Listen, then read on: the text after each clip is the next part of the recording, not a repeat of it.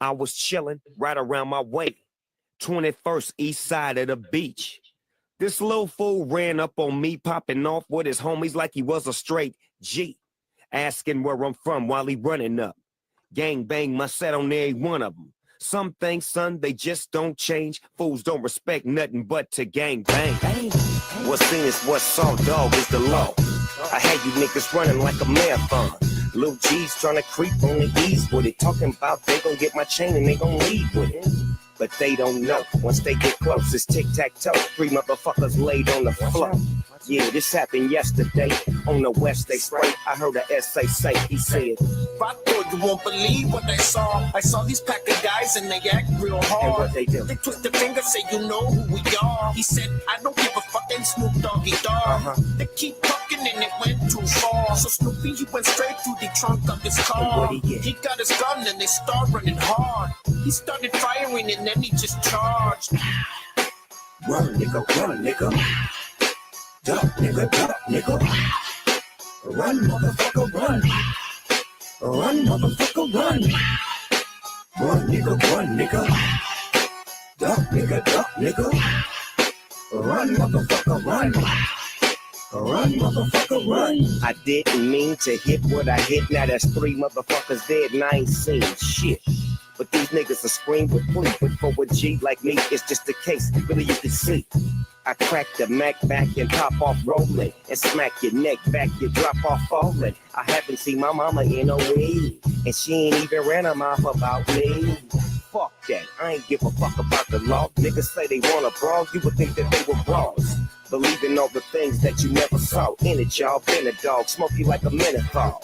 You think you know, but this can't go. You think you'll blow on my dope? What the fuck, no. See, these niggas proceed with speed, so feel the need to bleed. Oh, you hear my enemies going. I thought you won't believe what I saw. I saw these pack of guys and they act real hard. And what they do? They twist their finger, say you know who we are. He said, I don't give a fucking Snoop Doggy Dog. They keep talking and it went too far. So Snoopy, he went straight through the trunk of his car. He got his gun and they start running hard. He started firing and then he just charged. Run, nigga. Duck, nigga. Run, motherfucker, run. Run, motherfucker, run. I wouldn't be the nigga that I am if I didn't pop niggas in they mouth. God damn. And Snooper keep one foot on the streets and leave them covered in sheets. Run with them niggas with the heat. You never seen a thug like this. You never seen a dub like me. And I ain't weak for wanting peace. In fact, I could be beast of the East, motherfucker. I never hesitate to blaze. A nigga really trying to change his ways. We gotta move my team, cause my peoples are screaming that we need more. For fun or is illegal? But bang on the song, make it feel like a drive-by. It's a shame, but somebody gotta die. They see it happen state to state, but when I'm up in LA, all I hear the essay say, they go. I thought you won't believe what I saw. I saw these pack of guys and they act real hard. And what they do? They twist their finger, say you know who we are. He said, I don't give a fucking Snoop Doggy Dog. They keep talking and it went too far. So Snoopy, he went straight through the trunk of his car. He got his gun and they start running hard. He started firing and then he just charged. Run, nigga. Duck, nigga. Run, motherfucker, run. Run, motherfucker, run. Snoop Dogg, them boss gunshots. Skateboard beat, they say them boss gunshots. DPG, them boss gunshots. BBC, you know them boss gunshots. Come again now. Snoop Dogg, them boss gunshots. Skateboard beat, you know him boss gunshots. Come again now. BBC, them boss gunshots. DPG, you know them boss gunshots. Come again now.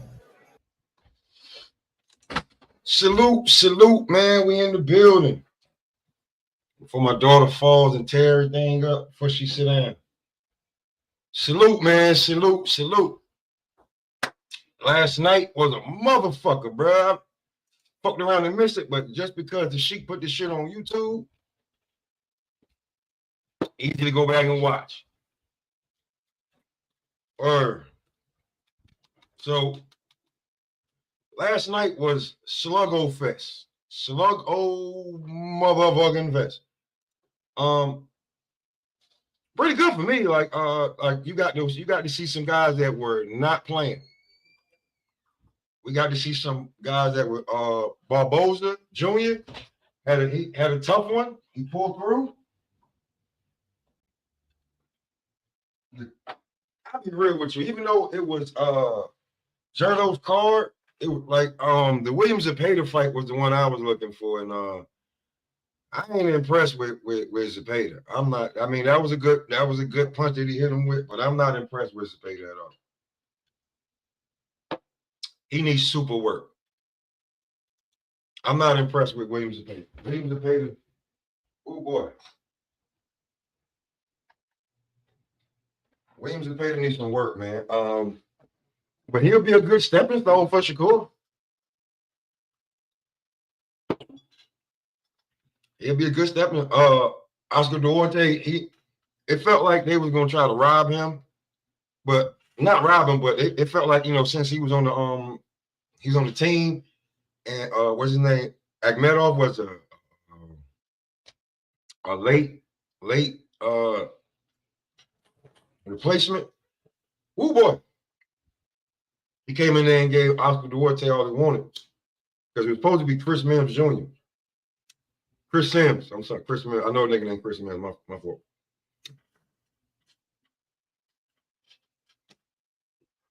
These fights were slugfest. Now, here's the thing. Like, I know these guys, but I know somebody who know these guys like a motherfucker. That's what happens when that's why you gotta have people. Because if you don't know, they do. You know what I'm saying? If you don't know them, they do.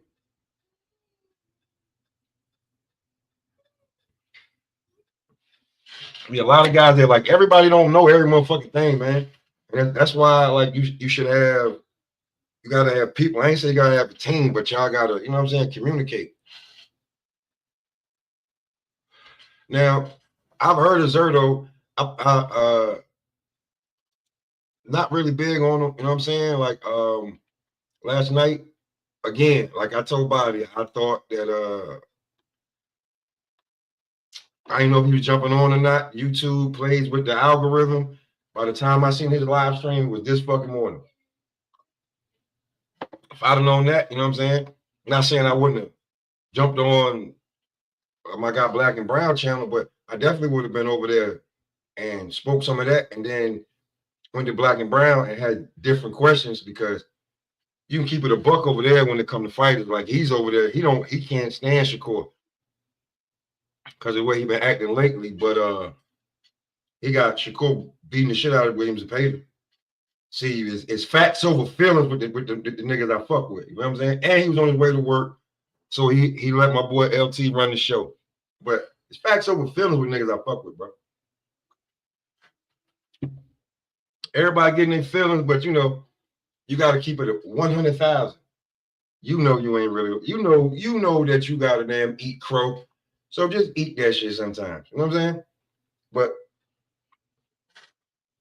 last night, Mark, you don't know where you at. You want to talk about John Bone Jones? Because he's the best combat fighter on the planet. If you got to use everything from toes to eyebrows, yeah, he got you. That's him.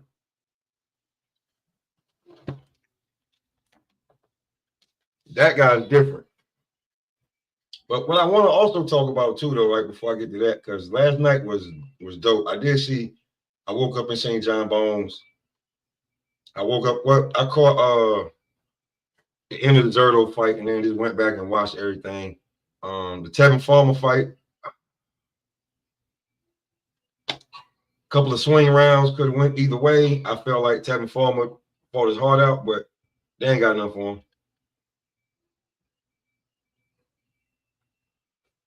They ain't got no chance. Unless he gets a knockout and knocks out somebody, they ain't got no championship aspirations for him. His time has passed. He's somebody that can test their young fighters, and that's where they're gonna leave him at. As far as the weekend go, right? The Jake Paul shit, everybody talking about. If talking about if the fight was rigged. I don't think the fight was rigged. I don't think so. But everything else on the card gave me some telltales. Now, when it comes to Barrios, right? When it comes to Mario Barrios, I'm gonna bring that up, but the Tevin Foreman thing, I'm gonna get to this, right?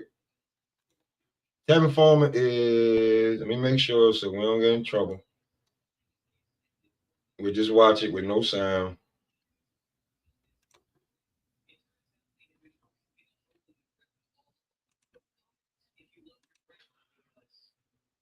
This Tevin Foreman fight was pretty much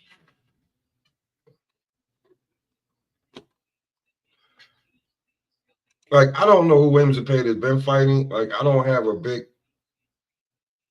dose on who he's been fighting, like all his 27 KOs. I don't know. I just know that he's a name because, you know, he has the family name.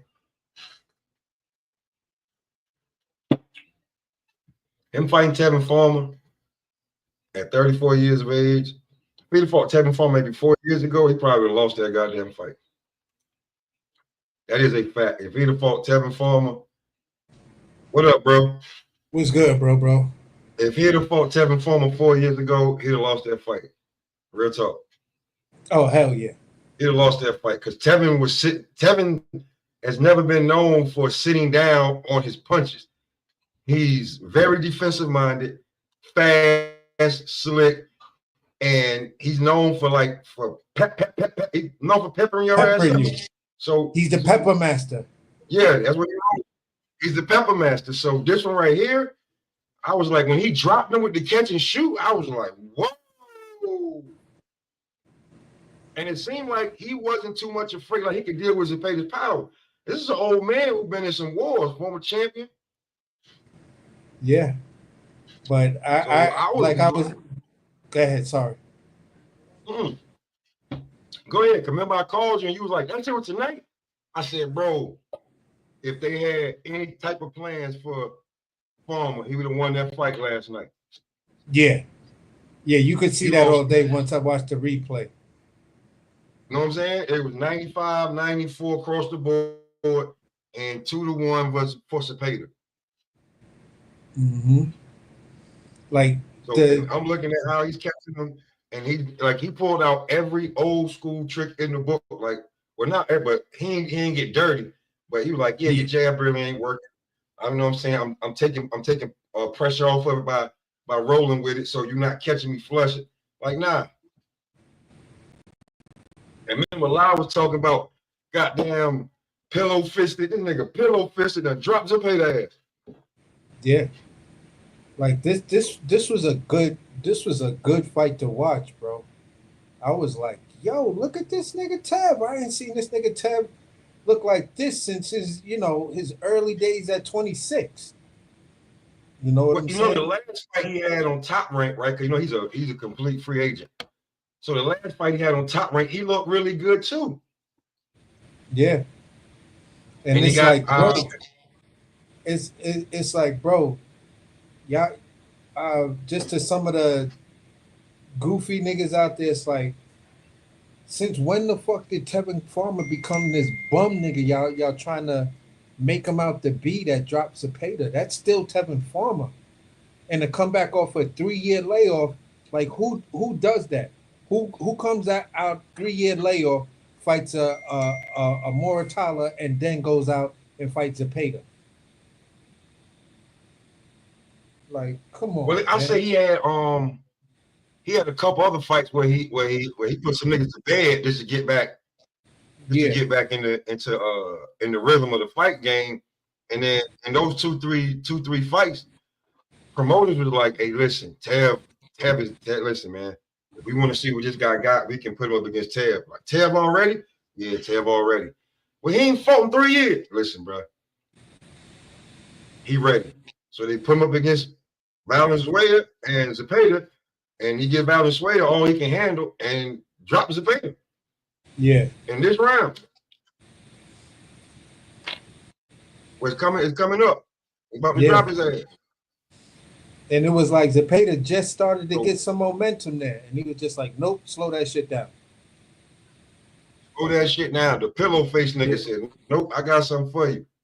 Like the only way I could see them actually giving this fight to Zepeda, I mean, because I got to be honest, Zepeda did like start to outwork him, and I think he won those rounds. You know, some of those close rounds just by putting in that other little effort and just letting them hands go a little bit. But Tev was doing. He was working too. This was the most I've seen Tevin Farmer work in a minute. Like his output volume is boom. They There gave it the is. Pellet the fight on. They gave the Pellet the fight on effective aggressiveness. That's what they gave him the fight on. He was aggressive. So Yeah. Him, bah, bah! Sit down. For real. Sit down, nigga. Caught you in that Philly Perfectly shell thrown. real quick. Perfectly thrown. You couldn't like that shit is textbook. Textbook. Right on the chin. And then from here on, Zepeda had to get to work because they was like, hey man, that's a 10-8 round. He might just even it up, maybe took the lead. You gotta work. Yeah. But I mean, I think they probably gave Zepeda 3 out of 4. That's real shit. But I was like that shit could have been a draw, but what's good? What up, See, I had to wait till the game was over before I let you jump on. I made. You said what? Bad. You can hear me? Yeah. Yeah, I can hear you. Okay, what's good? What's up? We can hear you. Yeah. What's good with you, man? Hey, man, we had some fights in these last goddamn 10 days, man. How you feeling? Man, I can't hear y'all. Hold on. I'm gonna go and come back in. All right. Yeah, do that. But yeah, bro. Hey, as a matter of fact, because I'm about to pull something else up too. But let me ask you this question, Pop. Just the same question that what you call, bro? I gotta pull up Barrio's fight, bro. I gotta pull up Barrio. No, but I wanted to ask you about this. What'd you say? I wanted to ask you basically. This is something that me and Body was talking about yesterday. When we look at, all right, Tevin Farmer drops Zepeda, right? Shakur says he's fooled, right? Yeah. But the question is this. Yeah. Tevin Farmer realizes where he's at right now. It's a show up or show out situation or must win situation. I don't think Shakur mind is there with that to be able to do what Farmer did.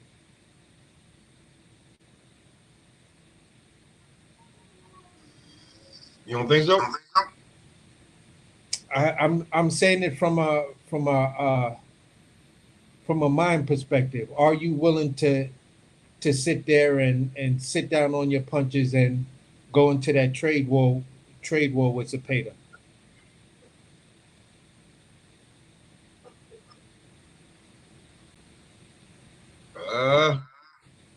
You see, that's how I answered it at first when I was thinking about it. It's I don't know. So you don't think like he gonna just go in there? Like, nah, he's not gonna trade with nobody. He's not gonna trade with nobody. Let's get that clear off the rip. But so, all right. This fight, like, I can tell you what he did do. He looked at this fight and was like, this was Southpaw versus Orthodox, and Tevin Farmer is at least 10 years older than me. At the minimum, he's 10 years older than me. And I think I might punch a little harder at Tevin Farmer when I was his age. Now, you went tooth and nail with a savvy veteran.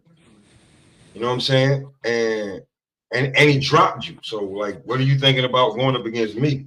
One of the, even though we don't like him right now, because how he acting, one of the best fighters on the planet. Like, for me, it's putting in the work that's necessary to understand what it takes to be the defensive specialist. You face the one. You face the original one. Well, he's Like at 26, Shakur and a bunch of other fighters weren't trying to mention Tevin Farmer's name when Ted was running 26. oh nah. You feel Oh what nah. I'm saying? Nah. Only and you know what I'm saying? And to be truthfully honest with you, when you want to bring that up, those guys that are talking, at that time, it was Tank's name that was floating around for the young niggas. You know what I'm saying? So Yeah. again, these are niggas that are facing Tank. Bo, what's good, Bo? Hey, what's going on, fellas? What's good, Bo? Going on? And for y'all, and for everybody who, because you know we all fuck with him. I spoke to B Mac and he's in good health. I had to check on him. All right, that's what's up. Spoke to B Mac doing all right, doing a little bit better. You know what I'm Hey, saying? Because was he like in the hospital or something? I mean, B Mac done had pneumonia, COVID, fluid in his fucking lungs, bro. B Mac been going through it on some real shit. You know what I'm saying? Shit at work. Remember we was live. Remember he jumped on my live time and somebody said something crazy at work. He had to run down on the nigga. So B Mac been going through it. You know what I'm saying? So we just want, and you know, if he ain't jump on and drop no content in weeks, and the last time he was on, he was trying to just see if he had enough wind to do it, and he gassed out after like an hour and a half. He couldn't have nobody on. I want to make sure B Mac was doing good. You know what I'm saying? Because we pretty much kind of all met through B Mac. So yeah, for sure. gotta make sure B Mac doing good. You know what I'm saying? Mac Mob, baby. But boy, what's good? How you been feeling about these fights the last 10 days, man? Been some good fights, man. Yeah, so I watched the Tyson fight. I mean, I wasn't expecting anything different. I mean, I had a feeling it was going to go the way it was going to go regardless. But I watched the main event for that fight. That was cool. Actually, I think I watched that whole main card. To be honest with you, and then I watched the Latino Night, mainly the main event, main event, and then the Tevin Farmer joint. I mean, yeah, it was a 6 hour, it was like a 6.5 hour event. So Oscar was making sure it was gonna be goddamn Viva la Mexico. I ain't had no problem with that, bro. Because it was gonna be a lot of punches thrown, a lot of punches landing. So I don't, you know what I'm saying? I'm a black guy, but sometimes, you know, I don't want to see it. Everybody can't be a slick black fight. Nah. I thought the main event for that between Zudo and Bill and Smith. We're I gonna call thought him that was CBS. We're gonna call him CBS because that's his nickname, CBS. yeah. I mean, I thought that was a pretty much good fight. Between those guys. So let me get to something real quick. The 147-pound division. We saw two of the champions fight in the last 10 days. What do we think? Well, what fight you talking about? Well, this is Barrios right here. He's the WBC champ. Boots fought last weekend. He's the IBF champ. So what are we thinking about the welterweight division right now? You got a champion on the screen, and you saw Boots fight. What do we think about the welterweight division? I mean, they could make the fight. Hopefully they make the fight. They got to do something in the 147-pound division. They got to stop playing too much politics amongst each other. Because that's the same thing we went through with Crawford and Spence, man. I mean, everybody's playing politics. They want to freeze one guy out because certain things like this, but they need to make these fights happen. I mean, because we got Barrios right here going life or fucking death with Abel Ramos.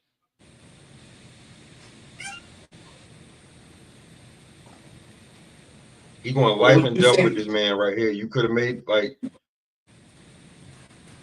so like what like, and then and like people want to act like Abel Ramos is a pushover. He's not a fucking pushover. He's not a pushover. And that's what I was gonna say too. It's like I'm lost in the fact that everybody that the casuals just don't know their name or know them well, versus someone that the casuals may know well. I don't understand where the dynamic is that these guys are pushovers. You know what I'm saying? Like Abel Ramos showed that he because ain't you're not talking about because we're not talking about these guys' favorite fighter. Like nobody's pushing, you know what I'm saying, Angel Ramos to be like hey, Angel, you know what I'm saying? Yeah. Nobody's pushing him to be like Angel Ramos is that guy. But Angel Ramos is not a pushover, he's a solid defender. If he was fighting, they know his fucking name then and bring his whole background up. This is what it is. Like, but when it comes to this, I thought it was going to be a good fight. He's definitely a Mexican fighter, bro, because he did not have to do what he did. Like he could have once he got the knockdown. You got the knockdown. You're supposed to coach. Now, homie's trying to do too much to get to you, and you allowed yourself to get hit way too fucking much, bro. Yeah. Yeah, he I even though you probably got the best resume. He got the best resume. He got the best resume at 147 when it comes to fighters. At champions. He got the best resume.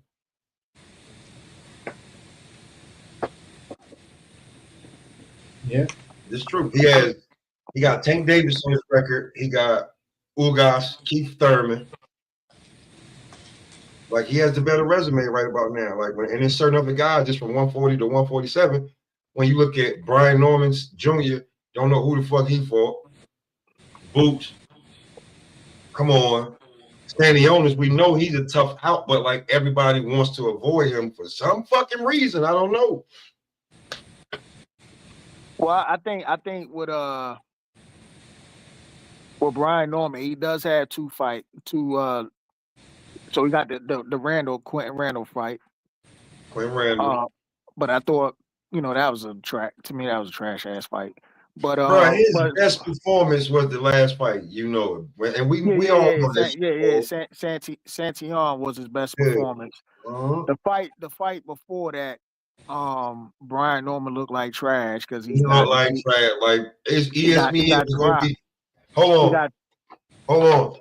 ESPN was gonna be handing him his walking papers, like here, nigga. yeah. He got dropped. You know what I'm saying? He was hurt in that fight before the Santion fight, and they was probably like, okay, this is gonna put Santion, you know what I'm saying, on the map. And they was, like you said, he handed Brian Randall his walking papers, and he actually stepped up and did a number on Santion.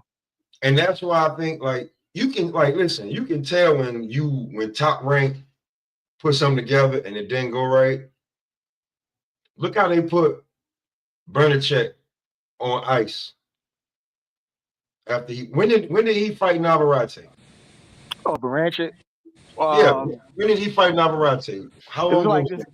It was, man, it might have been about maybe 4 or 5 months ago.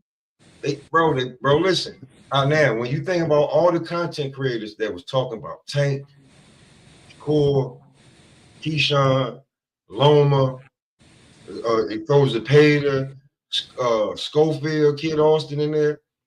The name that never came up, that nobody was never pressing, was who?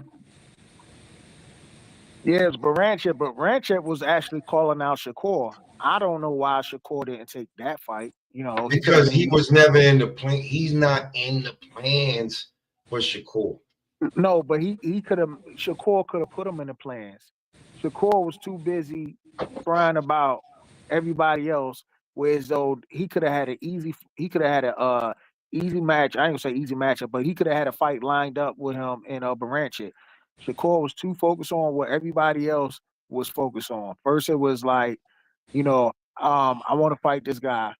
Like I break it down. I break it down like this. They was going to set Shakur up a while ago to fight Navarrete. Shakur thought he There was. we go. There we go right there. Before you go anywhere else, there we go. At the beginning of the year, at the end of last year, beginning of the year, Shakur was bitching and moaning because he couldn't get the unification fight with with Navarrete. They gave it to Belichick.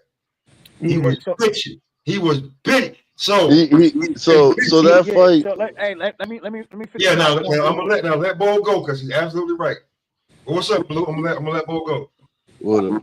All right, so he Top Rank was going to set him up with Navarrete. Shakur started bitching, acting like he was too good for Navarrete until when Navarrete fought Conceição. Conceição looked good, and then when they said we're gonna set Navarrete up with Baranchik, Shakur started bitching, was like, well, why can't I fight Navarrete? But just before he thought he was too good to even fight Navarrete. Then after Baranchik beats Navarrete, he calls out Shakur Stevenson. Shakur ignores him, started talking about Tank. Then that, Tank ain't, I guess that ain't go through. Then when they start talking about Tank and Loma, then he started bitching about not getting the Loma fight. So I'm sitting up here, I'm like, yo, Shakur, like, what are you doing? You still got Baranchik who's calling you out. You could have fought for a unified title, but you decided not to go that route. You just did more bitching than anything. And then when it came to William Cepeda, he's like, yo, I want that fight. You know what I'm saying? Tank shouldn't get that William Cepeda fight. I want that fight. So now he's lined up for the William Cepeda fight, but he could have fought Baranchik for a unified title. See, that's where Shakur messed up at. So he reached out. So if I'm correct, Shakur stated that he reached out to him, and they said they said that they weren't ready for that fight yet. Who said and that? then that's when Shakur team. Like, you gotta, like, I don't believe nobody team, bro, until I'm gonna tell you what I believe. I think somebody finally tells Bob what's the fuck been going on, and Bob get mad when they catch his ass. And he tell the whole shit because he's too old to give a fuck. Yeah. So when Bob actually say, that's bullshit, then I'll be, but until then, and he got the same name as me. So I figure, like I said, I'm sipping on some Douce and I'm smoking. When they catch Bob at the right time, so that's when you get the answers. So like I was saying, so Shakur reached out to him, and then he said that they said they weren't ready yet. And then when Shakur was in negotiations with Tank, trying to set something up with Tank, that's when what's name reached out to him, if I'm correct, and said, "Hey, I want that fight." But it's like you already know that he's trying to maneuver, to do something else. Why are you asking for the fight? When he asked you for the fight, you should have just took it then. But you're missing the point of that happened. They approached Shakur first. Shakur ignored it. You did not respond when Bernacek called you out.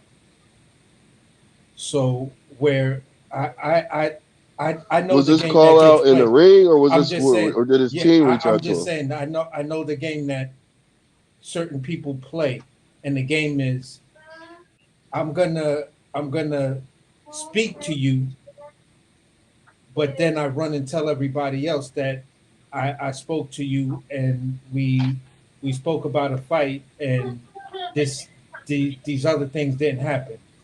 Whether I said I wasn't ready for you or not, it's all about the public perception. Like I keep saying about Shakur Stevenson, if everyone's ducking you, if you can't get a fight because everyone's ducking you, why don't you move up? But then when I say, why don't you move up? Then the next thing that comes back is, well, why he got to move up? Because if you can tell me that 16 fucking fighters duck this nigga and all 16 are in the top 10, then why the fuck are you going to stay there and fight soup cans and not get to become undisputed like you said you wanted to do at 35?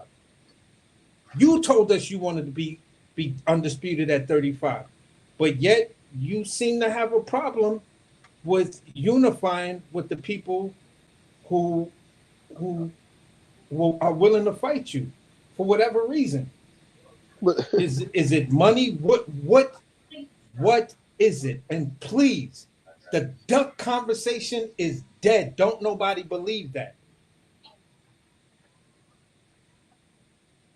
oh, so so Oh shit! like I said, so I feel like no matter what, I mean, they could say, I don't know where, Shakur didn't say he was ducking. He said he reached out to him. He said he wasn't ready. So therefore, that's not truly saying he's ducking.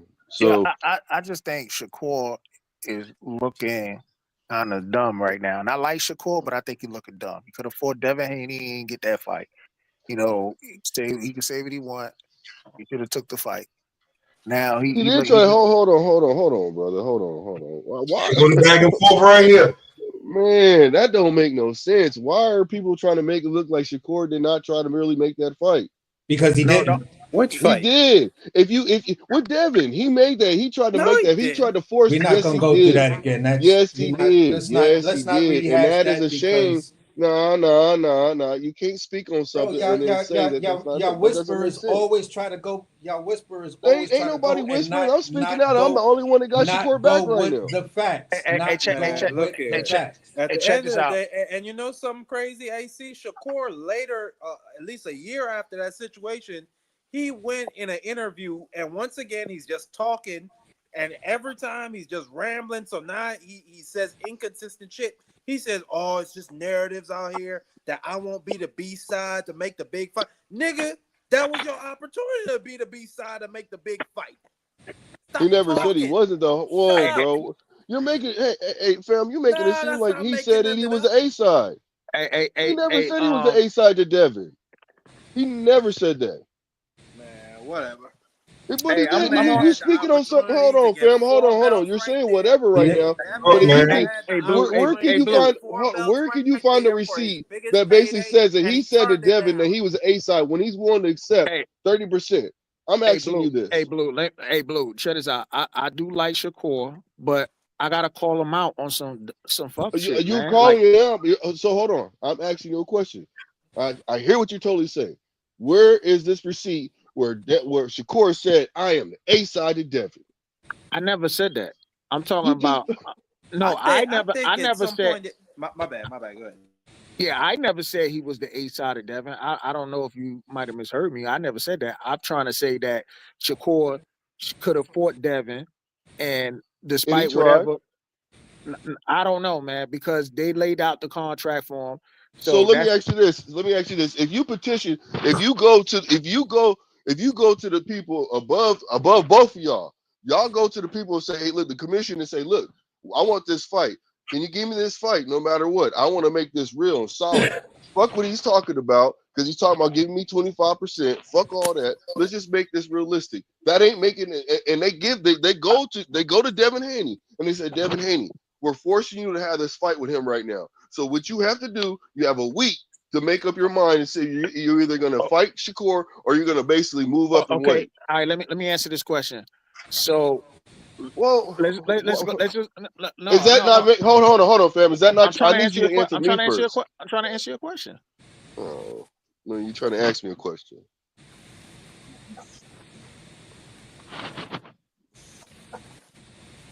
You there, fam?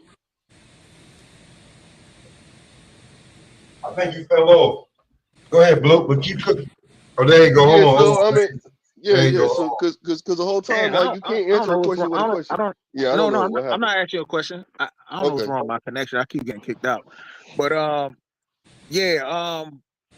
what I'm trying to say is like I thought that fight should have happened despite whatever. So let's just say, I give Shakur a pass. Let me give Shakur a pass on this Devin thing. What about everything else with Shakur? Shakur's not What you to talking me. about? All right, so when I explained earlier, I said Top Rank wanted to set up a fight with Shakur and Navarrete. Mm-hmm. Shakur act like he was just too good, and it was disrespectful that they would even want to make that matchup. Then all of a sudden, Navarrete beats Oscar Valdez, gets in a draw with Conceição, and then when he was going for the Baranchik fight, Shakur all of a sudden got mad and said, "Oh, why can't I fight Navarrete?" But when Top Rank offered him Shakur Navarrete, he thought it was a disrespect.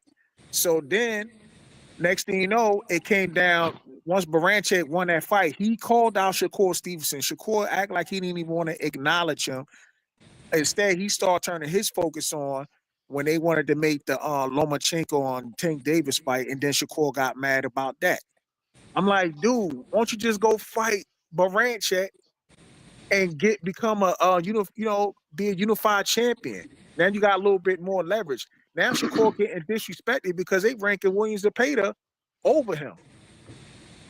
I mean, hey, they can do what they want to do, but when Zepeda get in that ring, it's over with. So you know what I'm saying? They can put him in there like that.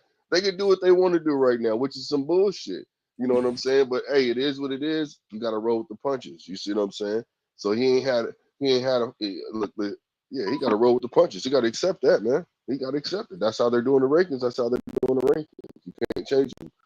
But if I'm correct, man, he was trying to get a fight with somebody else, and that's why I think he dismissed. If I'm correct, I can't remember because I remember there were certain things that was going on at the time, and that's why he dismissed him because he was feeling like, why are you giving me this fight when trying to give me this? Why is this trying to be on the table when I want this on the table? I want Loma.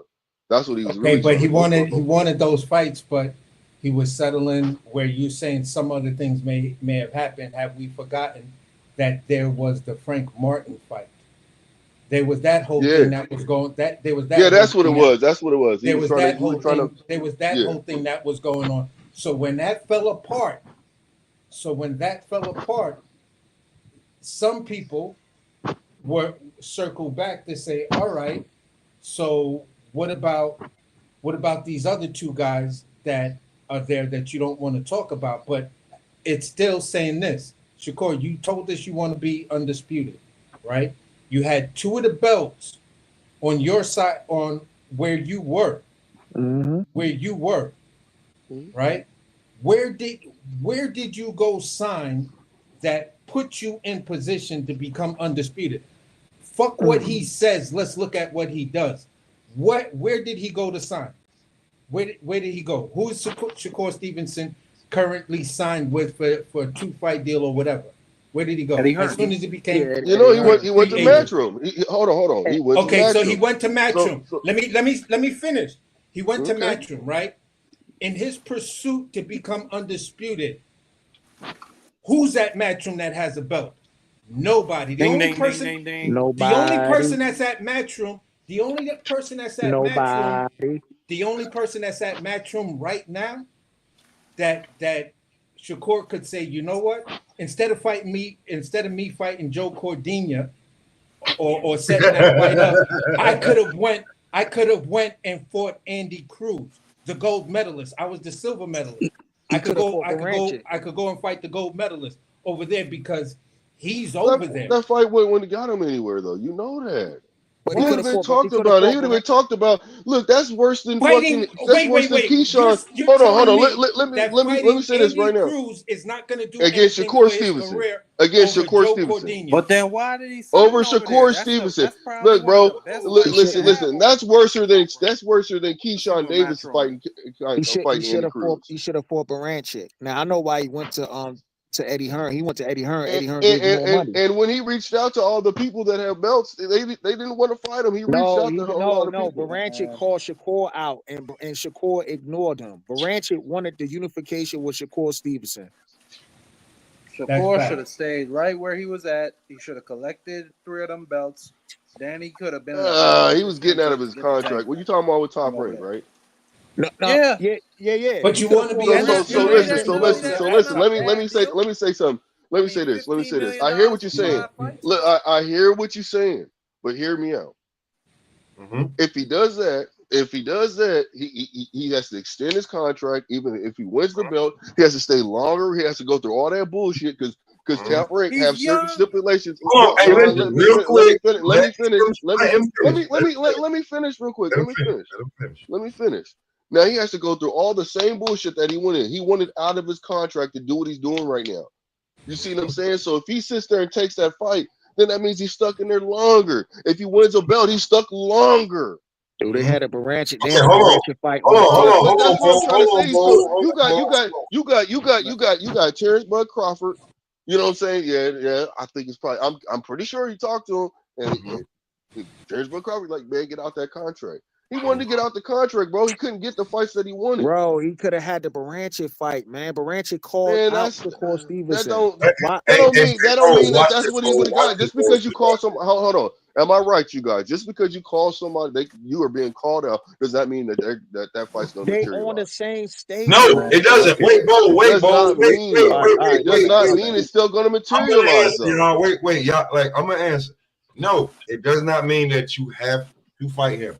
Go ahead, keep going, Blue. As soon as you're done, I'm gonna answer. No, go ahead, because I don't want to keep coming out there with stuff and then basically everybody, I want people to. No, it's just no. I'm gonna because I'm gonna let you. Okay, now the same shit that you are defending for Shakur. How hard is it to defend that with Tank? So before you respond, Joe Cordina is the 130 pounder that Shakur's pulling up. That's because he couldn't is get a fight. You know that, wait. Good. Shakur is trying to get everything settled so then he gets the bang for his buck, right? Right? He's trying to make sure that, okay, so how is that fucked up that when people say that just because Shakur called Tank out, just because Keyshawn called Tank out, does that mean Tank got to fight them? Just because these guys, Kid Austin, Williams and Well, Payda. it's different with Shakur. You know that. It is different. It's different with Shakur. No. Hold on. Let me finish. Let me say something. I see what you're saying, right? But at the same token, hold on. He really wanted that fight with Tank. How come Tank couldn't basically? Because why couldn't Tank basically say, "Hey man, I'm gonna fight you" instead of going this other route? I got a banner for what out of you Loma. Out of Loma. Now everybody knows that would have been the best fight for him to do.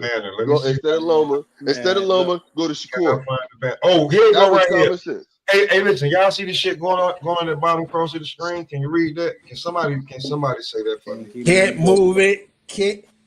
Can't keep moving the goal. No, man, ain't nobody moving the goalpost, bro. Oh, shit. If the negotiation, hold on, fam. You playing lotto numbers, no, bro. Tank, I got you. I hear what you're saying. Now, Tank is the one that basically told motherfucking that told Shakur, 38. man, you on my list. You on that list. You know what I'm saying? So let's fight. Hold on, let me finish. Tank is the one that told Shakur that he's on the list. That's on this imaginary list. He lied and said he's on this. Yeah, it's an imaginary list. Can I talk? You see what I'm saying? Yeah, go ahead. I'll let you do it to yourself, bro. No, I just want to say, no, I think Shakur, you cannot control what Tank does. You can only control what you do. And I think he put himself in a bad well, I'm not going to say a bad position because you're getting money, but I think he could have been in a better position if he stayed at top rank, unified the belts. I mean, you said that he's scared of getting locked in, but I mean, it's a 5-fight deal. Shakur is what, 25, 26 years old? I mean, he's probably going to get out when he's 28. It's a 5-fight deal, but if he wins a belt, if he wins a belt under top rank while he's under that contract, his contract is extended. It's in the contract regardless. No, check this out. Check this out, Blue. Check this out. Instead of Shakur fighting Haratunian last fight, when Baranchi called Shakur out prior to Shakur fighting Haratunian, Shakur should have took the Baranchi fight for a unification bout. He would have been a unified champion, and even if he decided to walk after it, he would have walked with 2 belts. But the fact of the matter remains is that Shakur started watching everybody else, and if Shakur don't be careful, man, he gonna miss out on some fights that he should have already had. Hey, Blue, I fuck with you, and you know that, right? You know I fuck with you. You know you're my weed smoking brother. I fuck with you. But real quick, why the fuck you lying? Why you always lying? Oh my God, stop fucking lying. Yo, Yeah, who's I the ain't dude? lying though. Who's the dude? Yeah, fucking but with you. I'm fucking with you. I ain't lying though. I'm just I'm fucking with keeping it you. I'm real. fucking with you. Hey, I'm just saying though, bro. Like I'm saying, bro, on some real shit. You can't, bro. If you can have energy to kind of move the goalposts for Shakur, It is, but it isn't moving to go. That was a you fight that was supposed to did, happen. bro. So he tried. So hold on, fam. You did because Shakur you tried to got reach out to multiple all the. people. Hold on, man. Shakur tried to reach out to a lot of people to get this fight. Pitbull, all these people, bro. All these different fighters to get a fight. He got turned down. So Why didn't he reach out to Baranchik? Why didn't he reach out to Baranchik? Baranchik called him out. Why didn't he reach out to him? But he did. But hold on. He did. But then when he started talking to fucking, when he started going through that shit with Tank, he started negotiating with Tank. You see what I'm saying? That's when with Tank. I mean, he was trying to negotiate with Tank. Yes, he was. Okay, trying, but they weren't negotiating. What I'm saying is, Baranchik. He said he had to wait. He got a phone call. They told him to wait. He's like, "Hold on, bro." All right. So check this out. Do I agree? Somebody like Pitbull ducked Shakur. Yeah, he ducked Shakur. Frank Martin ducked Shakur. I agree with all that. But Baranchik called him out. Why didn't he fight Baranchik? You know, I ain't a part of the team. That's what I'm gonna say. Oh my God! You cannot keep moving the goalposts. No, I ain't doing that. I'm not gonna make up. Listen. You want me to basically say something that I can't answer. I can't answer that, tell you the truth. And I'm not going to. You know what I'm saying? I can't answer that, bro. Now I ain't gonna speculate on this shit. I can try to speculate all I want. Y'all gonna find a way of basically telling me, man, see, now what about this? So I don't even want to get it. I'm not you know what? Before I was fucking with you, but now Why the fuck you lying? Why you always lying? Oh my God, stop fucking lying. No, I'm not gonna look. I'm not gonna let y'all sit there and tell me over and over because I feel like this. Everybody on this channel knows that Tank should have went for Shakur once the Loma fight went out, and he didn't do that, bro. If that man didn't do that, bro. He didn't do that. Hold on, so the whole time, Tank reached out to so many different people to get the contract going. That didn't happen. He was ducked. And now that he wanted to go for Cordina, I told y'all niggas months ago they were far off on money because yeah, I remember that. It's probably off on money. You're right, I believe it wasn't even a contract. This is just we're talking and like we're basically trying to get a term sheet. And what I'm telling you is that Shakur thinks that he's well more accomplished when it comes to accolades, right? He thinks he's well more accomplished than damn near anybody Tank has fought. So he thinks that the money that they were maybe trying to throw at Shakur was well off, especially with his team. So they said, hey, and I said this too, and AC was a little mad at me. And I said this, I said, what if Shakur go off on his journey, Tank keep doing him, and then when they pop back up, right? This was months ago, and when they pop back up, it'll be a bigger fight. You feel what I'm saying? Right? Remember I said that shit, AC? Yeah. And then I remember we was having a debate about it because you was saying that shit wasn't no debate, man. You was arguing with me. Yeah, because you telling me that the man deserved more than 10 mil. And I said, yeah, 10 mil total, but Tank and them ain't never paid more than 1.2, 1.2, 2.2, and that was to Ryan Garcia. So how is Shakur and Jay Prince trying to negotiate a $16 million guarantee for Shakur? That shit made no sense to me. And I said that's why he's gonna wind up pricing himself out. They were saying $6 million. They weren't. No, yeah, but no, they were saying $6 million up front, and they want this on the back end, which could possibly end up being a certain amount of number. Like just when they said the $6 million was just the $6 million was just. Remember we was talking about a hypothetical. Yeah, we was talking about like last night when they come to the business and how they start talking about numbers and this and that and this and that, and they was looking at Shakur like, nigga, what the fuck are you talking about? And then it was like, cool, go fight Joe Cordina, beat him, knock him out, go beat William Zepeda. That's a name. And then when you come back to the table, maybe we'll be close to entertaining what you are talking about. But right now, no. And then it just so happened the man breaks his fucking hand. He coming off 2 performances. Hey, do y'all think where he faked however that they want injury? to say it, he was booed. He's coming off of those 2. Did you just say that? Yo, Did in you his home just in his hometown. did you just say that? Did you just say that he faked his injury? I said, do y'all think he might have faked his injury? Yeah, I think he faked his injury. No, fuck no, man. Get off the gas, man. y'all niggas is on wild one right now, man. Ain't this murders, that's the bro? rumor that's Hey, rolling around. hey, can you put hold on, man. Hold on. It's murderous, bro. Fuck that soft ass bullshit you talking, bro. Yeah, ain't this murder? This Nah, nigga, murderous, that's bro, what y'all niggas motherfucking talking. Sunday, Y'all talking huh? some soft You ass on the east side, nigga. Nigga, you All I straight, did is you ask straight the up, you said question, it, hey, Smoke. Hey, Hey, my nigga Smoke. Play that shit for these niggas, man. Why you always lying? Play that shit for these niggas, man. Yo, Hurry I up just and play asked that the shit, question, man. For You real, got, bro. This just nigga asked had the the question. audacity to ask a Why crazy. the fuck you lying? Why you always lying? Oh my God. Stop fucking lying.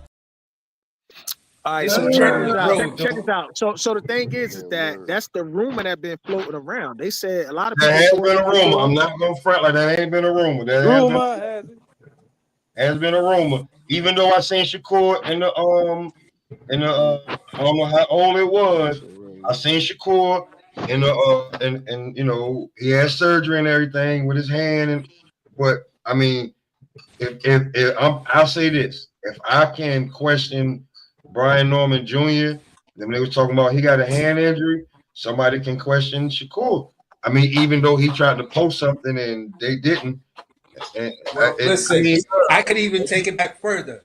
Jamel Nah, y'all Charlo with niggas the is on the questionable wild one. hand injury right while he's in training camp to fight Tenzou, to get him out of the fight with Tenzou so he can get that Getting Canelo what back. Canelo. Yeah, I mean these things happen. I mean, we gotta you know question it, bro. We gotta question it. These It ain't things nothing do wrong with happen. asking a question.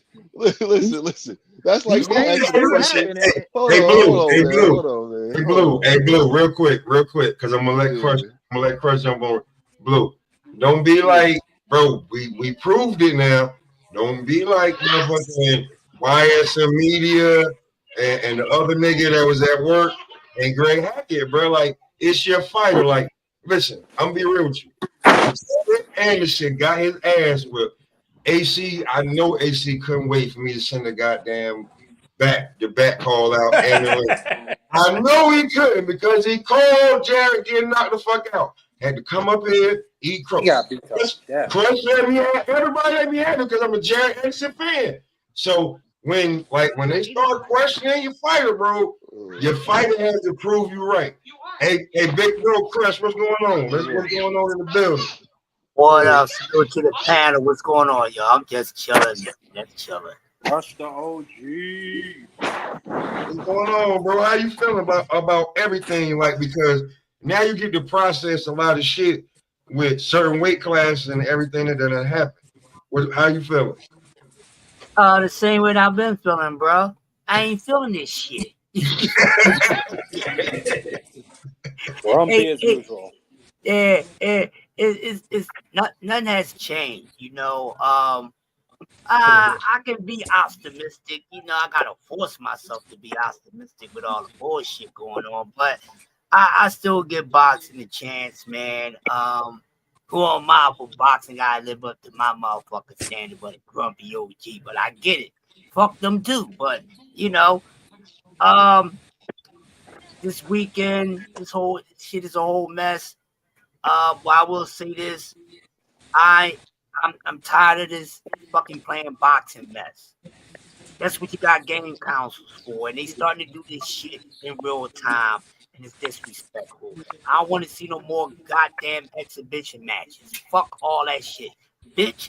Go into boxing for real, or do something the fuck else. But keep on making a mockery of the sport, and you got legends that's motherfucker going against the grain, knowing they really want to knock a nigga head off because that's what they're immune to because they've been doing that their whole life. But they got to pull back and all that shit. No, I don't want to see none of that shit. I want to see some real fucking fighting. Or I'm gonna pull this punch back. No, I don't give a fuck. Okay, I'm gonna ask you right now. What's up? we gonna go. Secondly, I'm gonna go into because I'm human body because that's DMV. Matter of fact, fuck that. First, shout out to Tevin Farmer, man, because shout out Tevin fucking Farmer. Yeah, Real talk. yeah. Shout out Tevin Farmer. Yes, sir. Fight could have went either way. If he was younger, he would have beat Zepeda. He'd have beat the shit out of Zepeda a totally different way. That's one. Two, I feel like because he's a free agent, nobody got nothing invested in him. That fight could have went either way last night. That's one. We can get into the 135 where we was at, and then two, as 147 looking in the last 10 days, what you seeing boots. We seen 2 out of the 4 champions fight.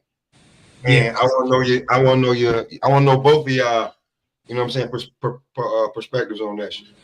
Suspect.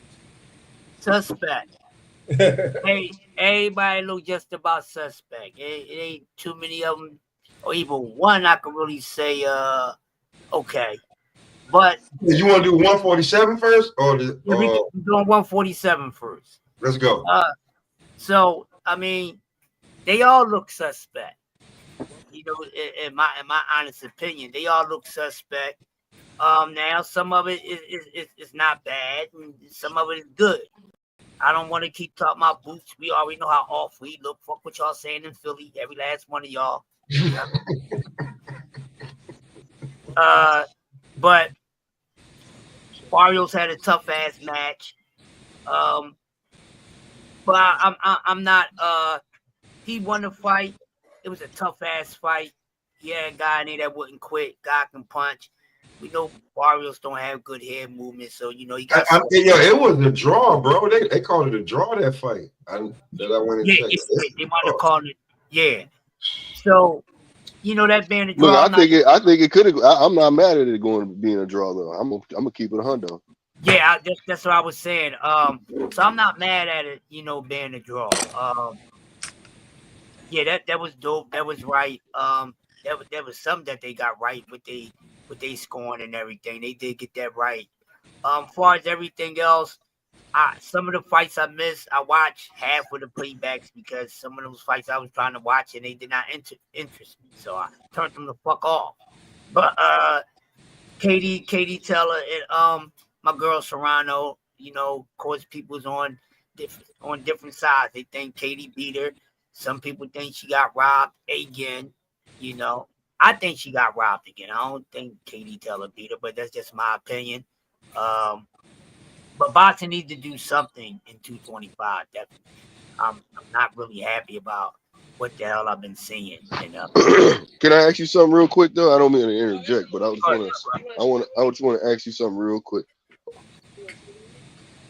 Go ahead. Yeah. So you know, so don't you feel like how the ref was kind of like allowing that her Katie rubbing her head against, you know, Serrano so much? Don't you feel like that was kind of out of pocket? Because I felt like that was a little excessive. You see what I'm saying? Because she was leading with her head so much, bro. Yeah, you know what I mean? That happens all the time, man. It might happen all the time, but it might happen all the time. But do you agree with it? That's the whole point. Yeah, I don't agree with it, and she does that intentionally. And Thank you. I get what he's saying. It happens, yeah, it happens. But you can tell if it's, you know, it naturally happens come with the sport, then somebody's doing it intentionally. That bitch. Thank you. Hold up, Blue. For y'all jumping Katie, we go 147. Not jumping him. No, we ain't jumping him. Blue be jumping. No, I ain't jumping, bro. I'm not jumping. Listen, I'm not jumping her. I'm just appreciating somebody that basically agrees with me. That's all. We gonna get the Katie, bro. It's a good panel. That's all. I'm jumping the gun on that. What's the other question, Pop? What was the other one? Well, at 147, I got your take. Now I'm gonna let you and Body do 147 because we already done it. We was up here. I'm gonna let y'all catch up. So I'm gonna let you, and then we can talk about how Tevin Farmer dropped Williams and Payton and how we think 135 gonna go about. Yeah, Body can jump in anytime with me. Well, 147 is 147. I mean, what is it to really say spectacular about 147? Not So a you damn thing. you gave me your take on it. That's basically Yeah. you gave me your take on it. Like you Yeah. just seen 2 out of 4 champions. You ain't impressed. Why you niggas won't fight Blood Flair? Yep, let me. Exactly. What's up? Salute Yeah. everybody. Salute, It- man. What's Salute, good, man. Bobby? What's up, buddy? Um, What's going on? Jump in, bro. We can man, tag team this shit the on way I matter. see 47, right? It's not.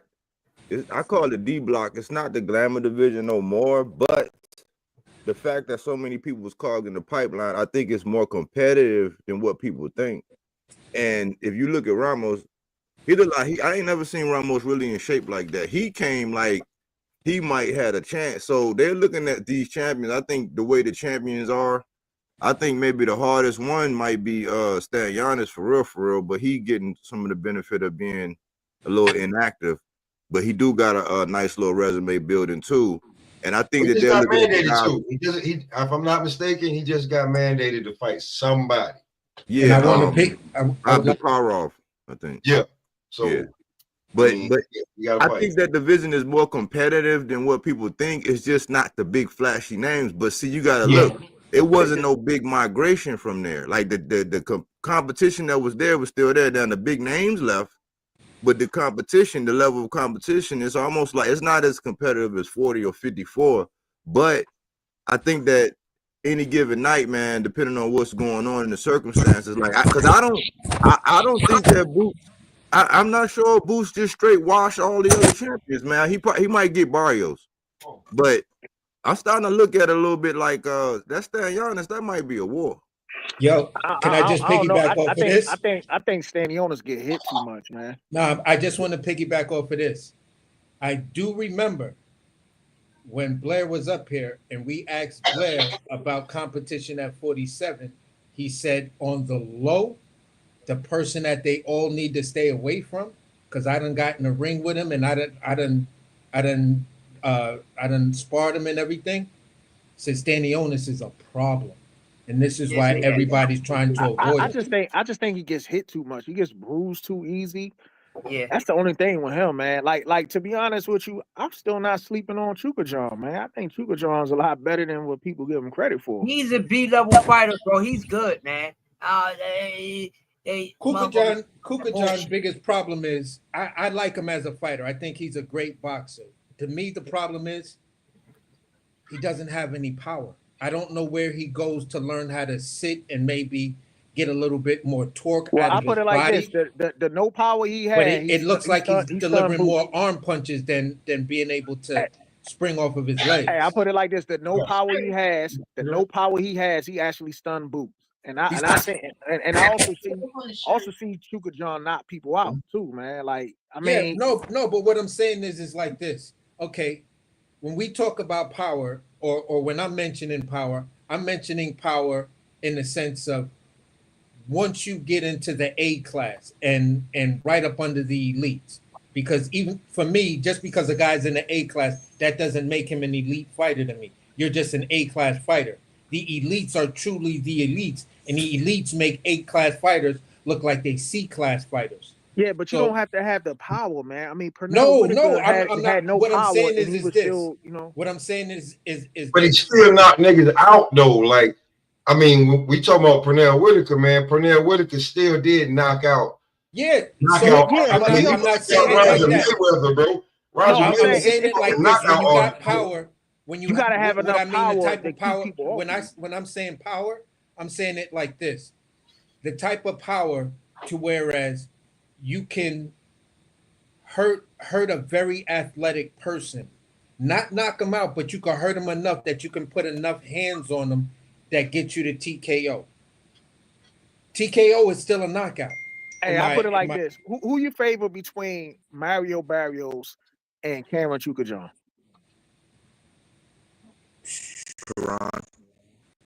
That's a good. That's a good one. Based on last, if we base it strictly on last performances, the edge for me might go to Karen Kukuchan because he's going to come in with much better footwork than the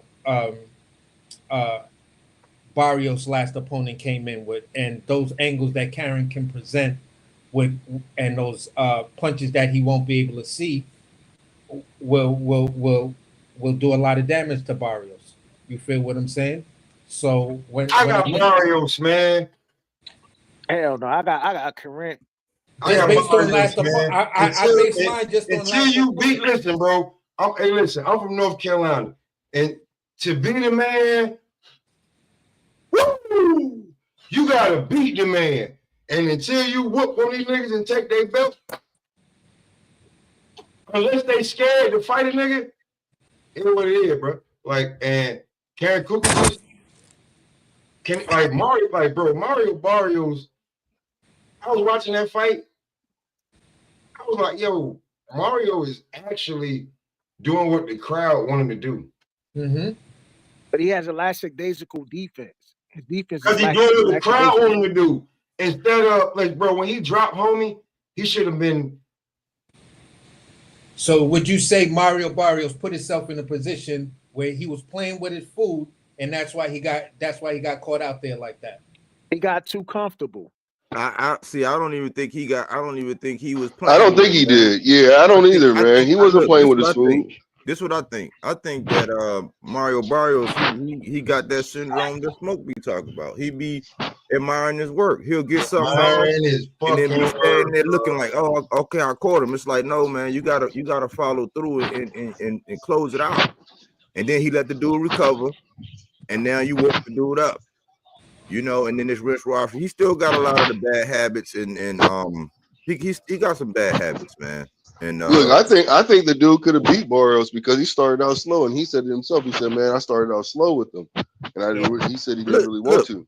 Nobody would have. No, you wouldn't have heard a whole bunch of bulls if they would have said Abel Ramos won. Why? Because it was just that close. You wouldn't have heard nobody. Exactly. So I don't think he was playing with his. I don't think he was playing with his food. He was fighting, and he was fighting them all. But he stood his ground. So he's got grit. That's why he's capable of getting in there and doing that. Yeah, but you also and that's the beautiful thing, because where people see a fighter that goes through adversity, and this is what we always say we want to see, is how does he handle adversity? Well, we got a couple of fighters that handle the adversity, and we're getting some other narratives around it. You feel what I'm saying? So when I look at it, if I'm gonna stay on the same energy train, could I be somewhat justified if I said, you know what, I hear what y'all saying. Could I give Boots more props because Karan gave him some adversity, and we saw hints that he can kind of handle it. You feel what I'm saying? Because if we're gonna say that Barrios took adversity, we're gonna say Abdullah took adversity and walked through it. Then I gotta just keep the same energy and stay on that same energy train and say, yeah, could I say Karan brought the adversity to Boots. Boots overcame it and gave us a decent performance. Just to get Boots off went the through Boots adversity. Of course, if Boots went off, he went through adversity. But I still hold him on a higher standard because the level that he's at, the level but that he's it's still being adversity. Adversity is no, you're adversity. right. He went through it. He went through it though. I'm agreeing with you. Okay, but so what I'm saying is, you still hold him at a higher standard. I still hold him at a higher standard. And I feel like, he might be just a little bit still overrated because. Well, I'm gonna say this. I'm gonna say this right now. At 147, right after the fight, right? Because y'all know I was a big advocate on, this nigga Brian Norman Sr. I think he getting caught up in his YouTube shit, and he feeling like his son may be more than he really is. Man, nigga, we've been watching your son, and he not what you saying.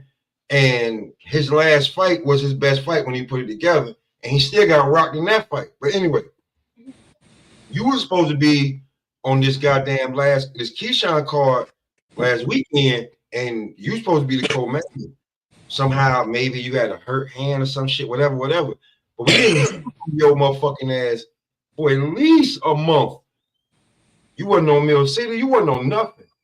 Right after Boots has his performance, You jump out here talking about something, you knew it, you fucking knew it. I get it where you feel a certain way, but like, I get why niggas, especially niggas from Philly, not even just Boots fan, but niggas from Philly is just like, that shit's unacceptable. So at 147, that's why I was saying, like, how do y'all feel? And it was like, it's a toss-up, it's a mix. Some people think that shit is that the glamour division is gone, it's more competition than you really think. I get it. So off to this goddamn shout out to the DMV. And I'm gonna let Crush and Body start with this one. Tevin Farmer and Williams Zepeda, because I'll be real with you. I think you could have gave that fight to Tevin Farmer the same way you gave it to Williams Zepeda. How y'all feel about that before we lead into 135? If Tevin Farmer was signed with Top Rank and that fight was on Top Rank, Tevin Farmer would have got the nod. It was Latino Night in Riyadh, and Zepeda really outworked him. Yes, he did. But let me say this. I'm gonna say this. I'm gonna make it plain. Let's just say William Zepeda was Tevin Farmer, and Tevin Farmer was William Zepeda, and it was Latin Night. You know who would have won? Tevin Farmer. Word. You see what I'm saying? Like, because they were showing the stats, right? And he got outworked. Zepeda was going to that body. He had a high ass work rate. But that getting dropped like that, they would have, if that dude was Mexican, he would have got the nod, bro. And the fact that they had all these plans for Williams Zepeda, it was the business of boxing that said, all right, we ain't gonna get us a draw, we ain't gonna mess up nothing, because they know the implications. They know Sheik, he want to be involved, and they got plans for Zepeda. So and Oscar and whoever he picked, it was a theme like that, because Duarte went life and death with that dude that whole night. That was the theme. So I think Tevin Farmer showed a valiant effort. I believe that if he would have had another fight before Morataya or after Morataya, he definitely would have beat Zepeda. But he got outworked, man. I don't know. My question is, that Zepeda, even though he got dropped and all that, with that work rate, it is probably gonna go for Blue, man. Is Shakur gonna be able to handle that?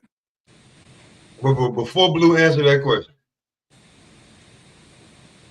like I said, like I told you last night, right? I thought I was trying, like, I didn't see your algorithm at all. I went looking for lives and everything. Your shit wasn't on. I went on Black and Brown. All the Mexicans over there said Shakur beat his ass. I don't know, man. That man like a clean pocket, man. He don't like it messy, man. Zepeda gonna make it real messy and nasty. And Shakur, he want his space and his distance, and Zepeda gonna be like, fuck your space, fuck your distance. How is Shakur gonna handle that? So Shakur, I'm gonna tell you just like this. Shakur gonna outbox him, and he's gonna do a beautiful job at doing it. He gonna outbox him, bro. He gonna hit and not be. He's gonna stay in the pocket once in a while, because he's gonna tire him down, because what you can't hit will tire you out. You see what I'm saying? And he's gonna make him miss a lot, and he's gonna counter him. That's what's gonna happen. This is what I feel. I feel like Shakur gonna get in there and showcase his skills, and just like Keyshawn did with his last fight, just like Terrence Bud Crawford did with his last fight. You know what I'm saying? I think there's no reason for him to fall off all of a sudden and not be able to showcase his skills, especially with his hands. He's gonna stay in that pocket. He's gonna stay in that pocket a little bit here and there, and he's gonna outwork him. Because Shakur got excellent can I say something body about work. this fight real quick? Go ahead, Bo. Go ahead. I think William Zepeda won specifically for what Body just said. He outworked him. I mean, he was in Tevin Farmer chest the whole night. Mm-hmm. Now, I thought Tevin Farmer looked good when he put Zepeda on the back foot, but he just didn't do it enough, in my opinion. And I think William Zepeda is going to be in Shakur Stevenson face the whole night. So Shakur needs to push back, because Tevin Farmer already laid the blueprint. That's what I was saying too. That's what I was saying too, Bo. And he's younger. So you're not going to be able to do what you was doing to Tevin to me. But let me ask you something. Let me ask you Yeah, something. exactly. Let me And ask you he's gonna something. be able to move out the way. Go ahead. Zepeda got that kind of style to where he ain't really gonna give you no distance. He can lure you into a brawl. He's gonna lure Shakur into a brawl. Have you seen Shakur be lured into a brawl with somebody going body to body and ripping and dipping like that? One time. Nah, I didn't see that. I seen it one time. No, I ain't really seen it. I ain't really seen it. So I'm gonna tell you this like this. So then you not see Blue, you not even a fucking Shakur fan like that. No, I'm just telling you, like you might feel like you've seen it. I've seen somebody try to lure him, but no, So I ain't did nobody. Who did you see try to lure? I did Who did you see try to lure? Do it, Blue. Who you see try to do it to him? I mean, you know. Who? So I'm gonna put it to you like this: all his opponents tried to put him in there. Jamal Herring tried to do it. Jamal Herring tried to do it. Jamal Herring tried to do it. Jamal Herring. Listen, stop. He beat the shit out of Jamal Herring. Stop. Yeah, but he still tried to lure him in, though. No, bro. he didn't. It didn't matter what He tried to box him, and then he got outboxed, and it was too late by the time. You don't see, look, see, Blue. You see. Look, you know what? I see. Shakur's been in a dogfight like that one time. You don't even know who the guy that did it to him. It's the fight he wanted the most. I just want to say this real quick. So, Seven Farmer did say there was hold on. Who are you talking about? Oscar Valdez. Oh man, that wasn't a dog fight when that. Nah, hell no. He beat the shit out of him, bro. Hey, check this out. I was thinking you was gonna say that too. Wait. I thought you was gonna say that too. Hell no. Wait, your favorite fighter, the guy that you up here defending, said that Oscar hit him so hard in his stomach. That don't mean nothing. That don't mean shit if he hit him hard. That don't mean that he. That don't mean he lured him into a dog fight. That just means he caught him, bro. That wasn't a dog fight. Thank you. He didn't do it. No. You just try to get on me and tell me I didn't know. I didn't consider that fight like that. He did not get lured in.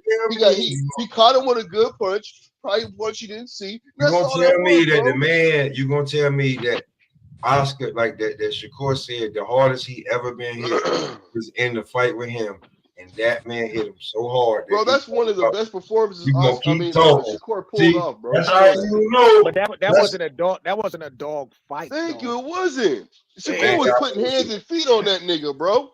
He was beating the shit out that boy. I mean, he might have hit him hard. He might be the hardest he ever hit, but it wasn't a dog. Thank you. That don't mean it was a dog fight. And that's what I'm trying to tell him. You trying to say that it was a dog fight, brother, and it wasn't. So what I want you to do right now for yourself is play that one fucking shit where why you always lying. For you. So now what you telling me is that man was, you saying he was putting hands and feet on Oscar Valdez? Hell yeah. Okay, cool. But was he on the back foot a whole lot? Bro, look, man, you trying to goddamn, bro, you said a whole lot. Nah, you gotta stop it, Smoke. You mean to tell me this man can't box him? He was moving around the ring and he was moving forward too. He had Oscar Valdez running. Was he on his back? Was he on his back foot a whole lot that fight? Did he? Okay, I get that he dropped Oscar Valdez. Did he knock Oscar Valdez out? No, bro, but why don't you try to stand for yourself, man? Did he go 12 rounds? You trying to validate yourself. Asking you a question. Now you reaching. Now you pulling bullshit semantics. Now here we go with the semantics, the bullshit semantics. Because you trying to reach. You still trying to reach, bro. Just accept it. No.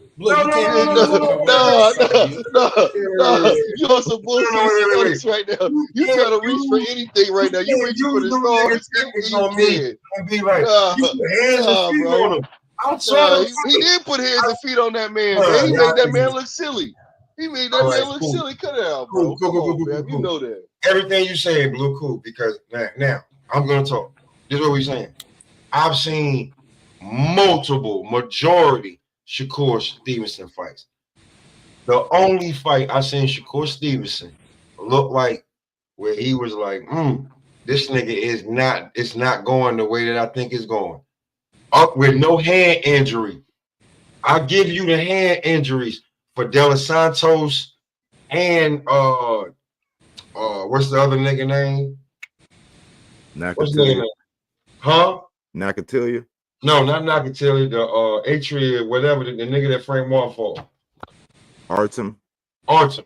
I give you the hand. Hartonia? Yeah, I give you the hand injuries on that. I give you the hand injuries on that. Outside of that, bro. Outside of that, toughest fight he done had, where he literally couldn't get rid of a nigga, and he was hitting a nigga with everything but the kitchen sink. Oscar Valdez. So I want to hear this. I want to hear this, y'all. What's gonna be like? Okay, I haven't seen nobody go at Shakur the way Zepeda, because Zepeda only got one style, man. He just straightforward, and he spars with he was sparring for the longest with Sabril Matias. Where that's where he get that whole hit you anywhere, and it's the same style, except for Sabril a little bit different. He don't smother his work as much. But how do you see a fight with Shakur? Hey, Canelo did the same thing though. Canelo did the same thing too. Yeah, he don't fuck Canelo. So with Shakur and his power and the style of Zepeda, one, I haven't seen anybody fight that style against Shakur, but how is he going to fare where if he can't put him down, Zepeda's going to keep coming like Michael Myers? What's going to happen? You're gonna have to fight. You're gonna have to fight him back. You're gonna have to push him back like Tevin Farmer did. And this other thing, this the other question. This the other question. Tevin Farmer dropped the man, and y'all saw it was 94-95. That's pretty much what it was, and it was 2-1, right? Mm-hmm. Right. So with Tevin Farmer dropping him, if he don't drop William Zepeda, what's going to happen as far as the judging? That's the question. Okay, so let me hold on. Shakur do got prestige, so they're not gonna. Hold on, Blue. You can't defend this nigga the whole while. You got to sit here and he's this bullshit, nigga. You got to let this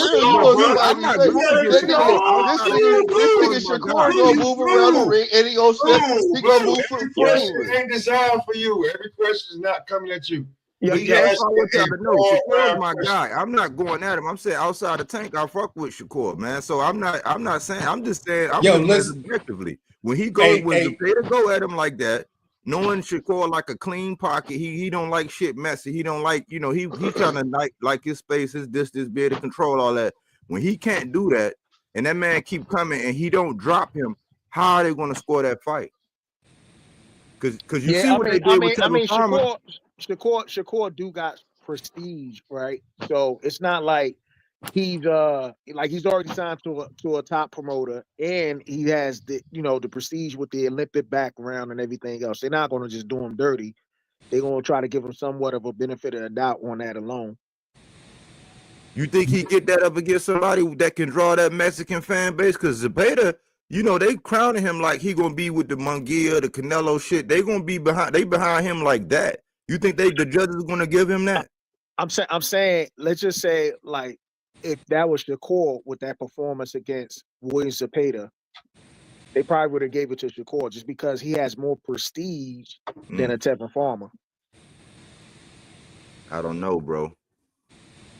I don't know. If it was the same I'm saying like the exact same performance, because Shakur he's an Olympian.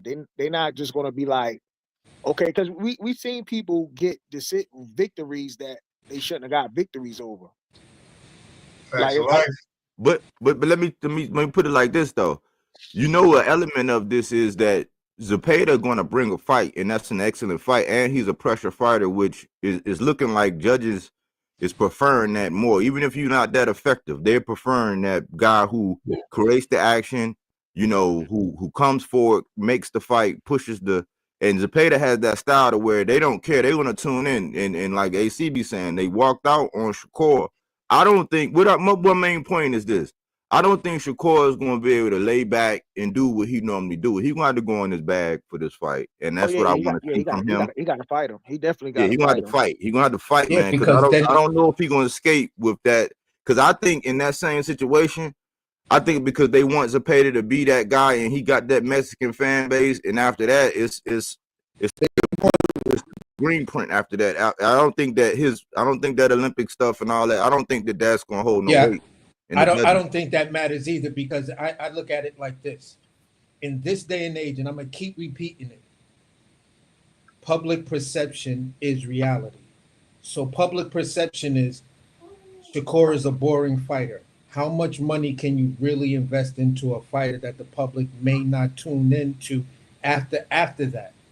You feel what I'm saying? So if Zepeda's the guy that could come in and constantly make the fights exciting, when it comes down to just giving that little nudge in a dead even race, the judges see that both the motherfuckers cross the finish line at the same time with rulers and electric meters and all of that shit. They both cross the same line, but they're gonna say, all right, moving forward, who's the guy? Moving forward, who's the guy? They're gonna say, all right, I think it's gonna be Zepeda. Zepeda has the fan base behind him. He has the fighting style behind him. Hey, we can make Zepeda fights, and these fights people will tune in for. Hey, if Tevin Farmer doesn't have that big of a fan base and it was 95, 94 straight across the cards, and Shakur Stevenson had that exact same performance, I think they would have gave Shakur Stevenson the benefit of the doubt in that match. Word of mother. It ain't gonna happen like that, man. I'm trying to tell y'all right now, man. Look, listen. I'm telling you right now. That what you do. Look, man, it ain't happening like that, bro. Shakur's gonna get in the ring and he gonna put hands and feet on that man. He's not gonna make it. He's not. No matter. Man, bro. He's coming off a hand injury, so I don't care, bro. I don't care. I'm this telling is you, murderous row, motherfucker. This is my opinion. Y'all gotta let me speak my piece. I was quiet and let y'all go back and forth for like 5 minutes. Nigga, the fuck you mean? Goddamn. Smoke already told me you can't answer any question. Goddamn. Go ahead. So, anyways, man, he gonna put hands and he gonna dance around that dude, bro. He gonna do what he's gotta do. I'm telling you, he's gonna stay in the pocket when he wants to. When he feels comfortable, he's gonna break him down. He's gonna sit there and move around. He's gonna use his footwork like he has. He's gonna jump back. What people don't like, you know what I'm saying? They don't like that leap back. He's gonna be able to do that. He's gonna counter him, bro. He's gonna sit there. He's gonna beat the shit out of Zepeda, bro. You got to understand. Everybody's trying to say that Farmer is a defensive fighter. This is what you were saying, AC. He's a defensive fighter. So I'm trying to tell you. Right now, that fight that he fought right then, it was not being defensive. He said his plan was to stand in there and do what he do. You see what I'm saying? And fight that man. He knew he had to step to him and do what he do. That was his personal opinion on how he came to fight that fight. And I'm telling you right now, Shakur ain't gonna fight like that. Shakur he's gonna pick his spots to sit in there in the pocket and do that shit. Shakur gonna move around the fucking ring and he's gonna beat the shit and he's gonna counter the shit out of Zepeda. He's gonna make Zepeda question himself. Shakur got to prove himself. He's going to be able to prove once he gets in the ring. He can really prove himself. So why let the man get in there and then prove himself instead of just saying, "Oh, everybody's making it seem like he just fell off, like he really just fell off." And that's how you taking it, Blue. Ain't nobody say that, bro.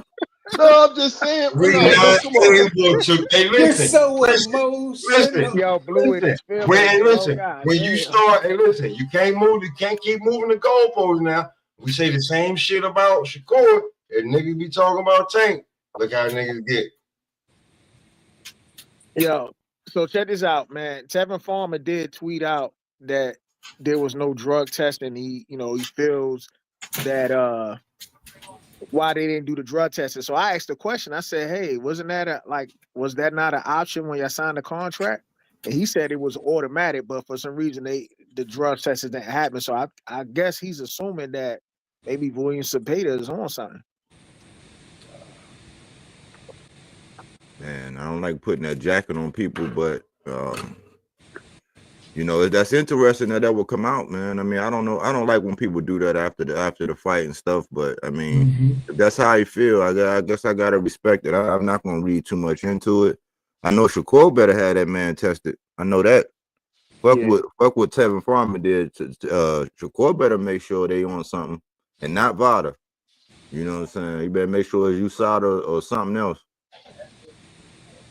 Yeah, because at the end of the day, you coming off a hand injury, a nice little layoff, bro, and you're not the person that engages, heavy-handed like that. So, hey, it is what it is. I'm still shocked that, the fight is still going. I mean, it's still kind of alleged. I haven't heard anything of them saying where the fight's gonna be, when the fight's gonna happen, or whatever. So, But I hey, but mean, listen to this. This is what he said. He said, "I'm still waiting for that firm offer." I'm like, so he getting the benefit of the doubt that Shakur getting the benefit of the doubt that this fight going down, but Zepeda's word is, yeah, I still want to, I still want to fight Shakur. I'm just waiting for that firm offer, that concrete, that I want something that concrete, as he said. So it sounds like that shit ain't even done. yeah, So I feel, no, I agree with you on that. Now I'm gonna tell you just like this, because when he was the first thing he said, well, it's gonna be up to me and my team, and then we'll just wait to see. I got to talk to my team still, and then we'll wait to see. I'm waiting for that firm offer. So that to me sounds like, nigga, that you might duck this nigga, bro, because you and y'all people might sit down and say, look, man, you're not ready for Shakur just yet Hold from your on, last Blue. performance. no, Blue, it's the other way. you fucked up, Blue. No, well, go ahead. You know you Go fucked ahead. up, right? How The did I other fuck way. up, bro? You How did I fuck because up? when it came down to Tank, right? Yeah, why he ain't just send an offer? Yeah, he reached out, but what happened? No. I'm not saying that he. I'm not. Well, like, I didn't fuck up. How did I fuck up on that though? That doesn't You mean I keep fucked up. moving the I'm because not goalposts. moving the goalposts. I'm saying that he no, might not. All I'm saying is no, he no, might just say he don't want to take that fight, bro. Because he no. still But said listen, the Blue. first thing that came out of Yo, his mouth. Blue, Hold on you now. read The in first rare thing form that came, today, my nigga. bro, the first thing that came out of his mouth out of the interview when he got asked that question was, "I still need to sit down with my team." He reiterated that. That's all I'm saying, bro. He And then why he reiterated. They offer? asked him a question before that. He But said this the what I'm same saying. shit, and then he reiterated that. And then at the end, then he ended the question. Then he ended his answer with basically saying that I'm gonna wait for Shakur to send it. You know Okay, what I'm so saying? So wait, that's let me all I'm dissect saying, where you bro. fucked up, Blue. This is where you fucked up at. Your first inkling is to believe that the man might duck the man. But he said he was waiting for a firm offer. So where's the pressure? Like everybody was Hold doing on. Are with you Tank trying to? Okay, hold to on, hold on. give Are the you saying firm. at the beginning or now? Are you waiting for a firm answer now? Are you saying when the very first time that Shakur reached out to him? Are you saying No, that? we Because know that's about what. the first time. Okay, so that's all I was. I was just trying to make sure that we were on the same page. Okay, Yeah, no. we know about. I'm So talking about this time. So was in the fight, he say, I still got to sit down with my team, and yeah, I still would like to fight Shakur. I'm just waiting okay, for that firm offer. Your knee jerk reaction was, it's like this man still might duck this man. It's like, no, what he's saying is, where's the pressure for us to put on Shakur like we do with Tank to send that offer? listen, That's all he listen. waiting I'm gonna for. say this. Listen, that's fine and dandy. He can wait all he wants to, but when you make a comment to me, this is what I'm saying. You've already ducked him once. You and your promoter was out there saying that, hey, we want the smoke, Shakur, and now all of a sudden, you see what I'm saying? Now all of a sudden, you saying that you win. So there's a chance that you can still duck him. That's history repeats itself sometimes, a lot of times, brother. So what I'm trying to say right now is this: is that there's still a chance, no matter what, that he can say, I don't want that fight right now. Let me just get another fight, and then we can do this again. We can do it. That's all I'm trying to say, bro. Now, I would love to see Zepeda, honor that shit and wait for Shakur to send him that contract, because I know once Shakur sends him that and says, look, let's do the fight. You had a fight. Let's get this over with right now. It's on like Donkey Kong. So And let then me ask you a question, Zepeda's like, Blue. let's do it. Let me ask I'm you a happy question, with Blue. that. Blue, whose Yeah. whose court is the ball in right now? Oh, it's in Shakur's. You know Okay. that. Okay. It's in Shakur's. Most Okay. definitely. He's an A side. It's in Okay. Shakur's. All right. We tracking. Yeah, it's in Shakur's hand. That shit, it's 100%. If Shakur goes another route, if Zepeda's truly wants this fight, and Shakur don't send him a contract, have his team send him out there, then Shakur is for some reason, I mean, you could say that Shakur's ducking. I can't even argue with that. You see We what I'm covering saying? some ground now. We You see what I'm saying? See, you coming into the fold now, but that's the point I'm trying to make, man. I've always been like this, though. You see what I'm saying? If Shakur ducks this man and don't send a fucking contract, I'll be so disappointed because it's so blatant. There's no way of getting around it. You see what I'm saying? It's Listen, right there man. in your face. And Listen, I man. would hate that for that to happen. If I'm ever gonna commit a crime, I'm coming to get you, man, because I know you ain't You ain't giving them nothing. You gonna give the Nigga, that's boys real the shit. runaround, my nigga. You know what I'm saying? Nigga, that's real shit. I've been there and done that, my nigga. I'll keep it 100, bro. I'll keep it 100, my nigga. I don't play no fugaziness with me at all, bro. He be your real ride or die, man. He gonna stand up. Now I'm gonna keep it. I'm gonna nigga. keep it a beam with y'all. What he just said right now, Blue usually keeps that shit exclusive to when you speak to him on the phone. But let him get in the crowd of B-Max and get on the mob. Oh, nigga, don't say never that, ever nigga. hear no shit Don't like say that, that. bro. Nigga, don't ever say that, nigga. That ain't true at all, my Nigga nigga. will You know not.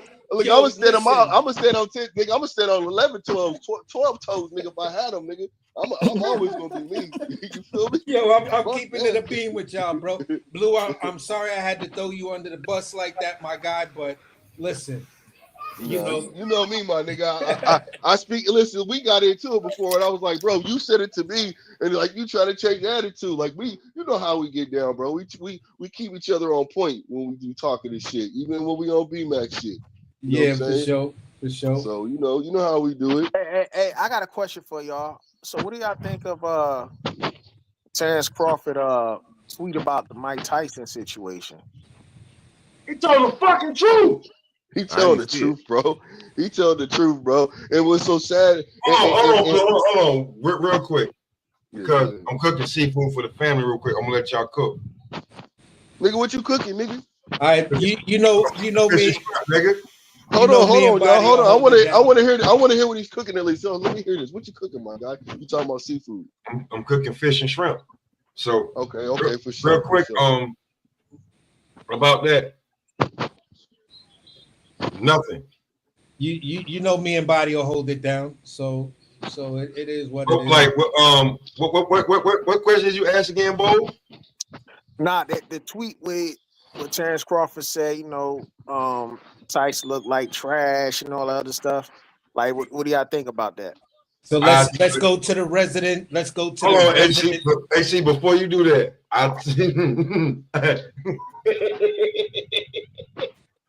the resident Bud Buddy up in here. You already know. And listen, even before Goose jump on, I texted AC and I texted Body the same shit. I said, legs are looking weak. Tyson look bad. Tyson might not make it.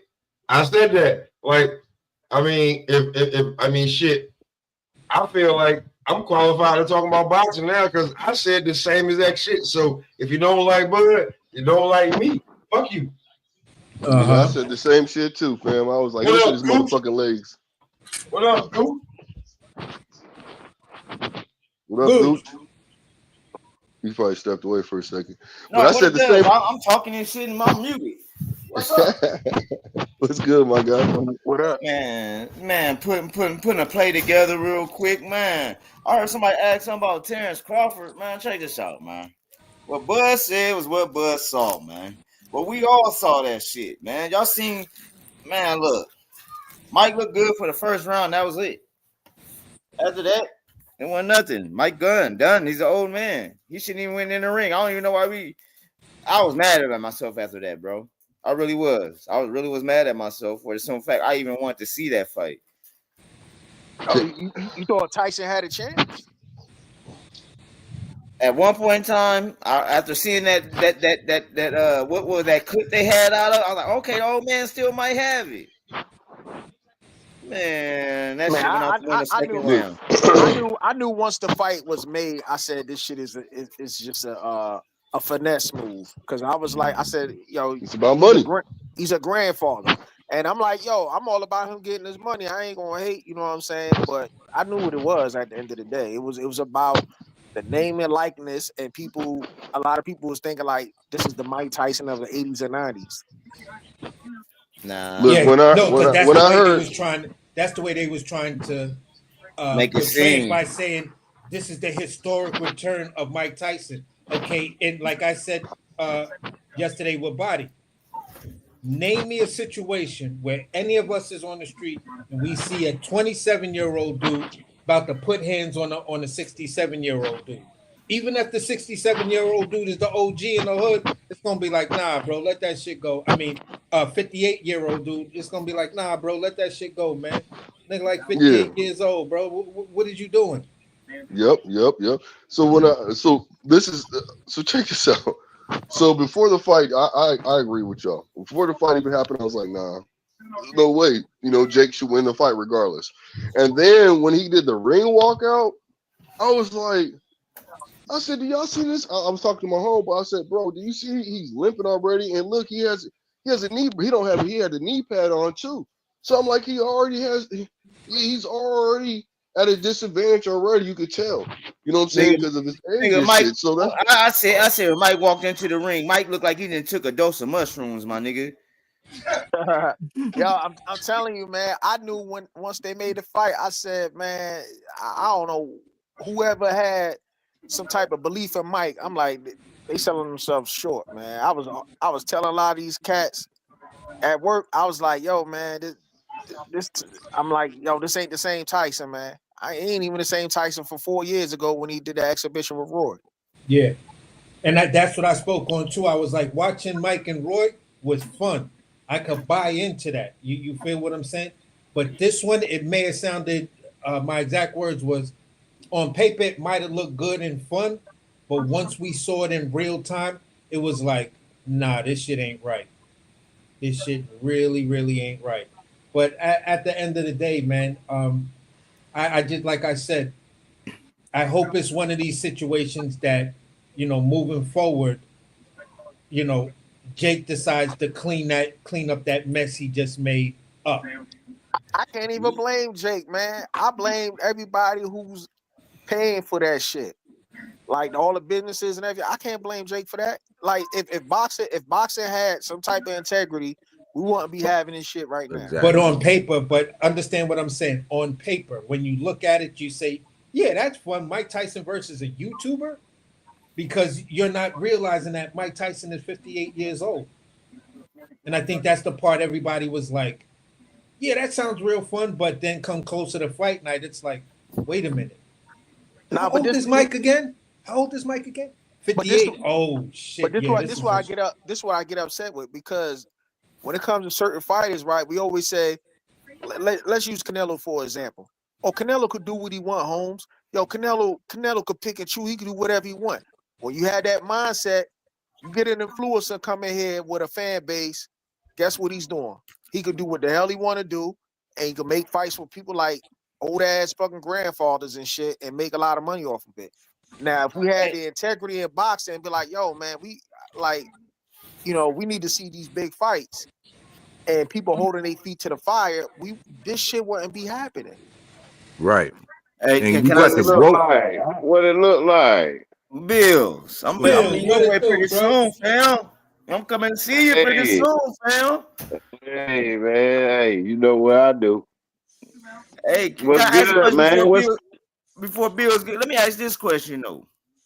I heard y'all talking early before I got on, but I heard somebody say y'all rather see Mario Barrios and Karen. We was at the fight party, because my people at the fight party was like, shit, now that's who boots the fight. It's Mario Barrios. What y'all think about that one? He gonna beat him, bro. He gonna beat him. We knew that. I mean, me and Body cooked on it yesterday that to a certain degree, if Boots is whatever, everybody at 47 should be looking at Barrios right now like he kind of fooled. Brian Norman Jr., Stanionis. Yeah, facts. The PBC ain't gonna make that fight, man. The PBC ain't gonna make that fight. What's good, Smoke?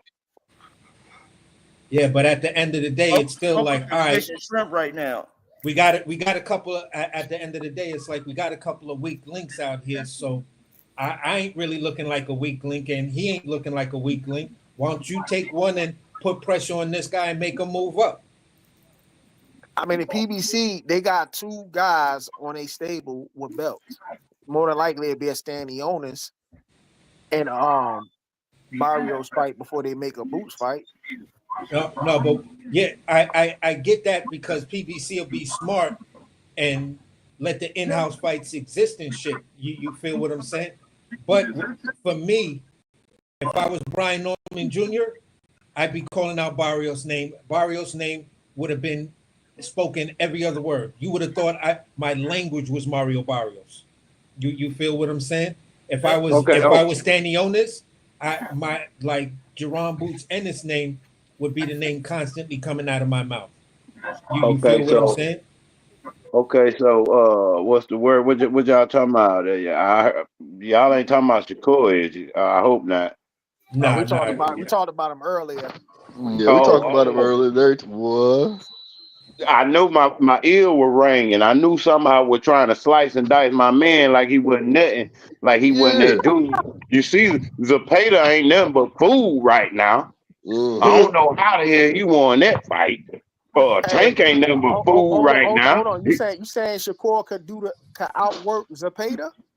Yeah, Yeah, see, there's yeah. a He not finna stand in the pocket with this dude. Why he can out? What he gonna be outworking? Trying to catch him and gonna get caught. Blip, blip, blip, blip, blip, blip. Where he gonna Yo, move? Blip, blip, he's blip. gonna force Shakur to fight. Huh? He's gonna force Shakur to fight. He gonna what? He's going to force Shakur to fight. I know, and then he gonna get knocked out. It's over. It's over, man. It's not a game, man. Look, We I not won't gonna say play he get with it. knocked out. Look. He I get would knocked out. say He more of a going night night, TKO. man.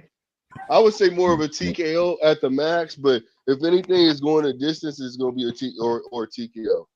You know what I'm saying? That's just how I feel. Not a knockout. I don't think Shakur Man, got a knockout in him. we just Shakur ain't finna sit there in the pocket with him and let him just Nah, wail hell on him no. and shit like that. He I gonna mean, do at that. the end of the day, man, Now, a Bill. lot of fighters I got exposed, man.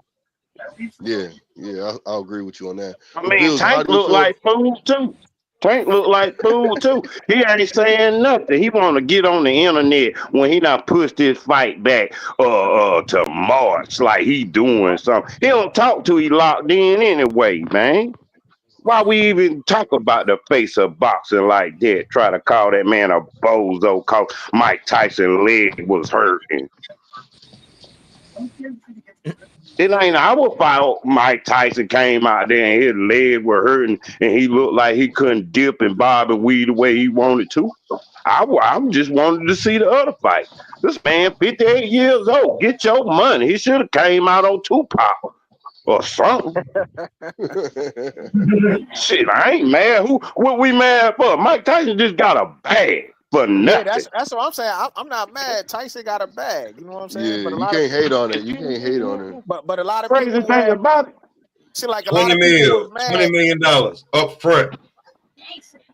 the crazy thing about it, old boy couldn't even really knock him out like that. He tried to say, "Oh, I ain't want to knock him out cause I ain't want to hurt somebody there." Yeah, whatever. You ain't even want to run up. You was scared of his power at 58. Come on, man. I'm saying Get they out had of here. on 14 He rounds. tried to knock him out though. He tried to hit him a couple of times, and he noticed that he just ate that shit. He was like, "Oh shit, he eating I'm that saying, well, shit." They want. bro, they had on 14-ounce gloves. Yeah, that is true. It don't That is matter true. how many Yep. ounces it is. You got power. You got power. If you got power, if you that dude, you that dude, man. Just like Shakur gonna do the unthinkable to Tank. That's what he should have did. But we ain't gonna talk about Tank, man. We gonna leave it off the table. It's murderer's row. Is it murderer's row? Cause I'm coming out shooting. Mm. You man. rang me, Smoke. You told me come on through. I mean, I'm here. what you actually shooting? I mean, dudes over here got 9mm techs and all of that, and you pulling It out your don't little matter, 22 man. talking about You can't Shakur and what shoot. Tank ain't did. Oh man, we got bazookas for Haney. We ain't even gonna talk about him. We ain't gonna talk about Haney. That guy. Bro. I'm I just think the saying. last question was when it comes down to the performance of Mario Barrios in the climate of 47, is it likely that Boots will get a Stan Giannis, or how's that ordeal gonna play out? I think Stanley is gonna get that fight before Boots, man. Boots can't be looking at nobody like they fool, man. He gonna have a hard time with Barrios while you bullshit. But I need a I GPS think he from run Boots. through You say Barrios. Boots gonna have a hard time with Barrios? No, he gonna run Yes, through him, bro. I feel like he's gonna run yes. through him. Yo, I think Barrios is the weakest champion. Well, actually, out of him, I don't know about Brian Norman, man. He still got still questions on him too, man. But him and Brian Norman to me probably the weakest ones. I don't know, man. I don't know. See, I'm in I here don't cooking, man. see Boots is confusing me. That camp is confusing me because they say they want undisputed, right? But all we keep hearing about is Virgil. And Virgil said he was over there in Riyadh looking at a deal, and it was either Boots, Fundora, or Bud, is what they saying. That's what Virgil said.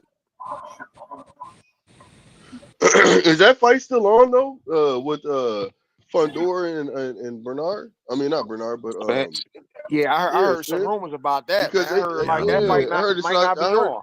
I heard that Spence walked away. Said, "Nigga, there ain't no money in that shit. There ain't no money there for me. I ain't taking that." But is that true or is that bullshit?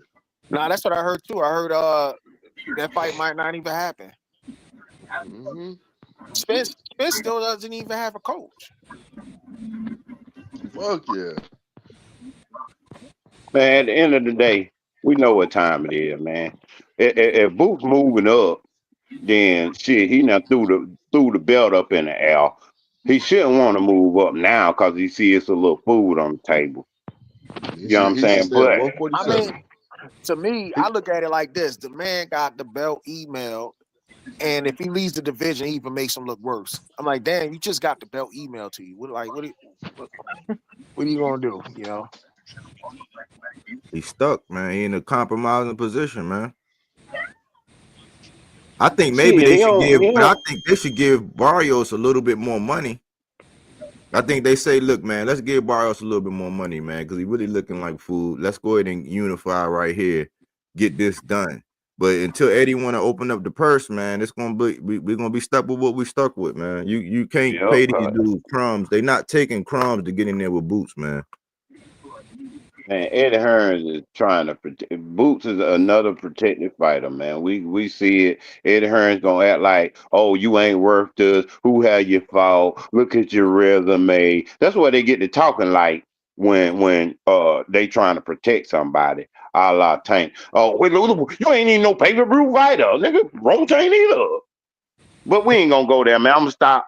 I'm gonna backtrack, and we're gonna Hey, go but I to will what we say talking this about. though. No, you're not. You're not gonna stop. You're not gonna backtrack. You full of shit because we just proved, like, not even us, but where he go? Blue Hustle proved before you jumped up here. He already proved. Oh, here go Mac Ma right here too. Y'all gotta come up here and defend Shakur because It's about to get hot now. Oh shit, B Mac. yeah. B-Mac, what it Listen, do, bro? listen. I put the bats in the out, bro. Listen. It's facts over fiction and feelings and everything. Yeah, you did. Yeah. Yeah. So listen, when we was Hold over on. here, I need to go and put on we some said, ballistics. and what we said, and then now let me tell y'all. I'm gonna tell y'all what y'all got to do because Blue stuck his foot in his mouth the whole while and let us do Shakur dirty. In his own words. So y'all got to come back and reset. I hate the reset button. This nigga he kept moving the goalpost for Shakur. So It's not a goal post for Shakur. there you go right there. Now we even. There we go. If it ain't a goal post for Tank, then it ain't a goal post for Shakur because the goal post always move for Tank. There you go. Now we can't keep moving the goalpost because y'all want to keep saying Tank want to pull up what? He want to pull up lightweights. Well, Shakur was just getting ready to fight a goddamn what? A junior what? 130. Well, I ain't even worried about it. I ain't talking Bro, about but the we all pull know. up. I ain't talking about the pull up. But that's because nobody would fight him. Why do we keep making it seem like he just had options, bro? Like we all know he didn't have options like that. He had options. Just go across the bottom line, man. Y'all see that bottom line? Blue. I already said earlier that Baranchik called out Shakur Stevenson. That fight should have happened. Man, but that's stakes. Hey, I'm also say this. Stakes in the ground from my guy Bodywork. Stakes in the ground from my guy Bodywork. Why is he not talking about Andy Cruz? And you cannot tell what? What you mean, Andy Cruz? Bro, that ain't a fight that Shakur should take. He would get ridiculed for that. That's a backwards move for Shakur. Yeah. Why is it a backwards move? It's a fight that gold Keyshawn should do, it's bro. a That's a gold medalist Keyshawn fight. versus a silver medalist. It's a gold medalist versus Andy a silver. Cruz They ain't on the hasn't. same level, bro. Listen. Andy Cruz hasn't Wow. done anything in professional boxing yet. He hasn't done anything. That's a backwards move. But y'all out here calling it for Keyshawn though. But it's all right. Murderers row. It's murderers row. But hold on, Let's though. put in roadblocks. Hold Let's on. put We in talking about. roadblocks. We all know how these roadblocks work. Nah, check this out. Hey, but no, because guy? Keyshawn, that's more of a Keyshawn level. I'm with everybody else. That is a backwards Yeah. move. How is That's it a more backwards Keyshawn move? level. It's a gold medal. Three-weight world champion, man. You can't. So how is it a backwards move when Loma got to fight a fucking champion, being a gold medalist, coming in on his second fucking fight? Come on, bro. Keep the same energy, nigga. Okay, but then well, I'm Don't saying be no goddamn okay, but then roadblocks. you said what did you say? Silver Don't be medalist no- against gold medalist, right? Isn't Keyshawn a silver medalist? Yep, exactly. What's the difference? But man? why should he be sunned like that? It should be Keyshawn that fights him, bro. Not Because Keyshawn Shakur. because at the end of the day, Keyshawn ain't looking too good. Every time you mention that man's name, he act like he want to get pissed.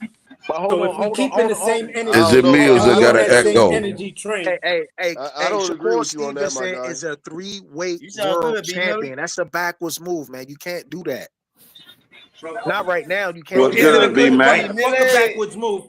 Fuck a backwards move. Is it a good fight? With that bad No, trade you man. try to give me, man. I ain't forgot about you. That ain't no good fight to me, my guy. Did you see what's the name last fight? What's that dude Bills, name? what's good? Yeah, I think I'm hearing. I think I'm hearing double, man. What's up with you, B Mac? B Mac. I tried to call you the other What's day. up, too, family? What's going on? I got a call. I got a call that said I need to come up here and help Blue. I don't know what the hell going on. What love, family? Man. Hey, whoever said that, man, they bullshitting you. That's real talk. Pop called me and told me I need to come help Blue. Yeah, he texted me too. He texted me too. I came out guns a blazing. Hey, look. I'm glad he said that because I was on Pop's head, man. I mean, Pop's head. You know what I mean? Pop a lot of shit. Look. I try to stay neutral with the whole Shakur because I thought Shakur should have fought Baranchik for the unified title. But at the same time, I don't think Shakur should fight Andy Cruz right now. That's a backwards move. Andy Cruz hasn't accomplished anything in a professional. Is it a good fight? That's the question I'm asking. I don't give a fuck about. I don't even think it's a good fight because Andy Cruz last fight he got hurt. He got hurt. He looked suspect, man. He looked like he was looked suspect and Shakur got booed. What the fuck are we talking about? No, Andy Cruz got It ain't the same. Andy Tank got booed too. Andy Cruz got hurt by Moran, So all you man. Shakur fans are now just going to be roadblocks. No. I'm not saying that. that. AC, check this out. You're going to set yourselves up like orange cones in the street to block off AC. Andy Cruz got hurt by Moran in his last fight. He got rocked big time by Moran. That's the same dude that Devin Haney made a meme out of. Come on, man. Like, you can't say he's ready for Shakur right now. All right. What we talking about? What's going on, y'all? Okay, now I hear it. What up with the B-Mac? What's up, Blue? Man, that's what's going on, my guy. What's up, Gooch? AC, Bo, Pop, what's up, man? I can't see who else up in here, man. I can't see the names, man. But man, you know what it is, family, man. You know what it Bills, is, man. what's up, Bills? What's good, man? Body work, boxing, greatest man alive. One love to everybody, man. One love to y'all, man. What's up with you? What's going on? What y'all cooking on? Shakur or something? What? Well, first of all, we was cooking on Latino Night from last night, which was fire. So much of that sets up like at 135 because Zepeda was number one across the board somehow. Like, who chose him to be that, right? He gets dropped by Tevin Farmer. Yes, sir. So if Shakur's saying he's fooled, like now we starting to look at 135. We was also looking at how in the last 10 days we saw 2 out of the 4 champions at 147. Yes. Barrios and Boots Ennis. Yes. One, what do you think? and two, because you've been under the weather. We done had them on a few times. Why they won't fight Blair to Flair? That's two. So go ahead. You can talk about that. That's two. That's 2 out of 3 things. I mean, three things we were talking about. Far as Blair, man, I mean, I don't know, man. They just ain't gonna get that man an opportunity right now. I guess you know how that shit go. Politics of boxing, man. I mean, it is what it is. I'd like to see all these guys fight, but Mario Barrios, he not no, you know. I mean, he a champion, but I mean, he was emailed the belt just like the rest of them guys was, right? So that's why I'm saying they all need to fight, but none of them was impressive to me. Whether it was Boots, Mario Barrios, none of them was impressive. I think you got Brian Norman in there too, right? Yeah. Yeah. So I mean, did y'all talk about that? Yeah, we talked about Brian Norman Sr. being quiet a month before, and then just as soon as Boots fought, he jumped out here with a clout chain and shit. Well, okay. So what is he? I mean, what is he? I mean, he dropped the ball. Yeah, he did. He dropped the ball, like I said before. He actually didn't drop the ball. Rachel Dornier came out there and said it wasn't him. It was Eddie Hearn that dropped the ball. He didn't. How did Eddie Hearn drop the ball? Yeah, because he didn't want to put up the 20,000. That basically Rachel Dornier basically said that Eddie Hearn didn't offer nobody anything because he was already locked in with the IBF mandatory to fight. But man, hold up. Hold up. Brian Norman is on record stating that they was offered $1.7 million. Yeah, I agree. So he dropped the ball. He dropped the ball, in my personal opinion. He's on record himself saying they offered him 1.7. They said that, oh well, you know, we needed a little bit more so he can end up being a millionaire. Him and his advisor, which is Adrian, what's his last name? Same advisor for Spence and Fighters First, who made that video. They both came out and said the 1.7 wasn't enough because after, you know, taxes and everything that you got to pay your trainers and so on and so forth, that you wouldn't have but, you know, less than $1 million. So that wasn't enough. But I mean, what the fuck? At the end of the day, you getting paid $200,000 and $300,000 for a fight. You drop the ball because you're not gonna get no 1.7. Those taxes and cuts and all that other shit. Every boxer got to do that. Every boxer got to do that. So look, every last one. Look, but the word came out that fight wasn't gonna happen anyway because Eddie Hearn didn't pay that $20,000 for the I ain't trying to hear that. They didn't say shit about the $20,000 until what now? And I didn't hear Brian Norman and them say nothing about no $20,000. Rachel Dornier can say whatever the hell she want to say respectfully, and no disrespect to her, but Brian Norman and them didn't say that. What she said made absolute sense because it all came down to once what's the name put in his paperwork. Once Karan put in his paperwork, Eddie Hearn effectively had got information to say, listen, if you're gonna go with this, if you're gonna go in this direction and not honor the IBF's mandatory, then you gotta pay this $20,000 and we'll give you an extension to start negotiating for the unification fight. Eddie Hearn never put up that money. He just let it slide. Hold on, but let me finish. In between letting it slide, he took it to social media. And this is where both him and Brian Norman Sr. started to play the game and try to call each other's bluff on social media, knowing that the fight wasn't going to happen anyway because Stanionis' paperwork was already in. What is Stanionis' paperwork got to do? Karan's paperwork. Karan's paperwork was already in, and Karan came back and said, "Oh, wait a minute. They never put up the money for the extension, so now you gotta honor our request to mandate this fight, which then sent this shit into the purse bid." Bro, so what? Because at the end of the day, nothing after that. Hold up, bro. Hold up. No, that's the after effect. Before the fact was they had already negotiated. Before you the fact, missing but it. they You was missing it. already negotiated. There was You no missing it, bro. negotiation. Yeah, bro, they You missing negotiated it. There was already. You no missing real it, man. You missing. negotiation. and How that's was what it not a makes real this- negotiation? Look, you missing it because once the IBF, once he put that paperwork in, it was a wrap on any negotiation. If you don't pay that 20 to get an extension, you stuck in that fight. Did The they Normans negotiate before the but extension? listen. This is what we're saying. The Normans and Eddie, they both knew that it was clout. They were just using the internet to build up Man, something that's some amongst the bullshit. fans.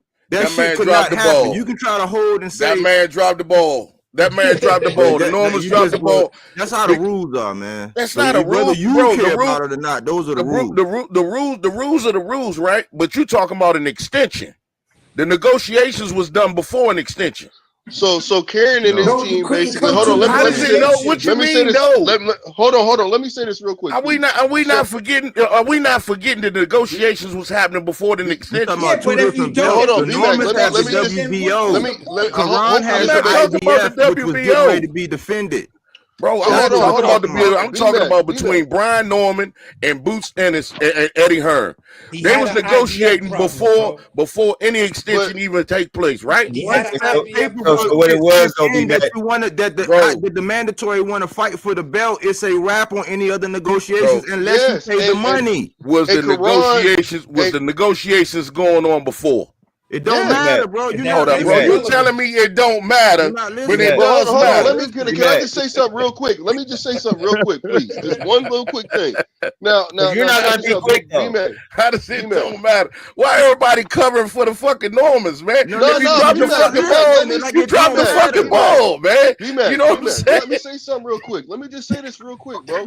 So Kukachin, you know what I'm saying? Karen basically reached out and said, look, man, they stalling. They have not got back with me yet. And then he filed for the shit. So once he filed, it's over with because he felt like he was being stalled out. That's the reason why they were saying Yes. But guess what? All that wasn't negotiations happening. No.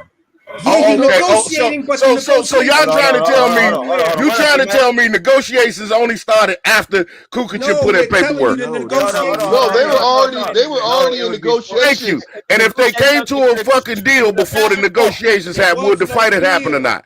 But Karen was If already they in came to a negotiations. deal, nobody answered that question. If they came to an agreement before Karen put the paperwork in, would they have had a fight? They couldn't come to an agreement. I didn't ask you that. I asked you if they would have came one. I didn't ask you that. I said if they would have came to an agreement on the deal, would the fight have happened before Karen put the paperwork in? Can Gucci answer that? Ain't nobody can't answer that question. Can Gucci answer that? Can the Gucci answer that for you? Look at that face. Can I answer that?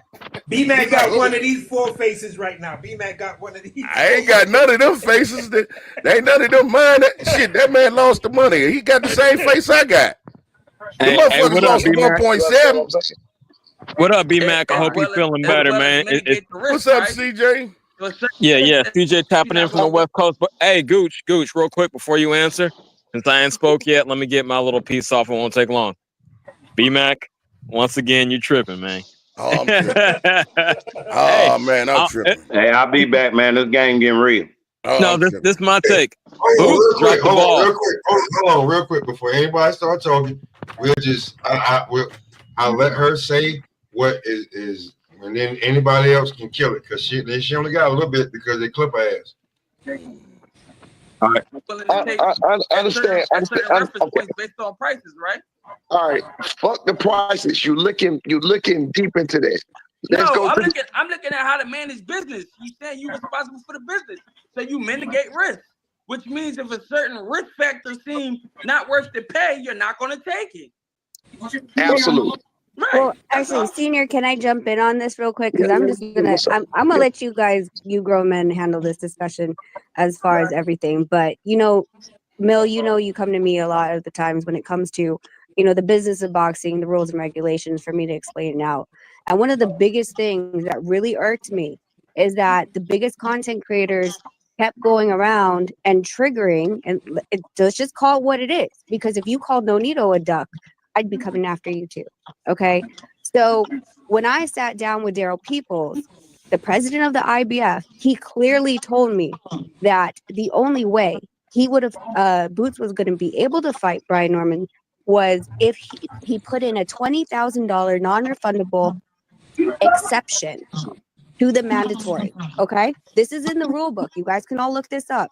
And if you want, Mill, when we're done, I'm going to send you which number so you can send it to Greg. So July 30th is when the mandatory was called, and they had 30 days to negotiate with Karen. August 14th, around that time, mid-August, is when they started reaching out to Norman's team, as far as I understand. Here's the problem. Once Karen went over to the IBF and said there's no communication, we demand an immediate purse bid. August 19th, the purse bid set. It is also in the IBF rules, and Daryl Peoples agreed to it and said, yes, you are correct. Once the date of the IBF is set, you cannot go for a unification bout. It will be denied. So what I'm saying in really layman's terms is if you were really acting on good faith, I'm not saying this is as far as Boots, because Mo, I love Boots too, right? If Eddie Hearn was acting in good faith and wanted a unification, first he would have had to put the $20,000 up to request the mandatory to be accepted, and then second, he had to have done it before the purse bid was set. Once anything after purse bid was set, you're done. So I just want that to be out there. I want you guys to understand that, because I hate duck talk, because I feel like there's so many aspects to it, but that's rules and regulations, and I confirmed it with Daryl Peoples. So I hope you guys can. Yeah. Can I say this real quick? Yeah. Nobody is that it? Denier a duck. First of all, Nonito Denier is no. Nope, that's not it. But you can, like, if you want to go from there, we can go from there. I just want to say something. What she said is not even anything new. Eddie Hearn said that in the same fucking interview. I got it on one of my own videos. I could pull it up, but I'm not I'm not on my platform. Eddie Hearn said the same shit himself. This is not new. This is not new information. It's not something that she's springing up that nobody didn't know. Eddie Hearn said the same shit. Did Eddie explain why? Because 20, yes, he 20K, said the same shit. No, but did he explain why he wouldn't? Because 20K and essentially step aside money ain't nothing. Why would I put up? Hold up, CJ. Why I'm putting up 20K if I don't have a deal? Because you want the big fight. You want to raise hold on, it's not a big fight, bro. I'm not paying 20K that I can't get back if I don't have a deal. Let me finish the statement I was trying to start. Hold on. I'm gonna let y'all go let me finish the statement I was trying to say before he pulled up to Rachel. In my opinion, Boots was the one who dropped the ball because his profile is lower now than it was before with that gift performance. I'm gonna say that it should have been a draw for real, but that gift he got just to keep the belt on him, because he is the biggest name at 147. He's the one that lost clout, and he can't expect as much in his last fight. That lowered his negotiation power. Norman's sitting back there chilling. He ain't fought yet. So how is it how? He's still the money. Norman was playing with house money. Norman was playing with house money. He was trying to get the most he could get. Power, CJ. He don't have negotiate. Nobody got more negotiating power than Boots at 147 because nobody did shit. I didn't say Norman had more, but Boots got less than he had before. That's it. Bro, how? Cause he looked like shit. He getting pieced up. No, everybody looked like shit. You can't tell me Stanionis can't sit back here and negotiate more money. You can't tell me Mario Barrios can make more money. And fucking Brian Norman just dropped the ball and getting 1.7. He gonna get that fight now. If Boots, just what you just said, right? If Boots got less, if he got less negotiating power, right, and he's going to command less money, what you think Brian Norman gonna get? He gonna get more money? No, he would get less money if he fought Boots now. So can I ask not more? He won't get the 1.7. Because there was no I disagree. How can he get more? I don't think he can get. I don't know if he can get more, but I think he can get the same amount. That's what I'm push for the saying. same So amount. how is it that Booster, hey, if I Booster put it got like- I less put it like money and this. he's less valuable, right? So how is it that he's still gonna be the A side over fucking Brian Norman? So how is it that Brian Norman is gonna get more money? Because the split gonna be closer now that Boots is like How? shit. Brian That's it. Norman commands nothing. It's not. Not to mention Brian Norman still got to fight. He got to, do this couple of $100,000 purse bid with the fight he got coming up. So And then what if he dropped the looks ball. like shit?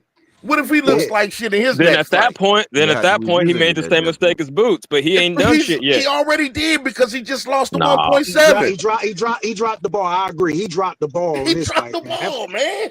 Man, no. Brian Norman did not drop the ball, y'all. Who dropped the ball was Boots. Boots dropped the ball because the simple fact of the matter is, y'all know Boots dropped the ball. B-Man, quit playing. Come on, Gooch. Come on, stop it, Gooch. Man, I feel like look with that statement that Rachel Donaire said, that proves that you know what I'm saying. You can't even say Boots. I was about to answer B-Mac's question, man. Then I got high during the Rachel Donaire shit, so I can't even answer B-Mac's question. So I'm gonna say this. B-Mac, you sound so good, fam, man. You couldn't even hardly talk to me, boy. Hey, look, sound good, I'm man. getting back, baby. I'm getting back. Yeah, man. that's what's up. Hey, but look, yeah, but Blue, I don't you ain't know, got bro. nothing to say. Bro, hey, Brian Nigga Norman always had have that something to say. $1.7 million in his lap, and he Exactly. No, bro. It was I don't know what part. Like they were blowing it up on the internet, man. Eddie started that shit, and he was like, yeah, because Norman gonna play into it. They gonna play into it on the internet. Once Karan put in his paperwork, because you got to think about it like this: Boots had the IBF. You can't negotiate to defend that IBF and unify with nobody else unless you go through the IBF. Once Karan put in the paperwork to say, listen, I'm going to pursue this mandatory, I'm going to exercise it, and you don't pay that money to get an extension, and they go into the purse bid, it's a wrap. So anything you say on the internet, you can say, I was about to give this nigga $5 million. Body It work. don't matter what you say. Hold on. Body work. Body work. Look. Body work. Tell me something. Would you pay $20,000 or $200? How much it was? $20,000, right? Would you pay $20,000 for an extension without a deal in place? If I wanted to unify, yes. Without a deal in place? If I wanted to unify, yes. So if the deal is not in place, then you just lost 20 grand. No, because you're letting the IBF. You actually even making the deal possible. If you I'm not making the deal, it won't bro. be no deal possible. Bro, you're negotiating a deal with Brian Norman. You don't have a deal in place. If I'm paying 20 grand for an extension, that don't mean that Brian Norman is going to still accept the deal. I still out 20 grand. Let me run it back one more time. Boots holds the IBF, right? There can be no deal to defend the IBF if you don't clear it with the IBF. You can get online and say, oh, I was about to give him $5 million. I was about to give him $20 million. It don't matter because you're defending the IBF, and they're not going to allow you to unify that belt with anybody else unless you meet their recommendations. Once Karan said, hey, look, I'm in that spot. I'm in the mandatory spot, and I want my spot. I'm not stepping aside or doing nothing. I want my spot. Once he submit that, you have a couple days, right? If you all don't come to no agreement, don't nothing happen, you got to pay that money to get an extension to proceed with a unification. If you don't do that, you can't defend the IBF or take that IBF anywhere. But you're talking about it. Yes, but you're not even listening to what you're saying, brother. At the end of the day, you're talking about an extension. I'm not gonna pay for 20 grand for an extension when I don't have a deal in place. Why would I pay $20,000 for an extension when I don't have a deal? I asked for the extension to make the deal, to finish off. Yes, and Eddie Hearn didn't Eddie Hearn do the right thing? Exactly. I'm not paying 20 grand, bro. How do y'all sound? That's the craziest shit y'all talking about, bro. I'm gonna pay 20 grand. I'm gonna pay 20 grand to negotiate, and I'm like, man, I don't know what these motherfuckers gonna do. If I don't have a concrete deal in place, I'm not gonna fucking pay 20 grand and lose it. Let me ask you something simple. I'm gonna ask you something simple. Check this out. How much is Brian Norman making in his next fight? Doesn't matter. I don't even want to get into that, man. That What doesn't the hell is matter. that relevant? Why you don't want to get That's into that, irrelevant bro? because the part that we're trying to tell you, B-Mac, the part we're trying to tell you is this. Y'all niggas is crazy. I do not want to shell out $20,000 if I already have a deal. If I already fucked the chick, I am not trying to pay another $100 to take the bitch out on the same night I just fucked her. Well, you talking with you agreeing with me now, AC? About, you agreeing with me? No, look. We gonna look because so you telling him that he needed to pay 20 grand y'all remember when they implemented that No Child Left Behind? That No Child Left Behind. I'm gonna ask y'all something real simple. I'm gonna ask you something real simple, right? In order to sell liquor, you gotta have a license. Can you sell liquor without a license? Not in New York. Exactly. So if it's under the IBF and they have rules, because you're the champion, you're not one of these guys that don't have a belt. If you don't clear with the sanction body to be able to do anything, you can't do nothing. So once Karan said, "Hey, I'm going for that belt," it was in Eddie's hands. Let me explain what you just said, because that's not even a good analogy, bro. You can't have a deal with the Normans if you're not even going to be eligible to fight the Normans because it's not clear with the IBF. That's not even a good analogy, bro. Because in your analogy, it's more like this. Why would I? It's an extension, bro. Back, not even listen to nothing, bro. You not listening. So you mean to tell me, right? If you Eddie Hearn, right, you would have paid $20,000 and you don't even have a deal in place with Brian Norman. If you had a liquor, so you gonna sit up there? Hold up, bro. I asked you a specific question, brother. I asked you a specific question. I ain't asked you to give me another question. Answer my question, please. If you Eddie Hearn, type to go get a warehouse full of liquor, bro, we talking about warehouses. We talking about the subject matter at hand. I'm asking you, if you were Eddie Hearn, listen, bro, you got something stuck. I'm not. You the one stuck on something. You the one stuck because I asked you a simple question, bro. If you're Eddie Hearn, would you pay 20 grand for an extension, right? Without a deal in place? Yes. I answered that question already. I said yes. Because if you don't do that, you can't have a deal, bro. So guess what? When you don't get the deal, then when your 20 grand is gone.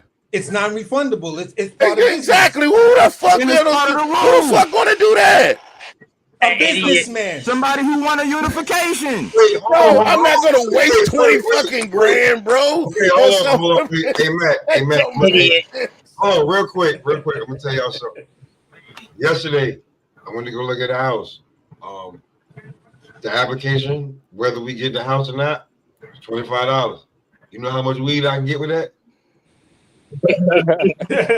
Hey, yo, let me give you an even better analogy. Bob, look, no matter what, look, hold on. Bob, you put a $25 application. You put a $25 application. 20 grand, boy. Really? Look, check this out, y'all. Check this out. No matter what, this is the real situation right here. That it's not Bootsy's fault, and it ain't even fucking the Norman's fault. It's fucking Eddie Hearn's fault. How was it Eddie Hearn's fault? Because he chose not to put the money up, bro. He chose not to put the money up, man. He just did. Hold up. Hey, but hold up, Blue. Did the man offer the man? But did the man offer the man 1.7 million? He gave him 3 offers. Okay, and what was the first one? 800. 800, right? No, I could play it. You said 800, right? 800,000, and that's probably like 4 times what Brian Norman make, right? Okay, Matt. I don't know if you've been. I know you probably been getting back right. I don't know if you've seen it, but the Greg Hackett shit.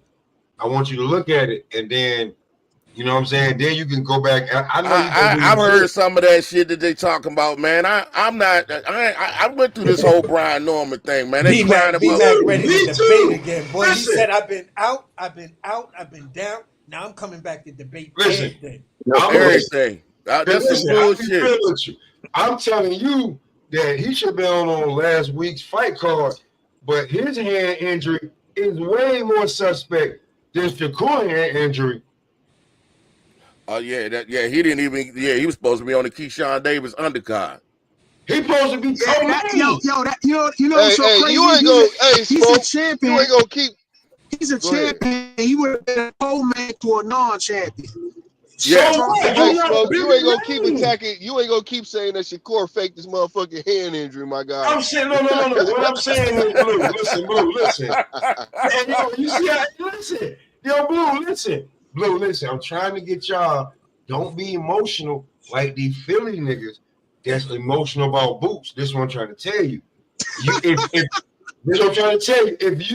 If niggas want to come out here and be like, I think Shakur got a fucking his hand, but and even though he was in the hospital showing y'all niggas that he had surgery, and when he was on camera last time you seen him, he had a cast on. Niggas want you. That's going to a lot of effort to prove that your hand hurt. When Brian Norman Jr.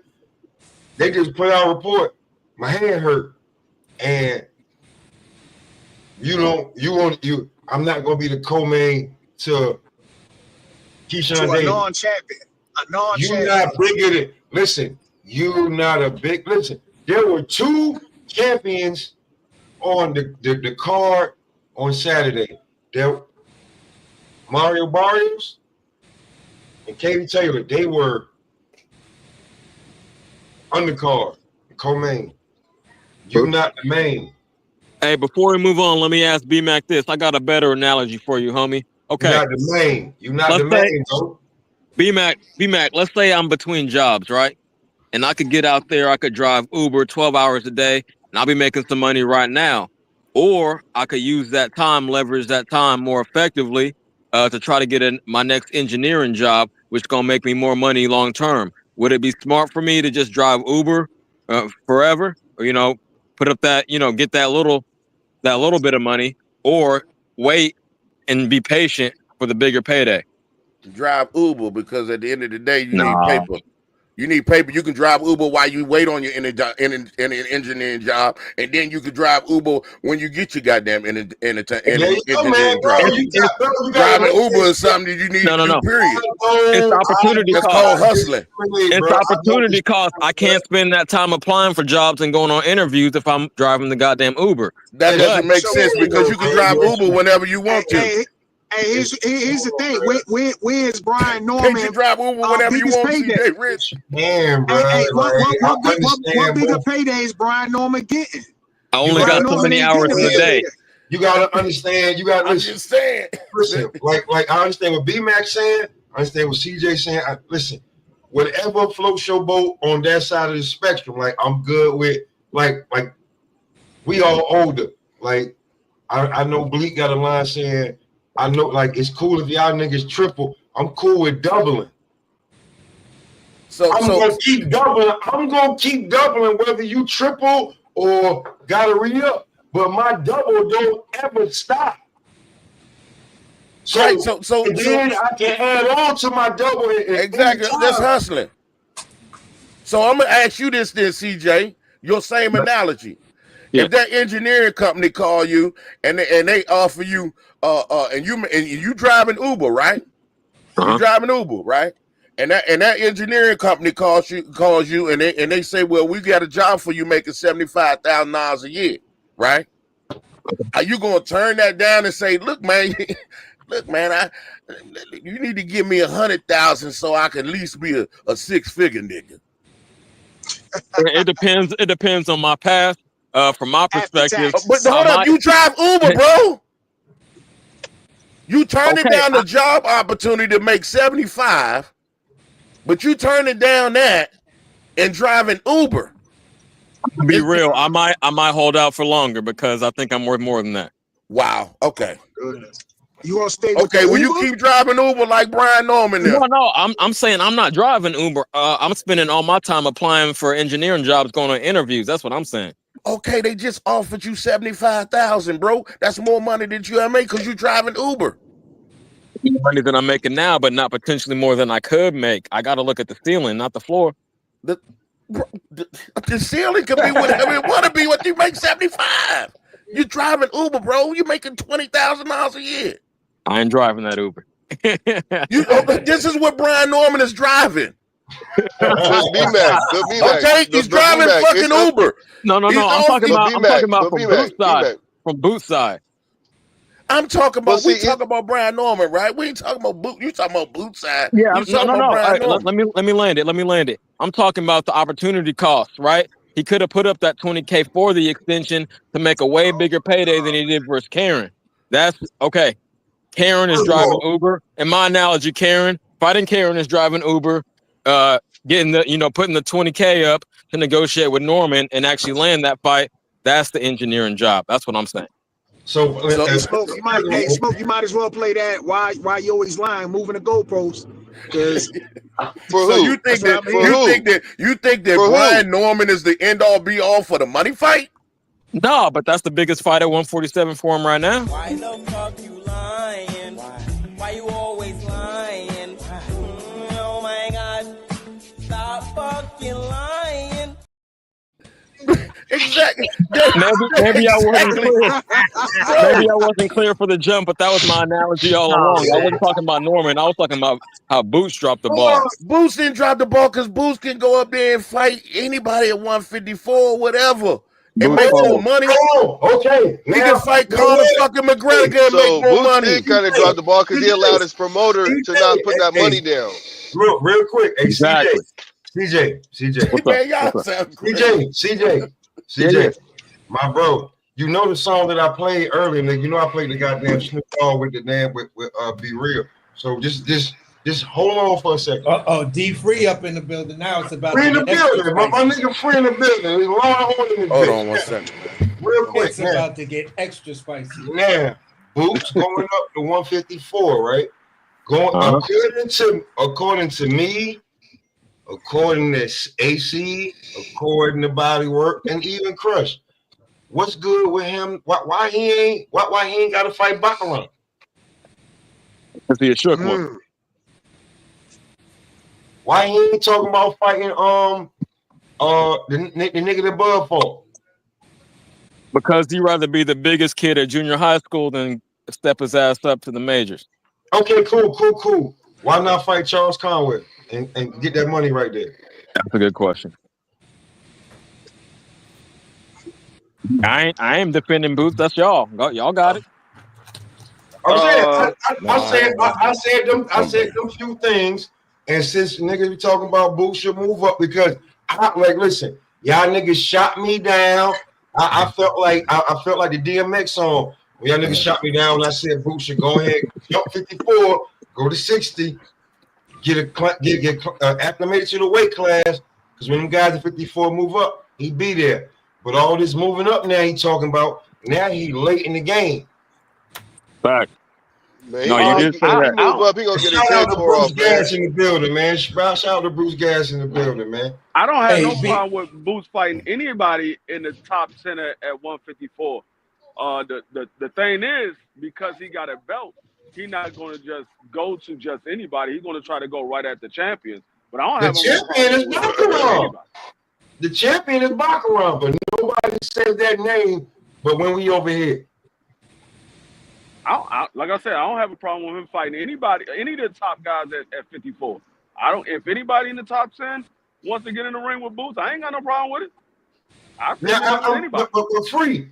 I'm not coming at you talking about you, the Boots fan, but anybody who think about Boots going up there, cool, nigga. If you want to go up there, you the IBF champ at 147. If you even thinking about punching a ticket, the first motherfucker you need to be worried about is the nigga that you want to like Baccarat. He's champion. What's up with him? Yeah, he could demand the fight. He could demand the fight because he's IBF at the division right below. Is that right? Yeah, he can't be mandatory, no. Correct. The issue is one more this. fight. He needs one more fight at 147, and then because you need at least 3 fights. Okay. Nah, that's WBO rules. Yeah. No, he don't need another fight. He don't need another He fight. don't need another fight. He just got to put it in. It ain't automatically approved. He got to put it in. He got to put in the paperwork, man, and all he and they'll consider it. They'll consider it and go. Then they'll regulate whatever they got. Here's the thing that I'm gonna say. They might consider it being that Boots has always shown good faith with defending the IBF. Yes, people can say what they want about him unifying, but he still has done what he needed to do to honor the IBF rules. So the IBF may look at Boots and look at his past history and say he's not one of these guys that's fucking around. He's knocked off, everybody, the two guys we put in front of him. So you know what? If he wants to do it, ain't nobody else calling out. Ain't nobody else calling out Bakaram. So I don't see why we wouldn't allow this fight. I think they may allow it. I think the IBF Bruce will Gas. allow it, but I don't Yeah, know. Bruce Gas in the building. If Bruce Gas want the link, man, tell him pull up over here, man. I would love that. Like, I fuck with the OG. Yeah, I don't think The they'll Raw have a problem 98-17. with, yeah, I don't think they'll have a problem with letting Jerome Boots Ennis versus Bakaram fight for that IBF strap. And Yeah, Matt, I don't think they have a problem with it. real quick, y'all. Golden, one and love. Matt, and Matt, Yes, Matt, sir. I really appreciate this, man. You already every time, I appreciate. Yeah, you already know, man. Well, appreciate that, Matt. We appreciate that. Oh, the link up. Yeah, I appreciate It's that. all man. love, man. It's Yeah, all love, bro. I It's all appreciate it. I appreciate it too. You know what I'm saying? Because I know, you know what I'm saying, when you got to do that shit on your own and you ain't been feeling it, you just get back to good. I appreciate that, big dog. On the real. Yes, sir. Yes, sir. I don't know how long I'm gonna rock with y'all, man, but I appreciate you. Man, the way you debating, you sound. The fact that Don't try to run before I come on a panel. Don't your ass try to run. What's up, Mr. Gus? Don't your motherfucking ass try to run. And golden on some real shit. Like, you know what I'm saying? You went through the hurricane. I'm glad you pulling up and everything good and you back to rolling too, man. I'm making sure. Yeah, I roll it. Goddamn, make mouth. Don't your ass try to run. You see my name, tell me. You don't know how long people gonna build it. Hold on. I'm gonna I ain't even see you on there, man. Listen, man.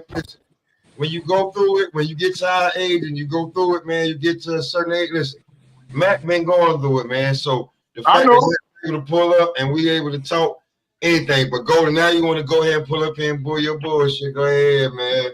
Listen, whenever I check on my brother now, they might think I might text him, I call him, I might take him up a month to call me back, but I check on him. Yes, sir. That's a fact. That's a fact. Yes, sir. Yeah, that's what I say. Yeah, that's Golden. We can't even see it. Hey, Golden, what you like, the invisible man up in here? What's up, bro? Yeah, he ain't got no avatar. You ain't got no avatar. Hey, What's Golden, up with you? What's up with you, Triple OG? Your joint disconnected, Golden. I've been calling your ass. Your shit ain't even working. Hey, I ain't trying to see Golden with his shirt off again. Y'all got it. I got blanket. Oh yeah. You right, CJ. You right, CJ. Hey, go. Boy, I gotta see the other number. Then you probably got the wrong number. Nah, man, the number you gave me before I called it, man, shit ain't working, man. I disconnect one of my lines, so you might have that number. I got to give you the other number. Hey, Who the hell is this on here? You got to call 555 back in. Oh, Mike Mom. I forgot to tell you, I got a new name now. Okay. It's Val Venus. Oh my God.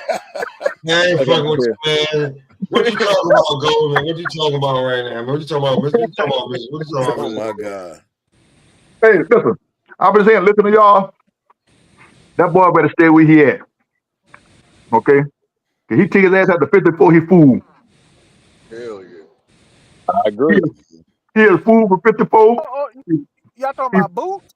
Yeah. Yes. He ain't fool for everybody. Come on now. Listen. He's fool for Charles Conwell. He's fool for Boachuk. He's fool for Bakaram. He's fool for Madrimov. He ain't fool for no Boachuk, man. Y'all come on, that's a stretch right there, bro. Boachuk? Hey, look, that nigga taking a loss if he goes up to 154. Boachuk listen. Boachuk was just robbed against beating Virgil Ortiz. He's food for Boachuk, bro. Man, I think Boots is better than Virgil Ortiz. I don't know about that. It's 50-50. It's 50-50. I mean, Virgil more Ortiz athletic. He's more athletic, but listen, he's more athletic. But the way Boots the way Boots leaves his head on the line and backs out the way he backs out, that is the perfect punch that Boachuk is gonna land on him all Hey, night long. Virgil Ortiz fighting straight lines, man. That's why he got dropped twice by Boachuk. He fighting And straight Boots lines. backs out in a straight line. Bro, let's just keep it a buck, bro. It may be at best I'll say it like this for you, Bo. I'll Hey, tone Bo, it down excuse me. Hey, Bo, I'll put my number in the private chat. and say it's a 50-50 fight between him and Boachuk. But I don't think he beats Bakaram. I don't think he beats Madrimov, and I definitely don't think he beats Charles Conwell. Hey, Bo, I'll put my number in the private chat. Oh, all right, I got you. Yeah, Okay. But Charles Conwell hasn't proven anything for you to even make that statement. Nigga, what you talking about? Bro, hold on. I'm gonna do exactly what Pop did. Hold on. Charles Conwell proved something? Yeah. I'm with you, Bo. I'm with you, Bo. Niggas leaving. I'm with you, Bo. Bro, you saying Charles Conwell ain't did nothing. A nigga is no longer alive. The shit that Wilder was talking about doing. The shit that Wilder was talking about doing. This nigga actually done it. Then took time off, got his mind right, came back, and almost broke a nigga insides in his last fight. Don't talk about Charles Conwell, bro. I swear to God right now, if I say the name one more time, Ohio Run Boxing gonna hear it, and he gonna be trying his hardest to jump up here, but his shit don't be working. He need a whole new goddamn I last mean, shot. look at them guys, man. Look at them guys that man was fighting, though, bro. Let's be honest. Man, listen, all right, cool. Listen, I already done told y'all, one, when y'all niggas be talking about boots, you know what? And maybe y'all wasn't around. Do I got it? Where is it? Where I put it at? All right, I'll put it this way. Hold on, wait, real quick, because niggas be talking about this boot shit, right? Niggas be talking about this boot shit, right? Niggas be talking about this boot shit and everything, right? Cool. I like boots and everything. I'm in Fridays right now. That guy right there, Joe Harris. That guy right there. That guy, you see, like, I'm 6'1". Joe's around 5'6", 5'7". He was a welterweight in his prime. See that man fist right there, bro? Let's go. See that man fist right there, bro?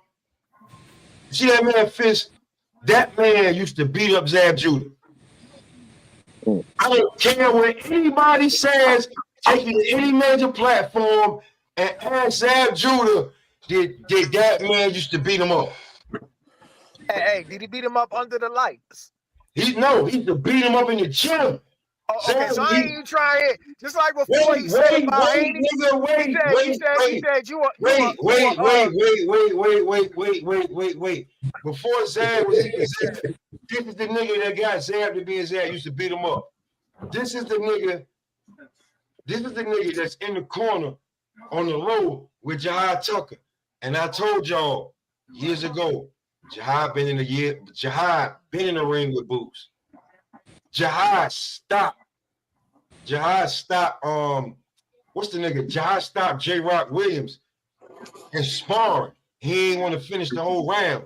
He been in there with Boots. Man, I can tell you this right now. This man I'm looking at right here, and I trust him. This man said, man, he been said fuck Boots. And if you want to hit some real smoke, if the man want to go to 160, because Jihad started at 140 and he's at 160. That's when you talking about niggas that's actually putting in work instead of niggas that's getting manufactured. Man, we talking about sparring. Y'all talking about sparring and talking about what's real, bro. Because I can also tell you some shit about I've interviewed DeMarcus Corley, and DeMarcus Corley told me that he sparred Floyd way after and before he fought him. He can tell you that the Floyd that y'all see now is nowhere near the Floyd y'all see in sparring. He's a fucking monster. He's a fucking killer. But in the ring, he fights a totally different way. So Man, fuck all that shit. like, That's bro, a I understand the goddamn art of war, my nigga. The art of war, the sweet science, and then and when you able to master that shit all in together, come on it. While one nigga's on one way, nigga, I see the fucking Matrix. So anybody else, you can, if you want to go ahead. Now I'm gonna ask you a question. Why Boots duck my boy Norman? Man, Norman dropped the Come ball, on, man. bro.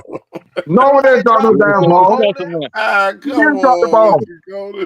Norman dropped the ball, man. Speak on it. Speak on it. Ain't nobody duck Norman. Yes, it did too. Listen, I'm gonna say this here. Hold on. Just say this out. Say this out. Hear me out. Hear me out. Hold on. Let me say what I got to say for all y'all gonna talk about that bullshit. Okay, you go. No, you won't start talking bullshit. How you gonna say you won't start talking Listen. I'm gonna let my older brothers go. You go and Crush go. Y'all niggas go back and forth. I'm gonna smoke my weed. Now listen. I ain't got much to say about it. I said what I said. Listen. That's why Brian Norman Sr. Listen. That's why Brian Norman Sr. said what he said. Give us the money. We coming to Philly to fight your ass, pay us. Because the same thing they did to Karen ass, rip that nigga off in the goddamn school car. He get a man 119, 107. Be for fucking real. Hey, Golden. So why he ain't dropped the money that Norman he dropped the ball, man? Norman No, he dropped did. the ball so bad. Hey, Bo, real quick. I love you to death, my bro. We ain't old enough for this one right quick. I'm gonna let them niggas, let them go. Let them go. Let the two uncles go at the barbecue. Yeah, why? How he dropped the ball when the man told him to give me two? He said, give me 2-5, and I'm trying to Philly and fight you. Go ahead, Crush. Go ahead, Crush. It's Golden and Bo. Go ahead, Crush. Can I go at it? Check this out. Hey, Golden, check this out, man. I'm listening. As much as I give Boots shit, you know what I'm saying? Mm-hmm. Brian Norman dropped the ball, bro. Yo, the man was all he had $1.7 million on his table. And the motherfucker dropped the ball, went radio silent. Him and his pops went radio silent after that whole fiasco, and then popped up after Boots' performance and said, "Is this your king? Is this your king? Come on, man. You could Nah. have $1.7 million. Hold on. Stop. Oh, come on, Golden. Start with the bullshit. Hey, man, hold on. Okay, Eddie now. Hearn, hold on. Check this out. Eddie Hearn. Let me ask you a question. All this, listen. I guarantee you. Hold on. Okay, wait, hold on, wait. I just want to ask you a question. I gotta let because you asked Crush a question. Crush gonna answer your question. What the question is? Why didn't Brian Norman accept the offer that was on the table and started trying to act like he's been here for so long? I'll answer that question for you. Let me finish. Let me finish. Right? Why he asked for more fucking money? He just got there. He should have accepted the fucking money. Nobody's trying to hear that shit, bro. I'm gonna take what you offer me. I'm gonna whoop your ass and then my motherfucking stock go the fuck up. It's just that simple. Now, let me break this down to you. That man is a motherfucker. He's a WBO champion. I don't care about that. Hold on. Let me answer your question. Go ahead. Eddie Hearn offered Barrios $2 million. Then he also a little over $2 million. He couldn't Brian Norman $1.7 million. When that man got through paying off everybody, he had under $1 million. Okay. Hold on, let me finish. Go ahead. He told Eddie Hearn. That shrimp was good as shit. He said, "I'll take the 1.7 and we take the fight and move it out of Philly. But if I got to come to Philly, you pay me 2.5 because you got home advantage. You got the home advantage. You got the judges. You got every damn thing else." Hold up, yo. Now you know, right? You just said that. I guarantee you, Eddie Hearn paid more money after that press bid. He paid more money for carrying them to come Philly, the fight in Philly, he would have paid Brian Norman. I put him out of money, he did it. Hell no, But what the fuck do any of that got to do with him turning down the money, bro? I don't care about what Barrios the money he paid Karen to come to Philly to fight. No. The extra money he paid Karen to get that fight to Philly, he could have paid that money to Brian Norman. He could have paid that money to Brian Norman. Mr. Golden need to stop. I was trying to keep it simple, bro. You had no stance with it. The ball dropped the ball. You should have took what the fuck he was offered to it. He ain't taking shit. He ain't do nothing in the sport. Just because somebody got a belt, you automatically think they're supposed to get all these fucking paydays and shit like that. You know, ain't no payday. Pay that man. Guess what? In the fucking boxing, Guess what? He should have paid the money. He should have paid the money because Karen made him look like shit. We not talking about Karen. He should have. Keep moving over the fucking camera. What I'm telling you, he should have paid that man the money. Nobody trying to hear that. The Floyd Mayweather after all this, pay that man that motherfucking money. Be the B-side. Tell your man to be the fucking B-side. Golden, I got a question for you, Golden. Hold on, wait. Before anybody say something, right? Hey, Matt. Before anybody say something, right? I was trying to let this go. Niggas was not understanding. Golden from Georgia, Crush from Pennsylvania. Let them niggas spar. Hey man, but Mr. Golden talking some bullshit. Yeah, No. Hey, Golden, I got a question for you. I love Mr. Golden, but that's some bullshit. Hey, Golden, I got a question for you, Golden. I got a question. So you said they made this offer to Barrios, made this offer to Stanionis. And my question to you, what has Brian Norman done to get that type of offer that Stanionis and Barrios got? The same thing they did. The same thing, yeah. He got elevated. That's it. He a champ. He got elevated. No, I'm talking about the resume. Like, come on, man. Yo, Bro. before that Stanionis fight, the man was on the verge of getting knocked the fuck out. Luckily they had scored it based on a headbutt or whatever. But yo, come on, man. Brian Norman. Y'all even know.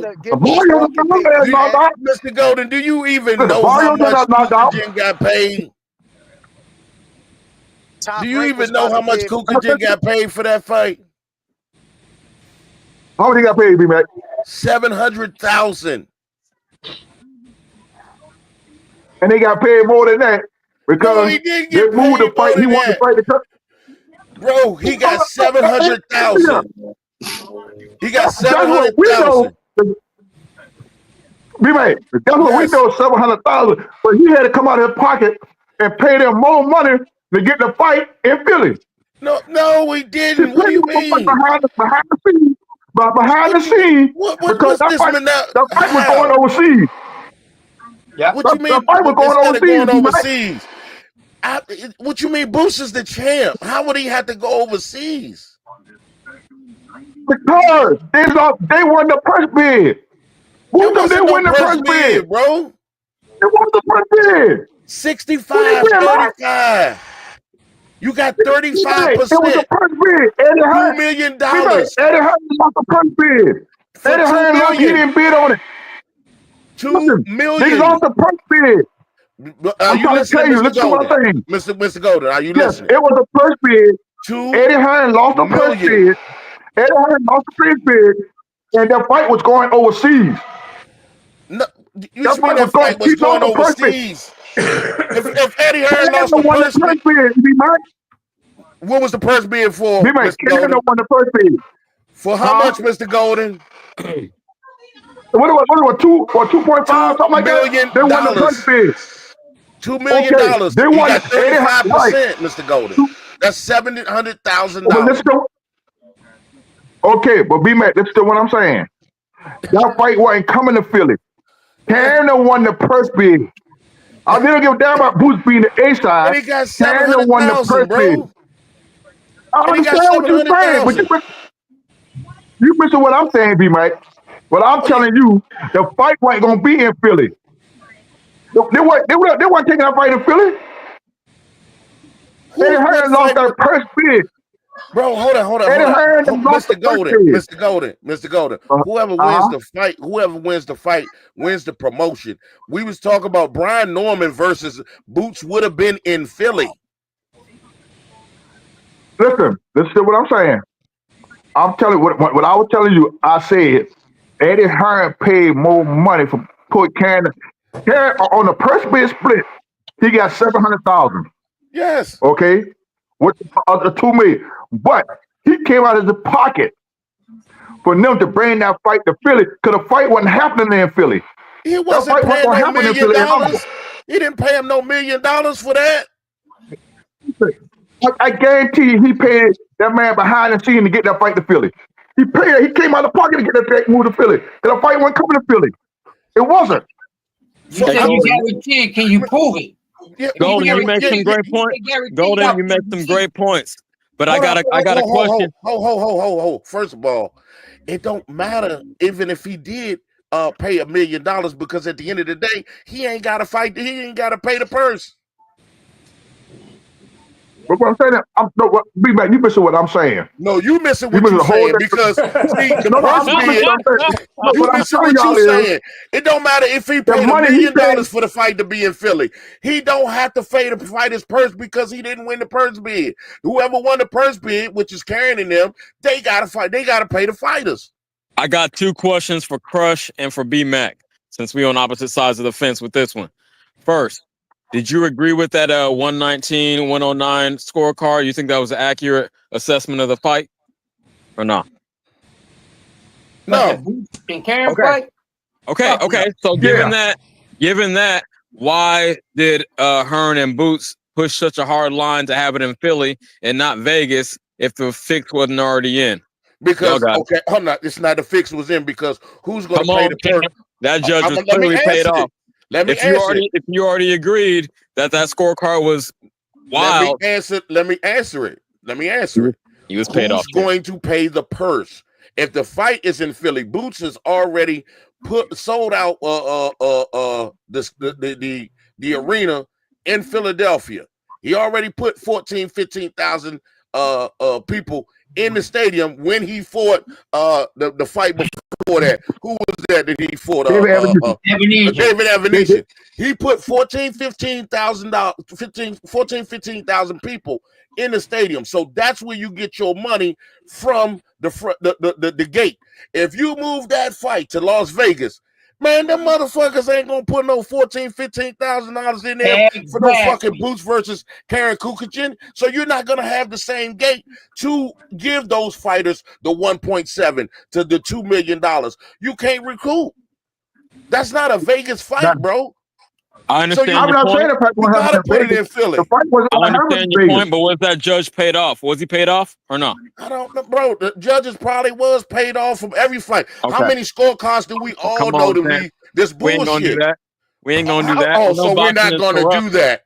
Are we serious right now? We're not gonna do that. Is corrupt, but we can't just give that a pass. Like Norman had no leverage or had no reason. What happened? What happened Saturday? What happened Saturday? We ain't gonna pretend like he didn't have no reason to try to move it to a neutral location where the judge is less likely to be paid off. Come on, man. That's why we demanded. What happened Saturday with Amanda Taylor?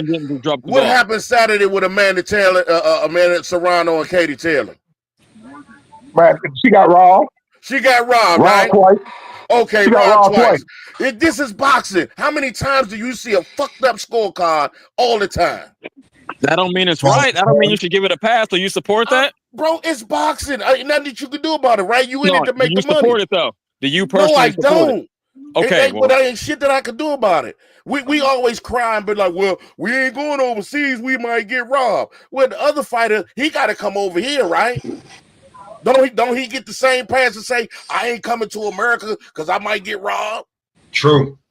He should. Okay, then. So how we ever going to get a fight?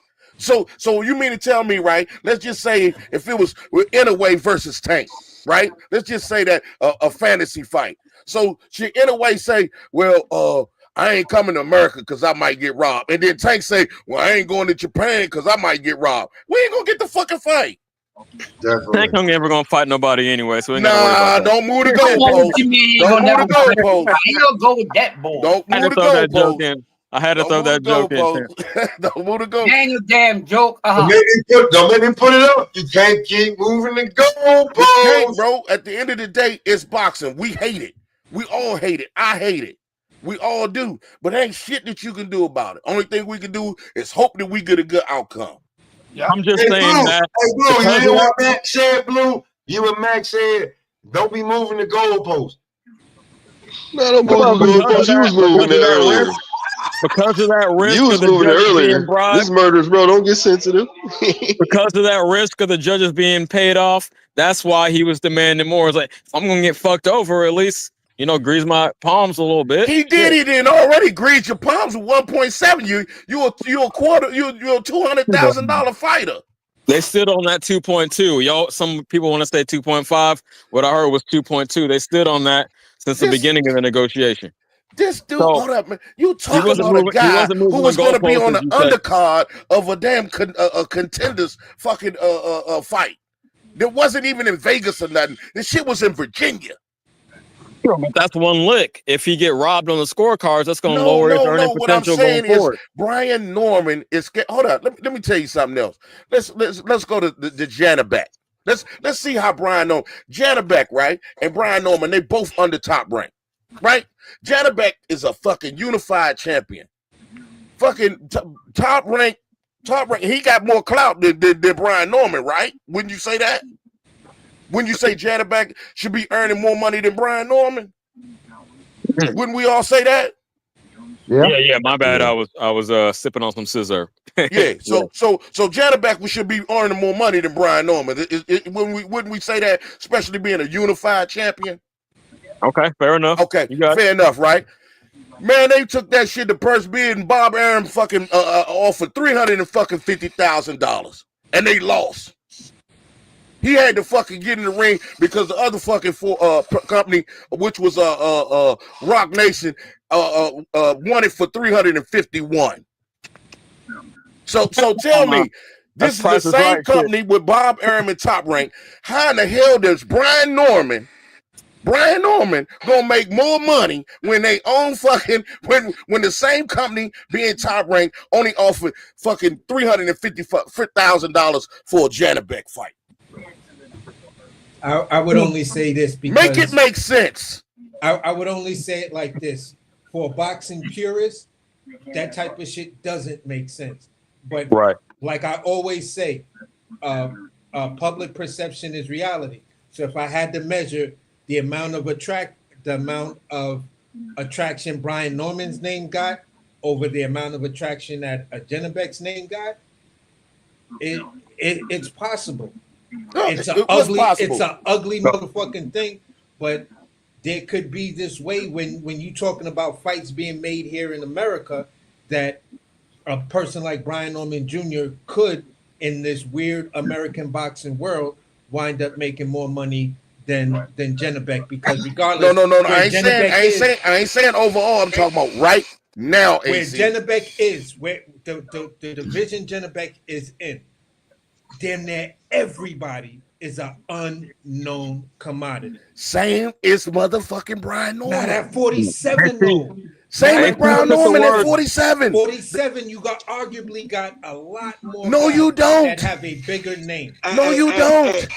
Hey, at 60, believe it or not, they got more names at 60 than they do at 47. But you're still talking from a boxing Name purist them. perspective, Go ahead and name but them. you're not Name talking them, Bo. public perception. Let Bo name them. Go ahead. Marketability. Marketability. AC took the words out of my mouth. It's marketability. Come on, bro. Not quality fighters. Marketability. Marketability. They got Chris Eubank Jr. That's marketable right there alone. You got Erislandy Lara, right? That's a champion. You got what's the Dominican dude that got the belt that Janabek was trying to fight? The PBC guy, I forgot his name. Adames. They got Adames. Yep. They got Adames. Carlos I'm not sure. Yeah. They got Adames, another marketable name. They got All right, go ahead. My bad. But you got you. But see, you a hardcore man. Like the casual, Yeah. if you had a hard time knowing that, the casual don't know that, man. So I'm not sure. And that's the And the argument that I casuals made in don't my know plan. Mario Barrios. The casuals don't know Stanionis. The Mario casuals don't know Brian Norman Jr. with 120. Like, come on, man. Everybody know Mario Barrios because they know Tank dropped him. They know he's gonna Man, keep no nobody. coming. Like by sharing Because the ring Tank with dropped the Tank. bet on it. You know every fighter that Mike Tyson dropped? No, but what the argument right there was 160 versus 47. And I would say 47 has it right now. Yeah. From where? Outside of Earth, like we just went through this. My man, he was saying, "My man, what's my man name?" I had to tell him a diamond. Like we're hardcores. Casuals don't know that, but they do know Mario Barrios. Mario Barrios is not even in the. Wait. Mario Let me just put Barrios it not like even this in for the you, picture. B-Mac. Let me put At it to you 47. like this. Name me one fighter at 160 that has a bigger name and more traction behind him than Jerome Boots Ennis at 47. That says Jerome it all Boots right Ennis there. is the money man. That's my whole point. That's why I say Brian Norman dropped the ball. You But should what have I'm took the saying, fucking B-Mac, money. is overall, and when you look at 47 to 60, when you look at Take that, the money, it's bro. easy for me to see where Brian Norman would come across and make more money than Jenneback, fighting a guy like Jerome Boots Ennis. That's right. That's my point. Thank you. You answered my question. You answered. Thank you, AC. So that's why he should have took the fucking money. But we all know what the truth about all of that is, so it makes it a little hard to say. Bro, you're not going. Tell me something. If he don't fight Boots, right? Where's he gonna get a fucking payday like that from? Fighting who? Unify the title with other champions. Go fight other champions. Fight Mario You're not Barrios. fighting Boots. Fight motherfucker. You're not fighting Boots. I mean, Mario Barrios, didn't this motherfucker? He should have lost, right? Against a fucking Emil Ramos. That was a draw. That was an ugly fight. I'm not about to fight B-Mac This on motherfucker should have lost against Emil Ramos. That was an ugly fight. That shit was ugly as fuck. So yeah, B-Mac got I'll some. make that fight another Like, good fight. 47 looked like kind of. That motherfucker did some bullshit. Yeah. That motherfucker should have lost. I mean, bro, we gonna make an argument for it, like, yeah. You should have took the money. You dropped the fucking ball. Lying, bro. That shit look ugly. You can't make this shit make sense, bro. No, you should have took the fucking money. All that I need $1 million. I need a little bit more. Motherfucker, you make $200,000. And then how much you gonna get once you split that shit up? This is my first time meeting you, man. Let me ask you something. Yes, sir. When that Frank Martin situation with Shakur happened, yes, right? sir. And it was pretty much a done. Do we understand it was a done deal, right? Yes, sir. Okay. And then when Frank left, yes, sir, and said he wanted a little extra, who was right and who was wrong in that situation? I think who was right and who was wrong? Like the Frank situation, where you put the blame on? Okay, do you blame Frank for saying I need an extra little or and you say that he ducked Shakur or what? Or yeah, he ducked the smoke. Bit more? Yeah, he ducked the smoke. Okay, he ducked smoke. Think about it like this, body work. If he'd have took that fight, right? That's the same fight when he fought Ellen Del Santos, right? Yeah. Shakur was hurt, right? With one arm. Wasn't it perfect timing for Frank to get in the ring with Shakur with one arm and probably beat Shakur? And if then you won the belt, you come back and you fight Tank. Ain't you getting more money? Yeah, I was doing that to see if in principle we in agreement. In principle, we are in agreement. That's all. So in essence, when it comes down to the boot situation, yes, sir. When it come down to this Boots and Norman, had it been a possibility and that was the money on the table, I could say, well, yeah, that's a once in a lifetime Norman. But since I know that couldn't have been a possibility, I don't like having that argument. So I agree with what you're saying as far as, yeah, you can't turn on that kind of money. But I'm also saying that we all know it was cannon fodder because the fight couldn't have proceeded anyway. And this is what I'm saying with you, body work. Once, like y'all said, like Ms. Donia said, and Eddie Hearn said, once that paperwork had got in, then it was done. I'm just saying at the time when they had a chance to make that fight, they should have took the money. So we got clarity. So we all got clarity Hey, on it. hey, Body, I got to answer that. So I will say Frank Martin definitely ducked the fight, but he got lucky because he just happened to be in the same stable with Javante, and he basically sold his own. So if he would have forced Shakur, got embarrassed, he probably, in his mind, probably thought like, I will never get this Javante fight. So he just fought to get that extra little, you know what I'm saying? So he got lucky in that situation. Yeah, that's what I say. I say, listen, when it comes down to you and Shakur, I say that is a duck, but you righted the wrong when you landed the Tank. The only thing that kind of saved you was when you landed Tank. But still, when I look at the whole Shakur, if I keep it in the vacuum and look at Shakur and Frank ducked Shakur. You know what I'm saying? In my book, only thing that righted it was that you wound up getting the Tank fight later. Like that. So your next fight was Tank. So in hindsight, you can't say, well, damn, he was too wrong. But right in the moment, he ducked Shakur. That's how I see that. Guys gotta understand that you guys ain't made no name for themselves, man. Well, I'm sorry. Now, I'm gonna ask y'all a question. Since y'all saying Frank Martin ducked Shakur, did Shakur duck Devin? No. They're not gonna admit. Whoa. We gonna go through this When whole Shakur was thing. asked for more money, he did the same thing. He did the same thing Frank Martin did. Asked for more money. Mr. Golden. Mr. Golden. Let me end it right here. At the end of the day, right? Did Devin Haney ask for an extension?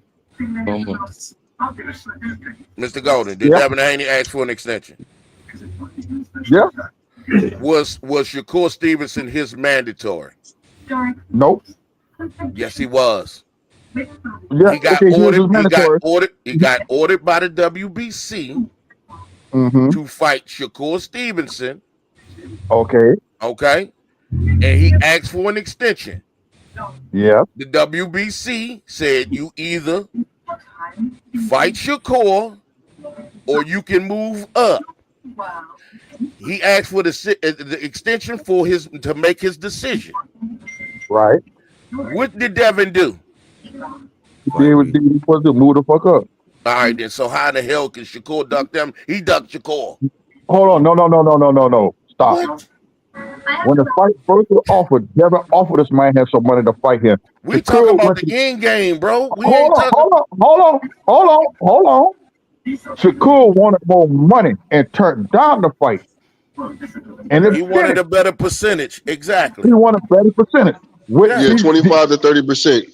No, he's offered 25.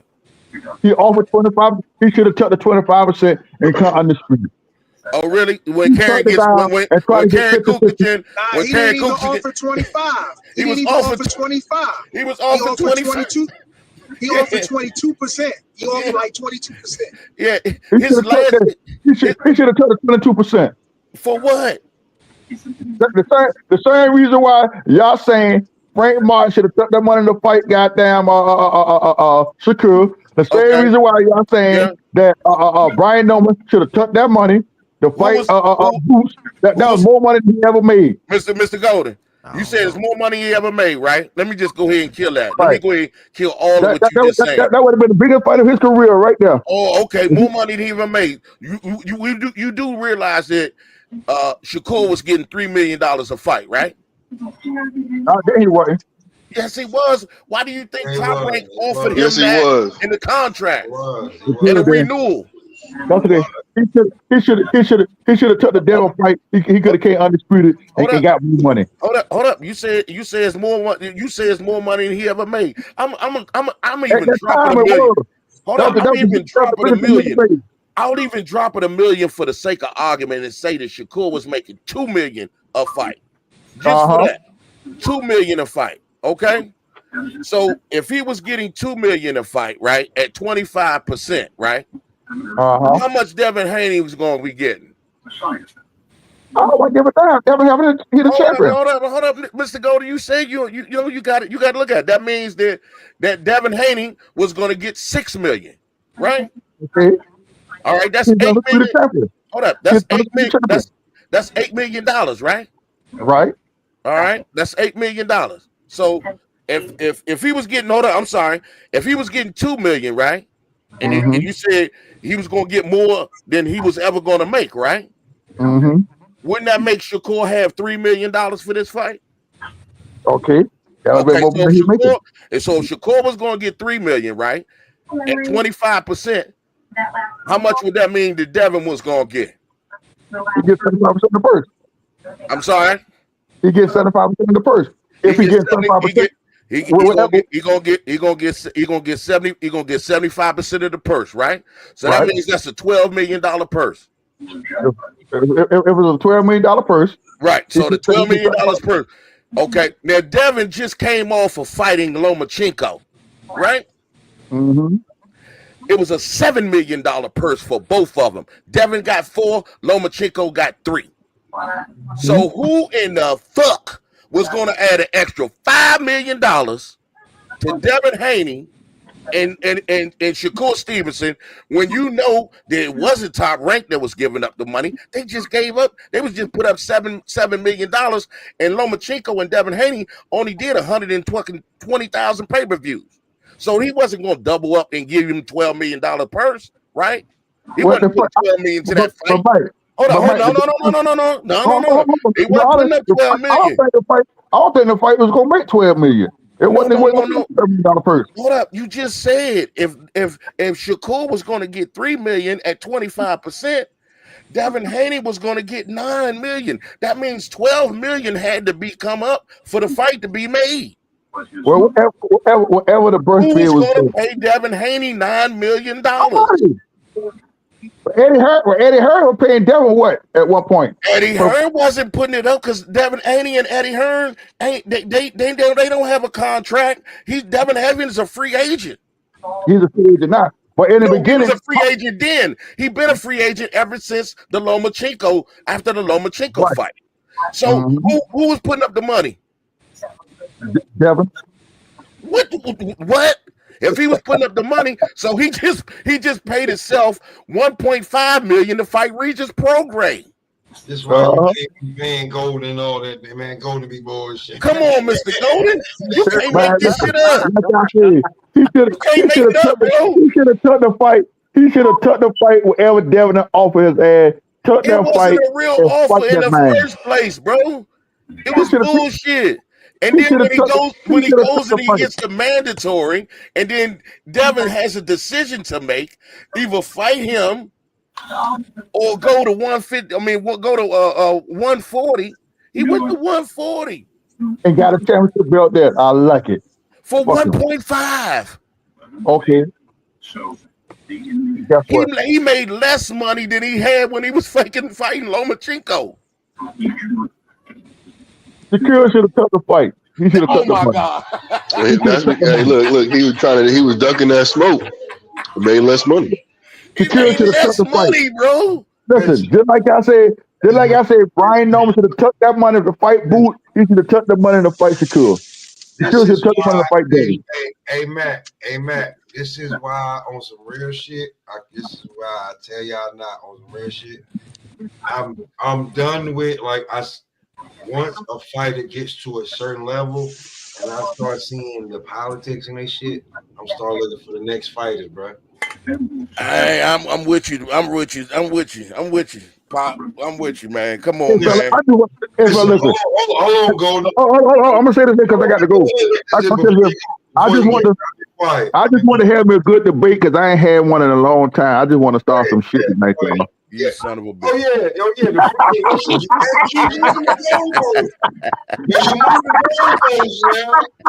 You son of a bitch. Hey, I'm gonna tell you something. I've been had these shits down here on the bottom now. I've been had these shits, man. Nigga can't. Mike, what you say, Mike? I say you son of a bitch, Mr. Golden. Hey, Golden, you nigga. I don't blame for saying that. You be doing some shit. But you got my goddamn lung hurting out this motherfucker, man. Yeah, chill out, man. You doing that bullshit. When the last time we had a good argument? I say this. When the last time we had a good argument? You feel better though, Matt, because You know what I'm saying? You took on about 3 or 4 niggas at once. Hey man, I've been missing this shit, man. I ain't really want to come out nobody. I just got a lot of shit built up. I just be like, nah, man, shit, man. You know, I just been wanting all the smoke. I've been wanting all the smoke with everybody. Just like I said, B-Mac just I wanted know to how to get bring back it out in of there, debate Pop. shape. Yeah, you right. I You brought, right, I, think I AC. brought it.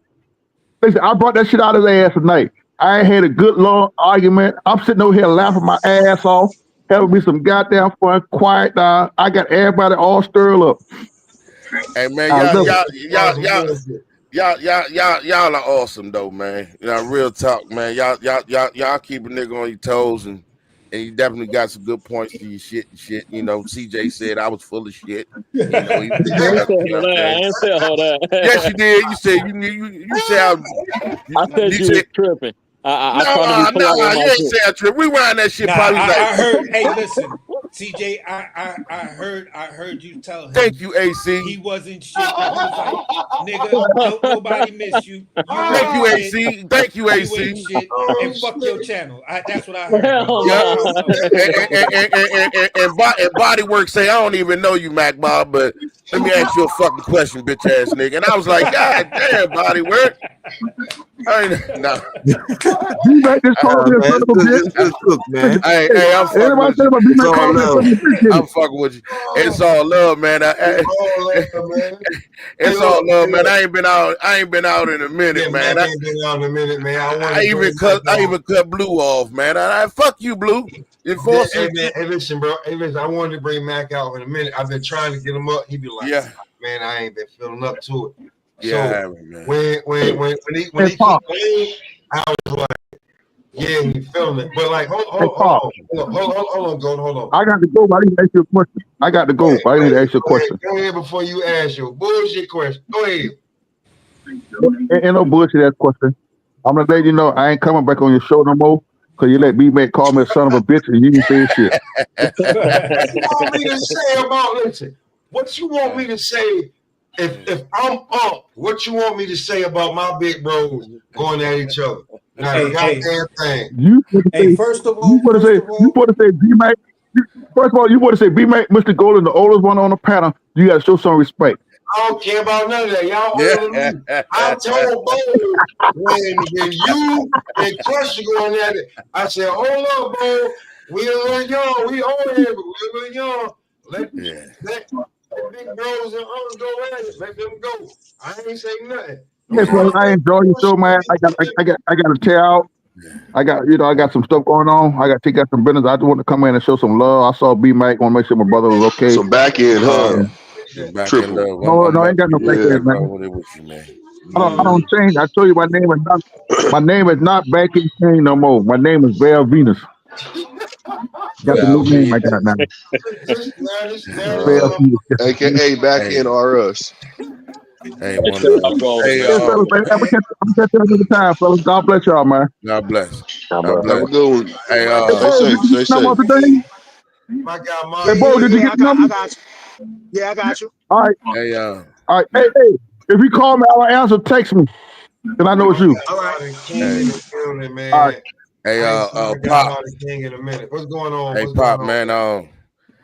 Yeah, man. I gotta take my medicine, man. I didn't did enough. I didn't did about an hour, man. And I ain't out the woodwork yet, man. You know, with this collapsed lung shit, man. So I appreciate you. At the end of the day, man, I'm gonna have to ball out, man. Get on my damn machine real quick, man, and I appreciate you. Just you doing that, man. I close it properly out, man. I appreciate you.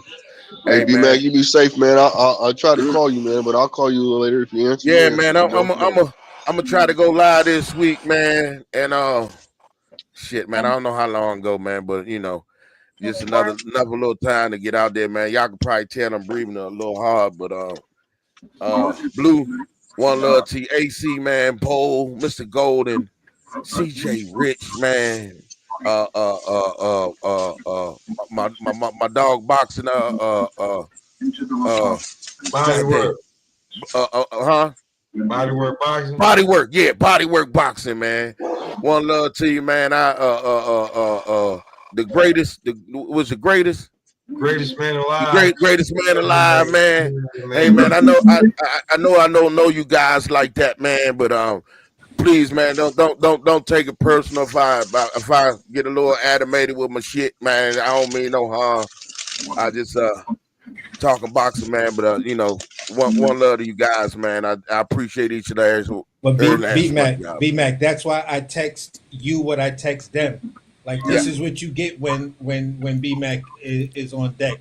A good hot argument, a good hot debate. So yeah, I like it, man. Much love, bro. I'm a subscribe, man. I just met you. I like that shit, man. I like that you stand your ground. You know what I'm saying? Yes, sir. You know what I'm saying? Like, yes, Yes, man, that ain't no fun, man. Yeah. Yes, man, ain't no fun, man. We can always learn from one another and not have to cuss each other out and pitch ass nigga and all that shit. Listen, going over to B Mac's channel, bro. Don't be surprised if you pull up on a panel and we start debating and it's not like it'll be this many people that's on right now. Everybody's against you. Yeah. But go ahead, AC. Hey, it happened to me. It's happened to Blue. It's happened to Pop. It's even happened to B Mac. Yes, that's true. That's true. Everybody like B Mac. I've been jumped before too. I've been jumped. This is what it is. And listen, and Crush and Body, y'all DMV. So when B Mac come on, man, he had that go going, man. Yeah. Oh man, Crush from the DMV too. He Philly. Crush from Philly. Oh, okay, from Philly. Okay. One love, man. Hey, listen, even though like we try it's tri-state, but Philly still DMV and Body from B More. Yes, sir. Oh, okay. Body from B Wall. Yeah. That's hop skipping the jump, baby. That's hop skipping the jump. Yes, man, sir. So it's always love when you pull up, man, and we do this. So. Yes, sir. I appreciate you guys, man. I gotta bow out, man. But Pop, man, thank you, man, for giving me opportunity to cook, man, with the rest of y'all, man. I love each and every last one of y'all. Y'all know, man, that all y'all, man, that come through on the mob as well, man. Y'all please, man, it's out there. Hit that like button, subscribe to the channel, man. I see you out there, MKB, man, and in the chat, man. One love to you, man. And I got to slide Anthony G too, man. I see all y'all, man. But I'm gonna go ahead and keep the live link going for y'all, bro. So anybody that come through on the mob, man, y'all make sure y'all go ahead and subscribe to Smoke Session Sports and Entertainment, man, and work with my soldiers, man. And I'm gonna just go ahead and keep it in the live. Just pull me out of the studio, Smoke, and I'm gonna keep my link going, okay? I got you, big dog. All right, baby boy. Everybody that's watching, man, this is where we go to get that, to get that murderer's row on. It's keep your feelings aside and let's just debate the facts. Yeah, let's just go at it. All right, this is your opinion. As long as you come in with an opinion that's, what it is, and even if it's some bullshit, you better be prepared to intelligently defend that shit. Yes, sir. Yes, sir. One love to y'all, man. I appreciate y'all, man. I'm out, y'all. Peace. Salute, B Mac. Keep healing up, homie. We praying for you. You in our thoughts. All right. Hey, man. How your mom, man? I ain't mean to put that out there, but I ain't talked to you in a minute, man. No, it's all family over here. If you want to get that off before you go ahead. Y'all go ahead. We ain't gonna. We all know about CJ mom right here, man. So see, man, give your mom my love, man.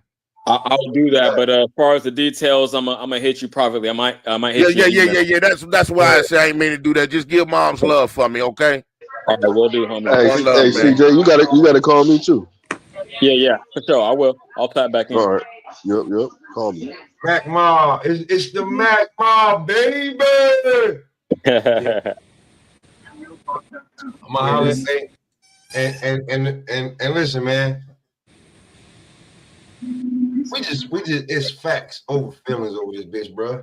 I'm fucking sorry. It's facts over feelings over here. Listen, y'all do not know. Like, AC was like this when Jared Henderson lost, bro. He was like, yeah.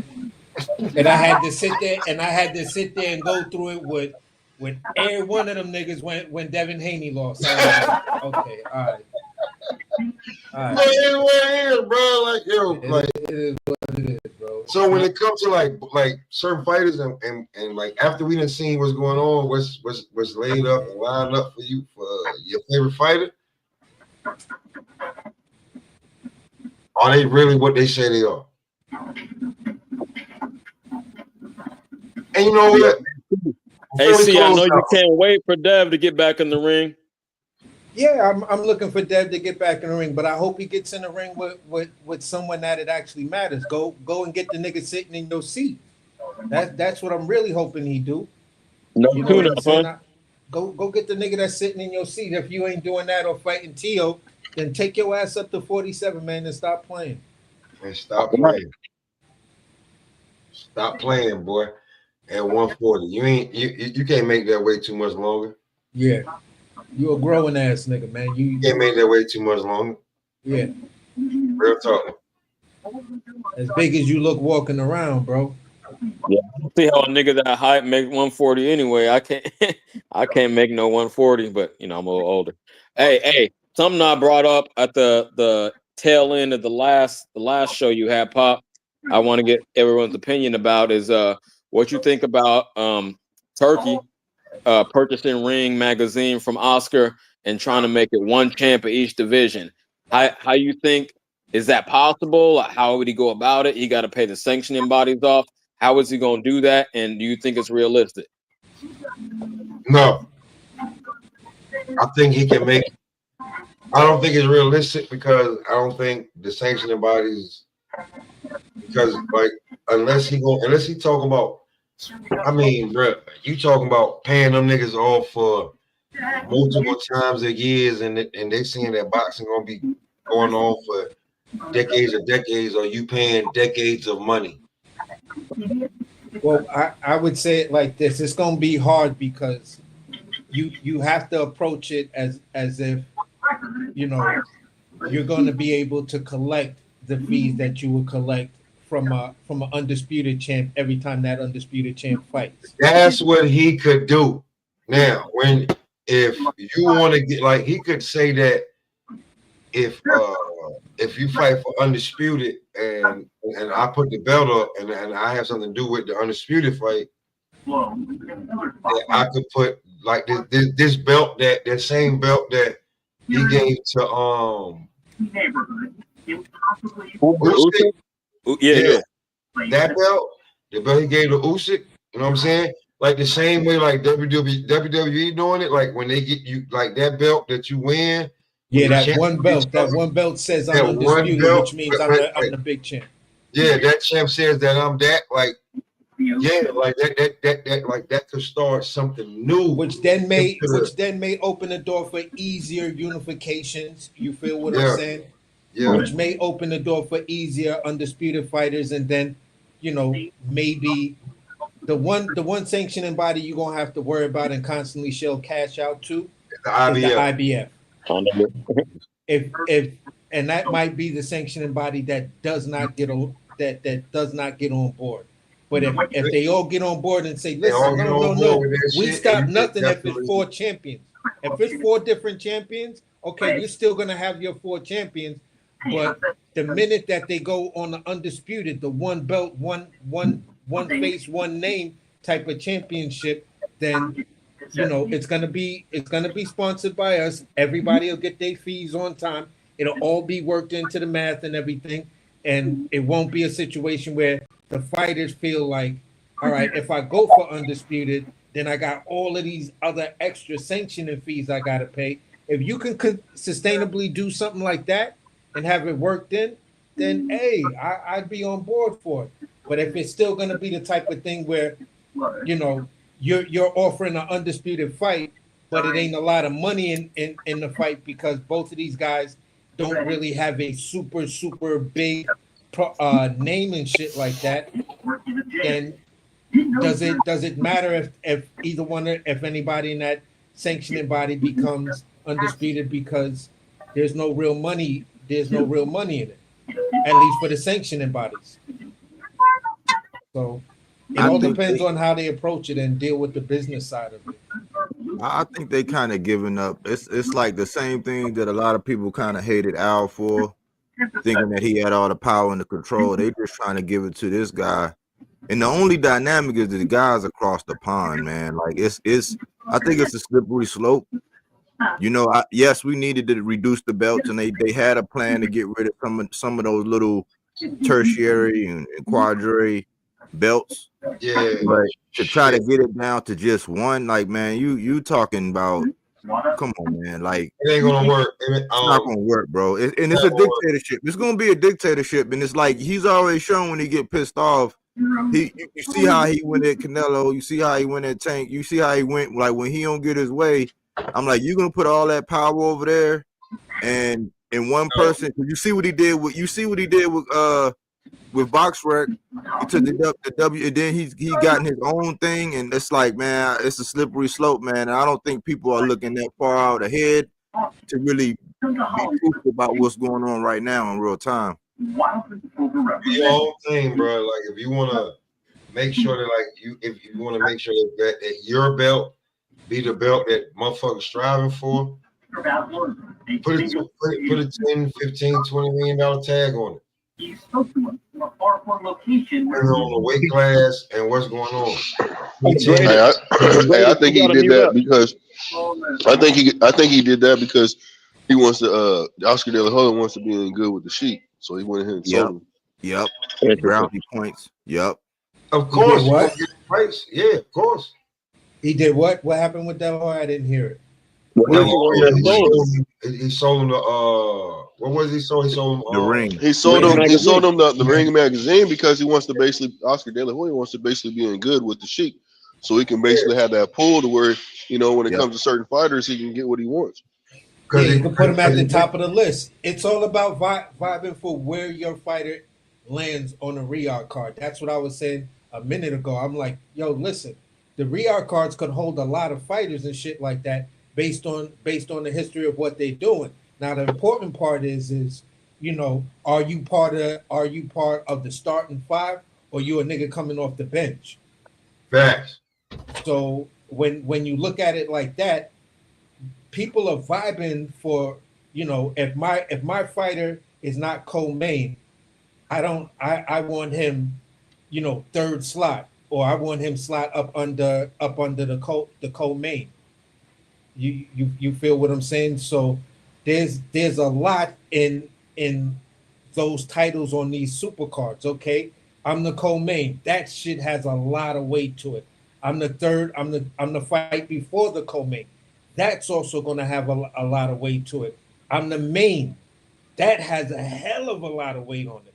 So when you just look at that dynamic, you see why, you know, people are doing what they're doing, because it's like, listen, my fighter's on the undercard of a Riyadh season, like the undercard, the free shit. You feel what I'm saying? The YouTube shit, but he still made it to a Riyadh card. You feel what I'm saying? So that lets you know where some people be like, oh, who is this guy and this. Yo, he made it to a Riyadh card. That's all you fucking need to know. There was that many eyes on him. People been looking at him on the low. Smaller channels that are not talking about your favorite fighter all fucking day long are talking about these guys. You feel what I'm saying? So, you know, the smaller channels need to be out here, because just like yesterday, we talking to an ex-fighter in Lord of the Rings. Lord said, I don't know, he said at least 3 times, like, who the fuck are these guys you guys are talking about? I have no idea who none of these motherfuckers are. And we're talking about Zepeda, Moratala. You feel what I'm saying? We're talking about these 2 guys plus a couple of other people. And this is a guy, you know, used to be a boxer and shit like that, is saying, I have no idea who the fuck you're talking about. We was talking about Bird Check. He was like, who the fuck is this guy? Yeah. So at the end of the day, the smaller channels are looking for their place, and we're talking about the guys who have talent but don't get to make the algorithm. So we got to bring them up and shit like that. And then by the time, you know, a smaller channel start doing it, now a bigger channel want to interview the same guy the smaller channel did. You feel what I'm saying? Same shit, bro. Now you see where the work is coming in. And this is where, you know, people like the Sheik, who has his little team constantly trolling the internet to see what's the buzz in boxing. They're like, oh yeah, this is who these guys. Let me look at his fight. Oh, these guys were right. So can we get him on an undercard? He's not ready for the main. He's not ready for the starting five, but he's definitely ready to come off the bench. You feel what I'm saying? And we're the ones who's actually helping out the situation. You know what I'm saying? It's people like me, Blue, Body, you know, Pop, Bold. You feel what I'm saying? CJ popping up, and we get into these common sense debates about, you know, fighters that don't get the rhythm. This shit, they know, even though the playbacks may not be, you know, within the thousands of thousands, all you need is the one person to see the playback that matters. They see them shits, man. And yeah, they see them shits. They see them shits, man. Before we get up out of here, November 30th, I want everybody to check it out, especially if you're on the East Coast, check out Joseph Brown, signed to the money team. He was up here, him and his father. He fighting on Danny Garcia card in Philly. All right. I want to peep. Most definitely. Yeah, make sure you check that out. So before we get up out of here, man, everybody land on what they want to land on. It don't even matter. Yeah, I land on what I wanted to land on, what I just said. So I'll just say diddle to the shit that I just said. All right, AC. Yeah. I land on this, man. Good chopping it up with y'all guys, man. Thanks for having me on, man. You know, boxing is doing good, man. I see a lot of young and upcomers, man, doing their thing, man. And peace out. Appreciate that, bro. One love. All right, I'll go if nobody else gonna go. Well, shit, I'll go ahead and go. Ain't no worries.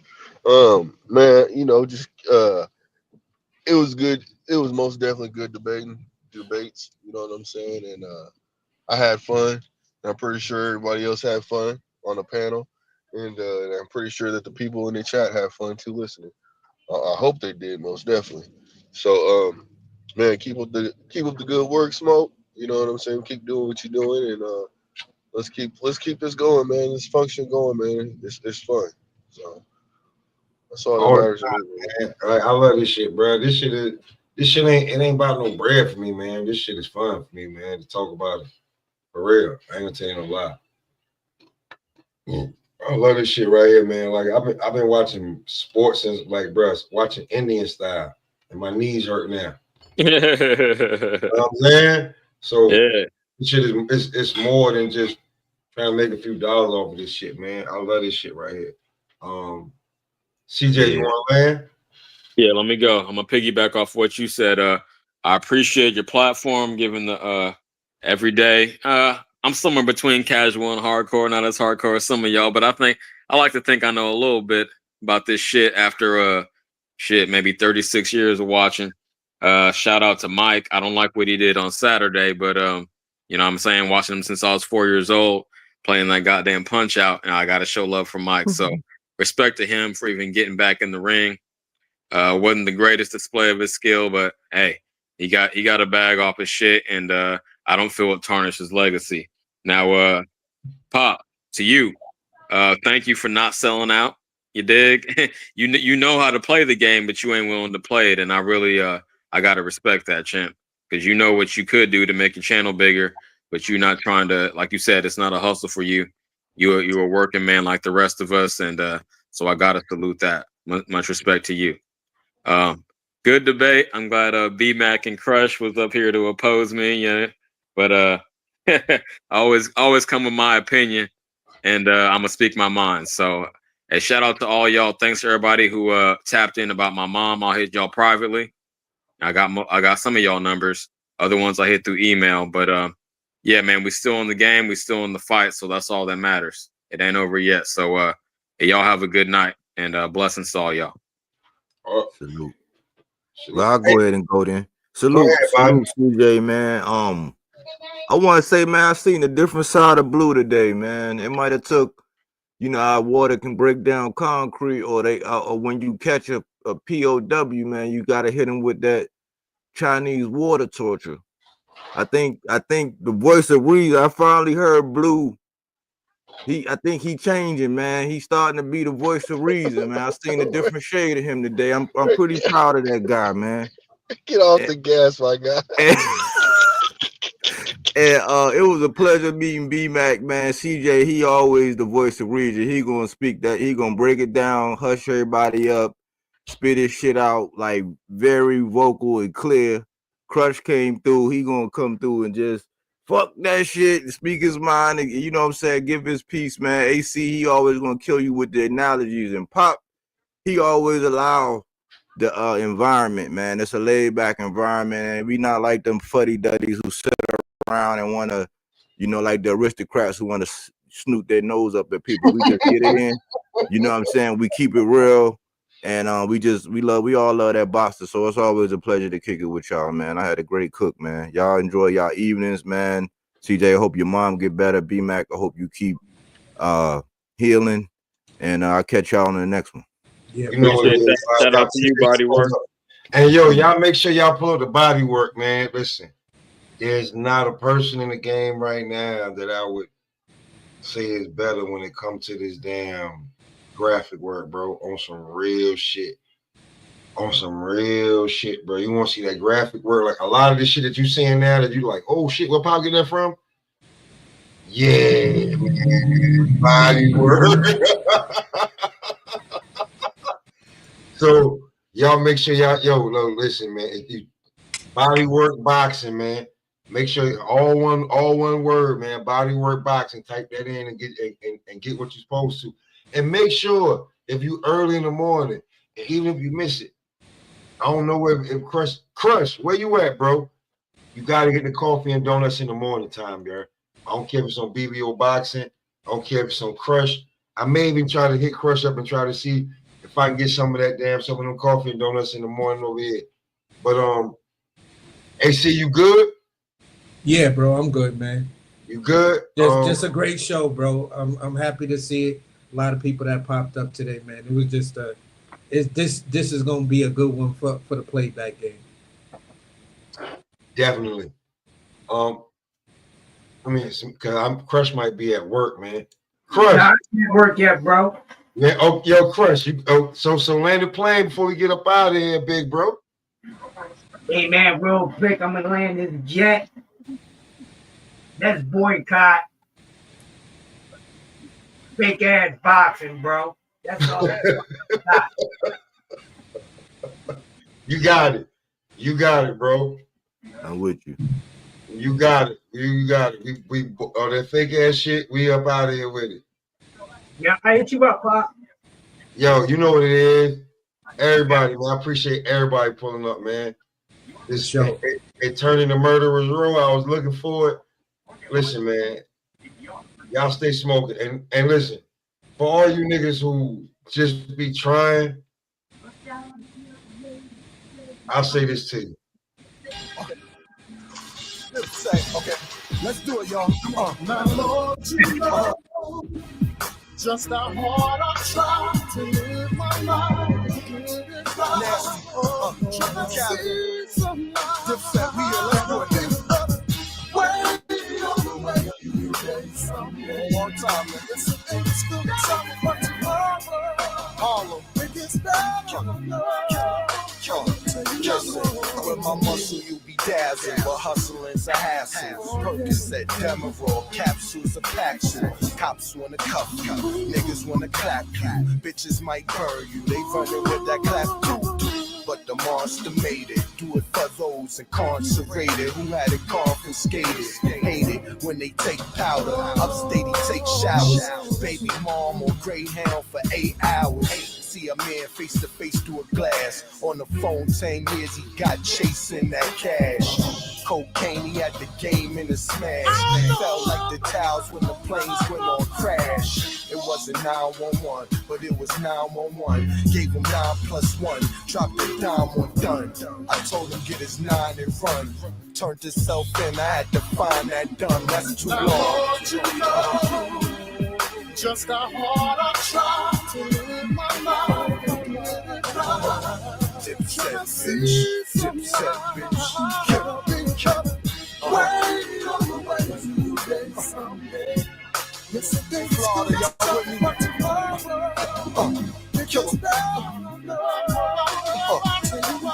Hey yo, them niggas from the 3-2 said I can't breeze through the 40 if I cop bottles. We can't believe you. Me who? Please boo. Landed in that G2, the same color as beef stew. Favorite letters GQ. That's me, true. Peace blue, Hebrew. Lawyer on my side, keep me out of jail. The feast stew. Steep, but it might lead to that R2D2. The mobsters creep through. You know what? Hold on. Crush still in the building real quick, man. We can't even end it like that. We got to. I got to do this one.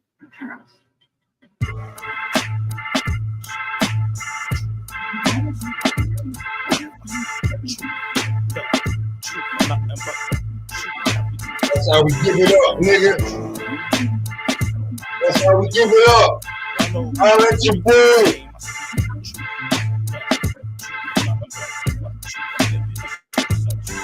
I hope you got an extra mic and a fireproof booth, cause you know I'm known to melt a wire too. You need a fire engineer when I lay this blaze. I melt down track stacks, reels and slaves. Hit the studio, jars of dro, bars to blow. BC go with that arsenic flow. Fuck that, don't hold me back. I roll with crack. Y'all cats told Mac the rap. Y'all don't realize y'all released the beast untamed. Speech all flame, streets y'all blame. It should be an honor for y'all to speak my name. I could go before your honor couldn't beat my game. Gotta laugh, don't act like you spit it the same.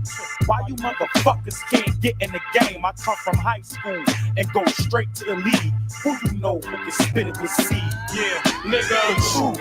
Every time I step in the booth, I speak the truth. Y'all know what I'm bringing to you. I bring the truth. You motherfuckers know who I be. I be the truth. When I speak, sell, set you free. Nigga, the truth. Every time I step in the booth, I speak the truth. Y'all know what I'm bringing to you. I bring the truth. Motherfuckers know who I be. I be the truth. When I speak, sell, set you free. Ain't nothing changed with Sieg. I'm still stuck in the kitchen. So what I'm signed, that's fine. Still stuck in position. You motherfuckers know me well. Couple court cases from jail. Couple 404 shells from hell. Stuck on this mission. Go home, my girl fussing and bitching. Motherfucker, won't you change your life? I'm thinking. Motherfucker, won't I change my wife? Ignorant bastard laughing like fuck the rap shit. It's just another hustle, another way for niggas to touch you.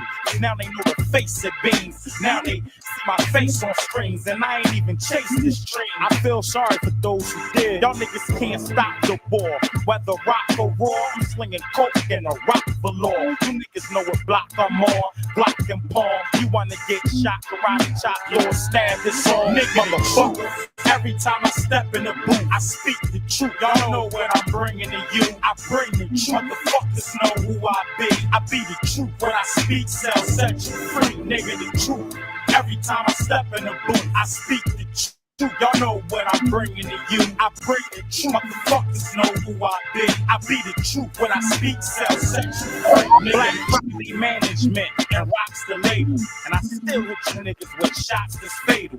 That bullshit vest can't save you. I had a doctor open you up from chest to navel. See my face on cable and have flashbacks of that cold ass table and them hoes I gave you. I'm that nigga that'll come and pour salt in your wound at the hospital while the cops guard in your room. You got to see what I've seen, look where I've looked, touch what I reached, to take what I took. You got to go where I've gone, walk where I've walked, to get where I'm at, to speak what I talk. You got to lay where I've laid, stay where I've stayed, play where I played, to make what I made. You got to move what I move, use what I use tools how I use fools how I use. Nigga, the truth.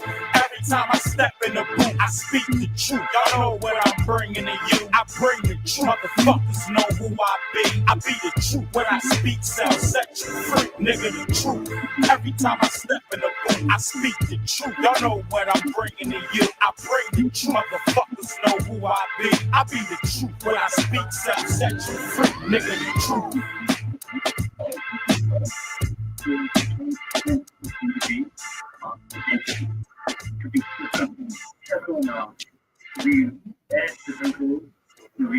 Construct a building. I think that pretty much sums it up right there, huh, Crush?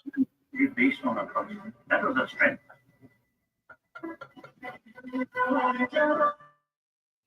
Truth on you niggas, man.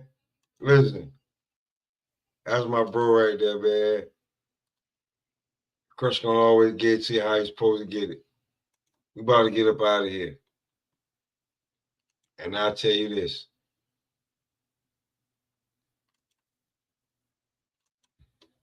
I've been doing this for a long time, man. Whether on YouTube or not.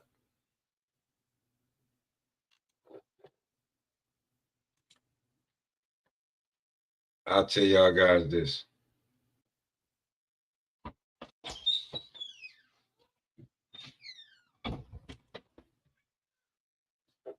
What? I'll tell all y'all this, man. Everybody that's saying it.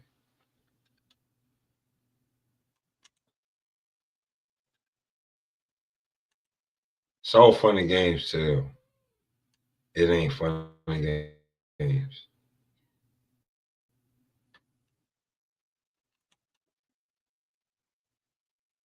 And we up out of here.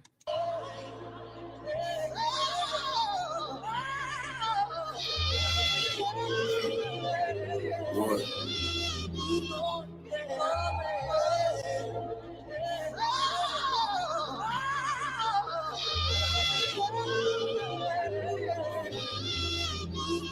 Searching for words, a lone wolf immersed in the herds of lamb chowder, 10 powder from the first to the third.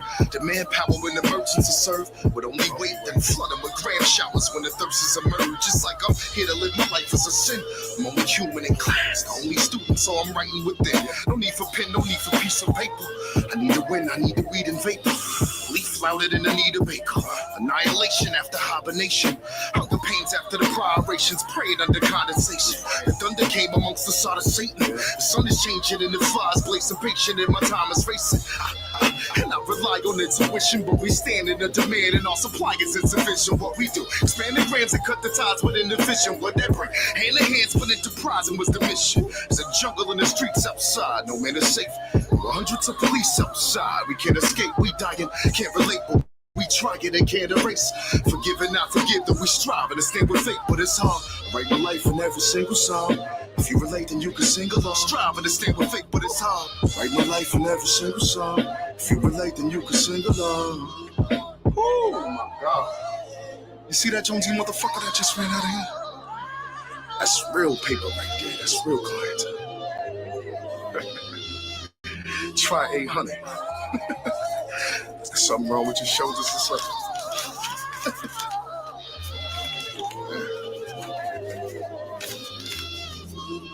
Lost in my thoughts, a live soul lost in the corpse. My guys know, pie sold at a portion of cost. It's mind cold, but that's the cost of a boss. He lies froze, he's firing eyes closed with no remorse for the loss. It's like he's here to live his life as a sin. He's only human, his past conform to lose until he rightfully wins. No need to boast, no need to feed the fables.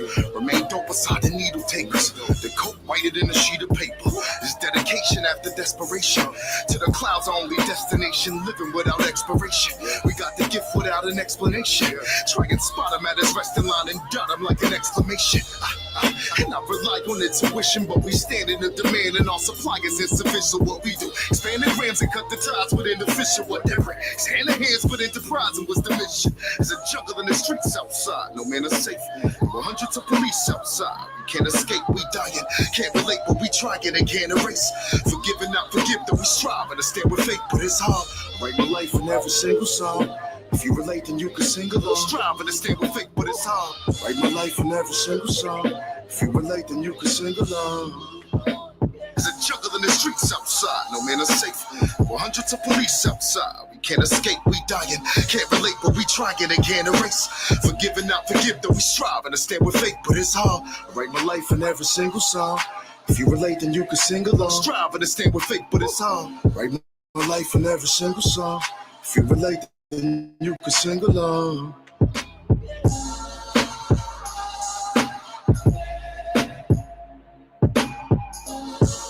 You know what? CJ, you just said that. I was trying to end the fucking live, CJ. CJ, I was trying to end the live.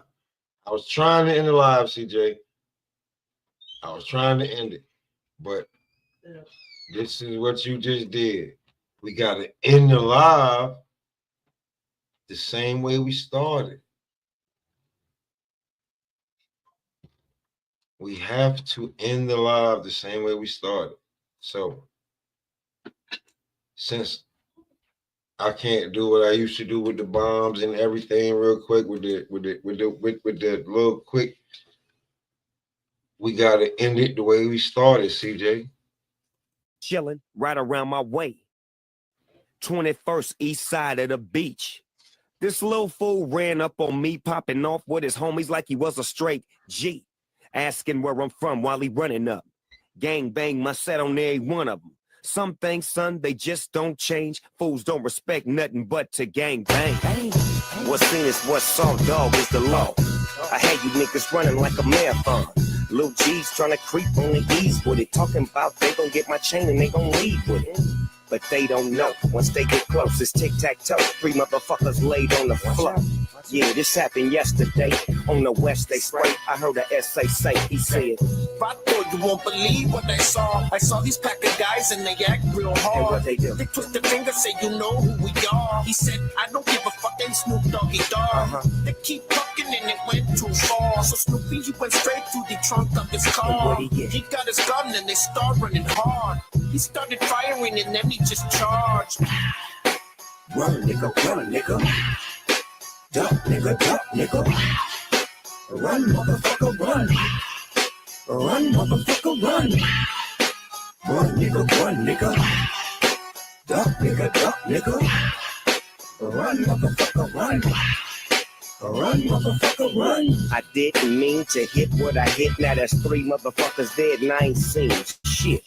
But these niggas are scream with police. But for a G like me, it's just a case. Really, you can see. I crack the Mac back and pop off rolling. And smack your neck back, you drop off falling. I haven't seen my mama in a week. And she ain't even ran her mouth about me.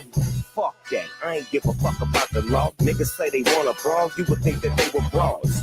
Believing all the things that you never saw. In it, y'all, been a dog, smoke you like a menthol. You think you know, but this can't go. You think you'll blow on my dope? What the fuck, no. Oh, wait. I think we had a good time.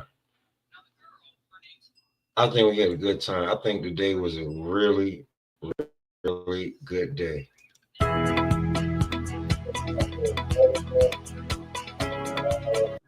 And we had a really good time up here with everybody.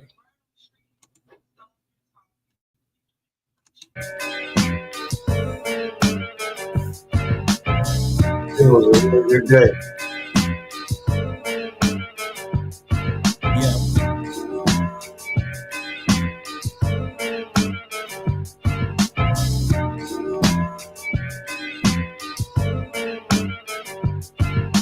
Just waking up in the morning, gotta thank God. I don't know, but today seems kinda odd. No barking from the dog, no small. And mama cooked the breakfast with no hog. I got my grub on, but didn't dig out. Finally got a call from a girl I wanna dig out. Hooked it up for later as I hit the dope. Thinking, will I live another 24? I gotta go, cause I got me a drop top. And if I hit the switch, I can make the ass drop. Had to stop at a red light, looking in my mirror, not a jacker in sight, and everything is alright. I got a beat from Kim, and she could do it all night. Called up the homies and I'm asking y'all, which part are y'all playing basketball? Get me on the court and I'm troubled. Last week messed around and got a triple-double. Freaking brothers every way like MJ. I can't believe today was a good day.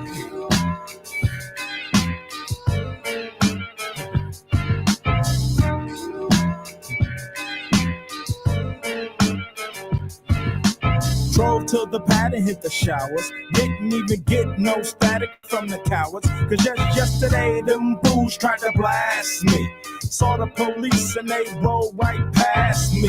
No flexing, didn't even look in a brother's direction as I ran the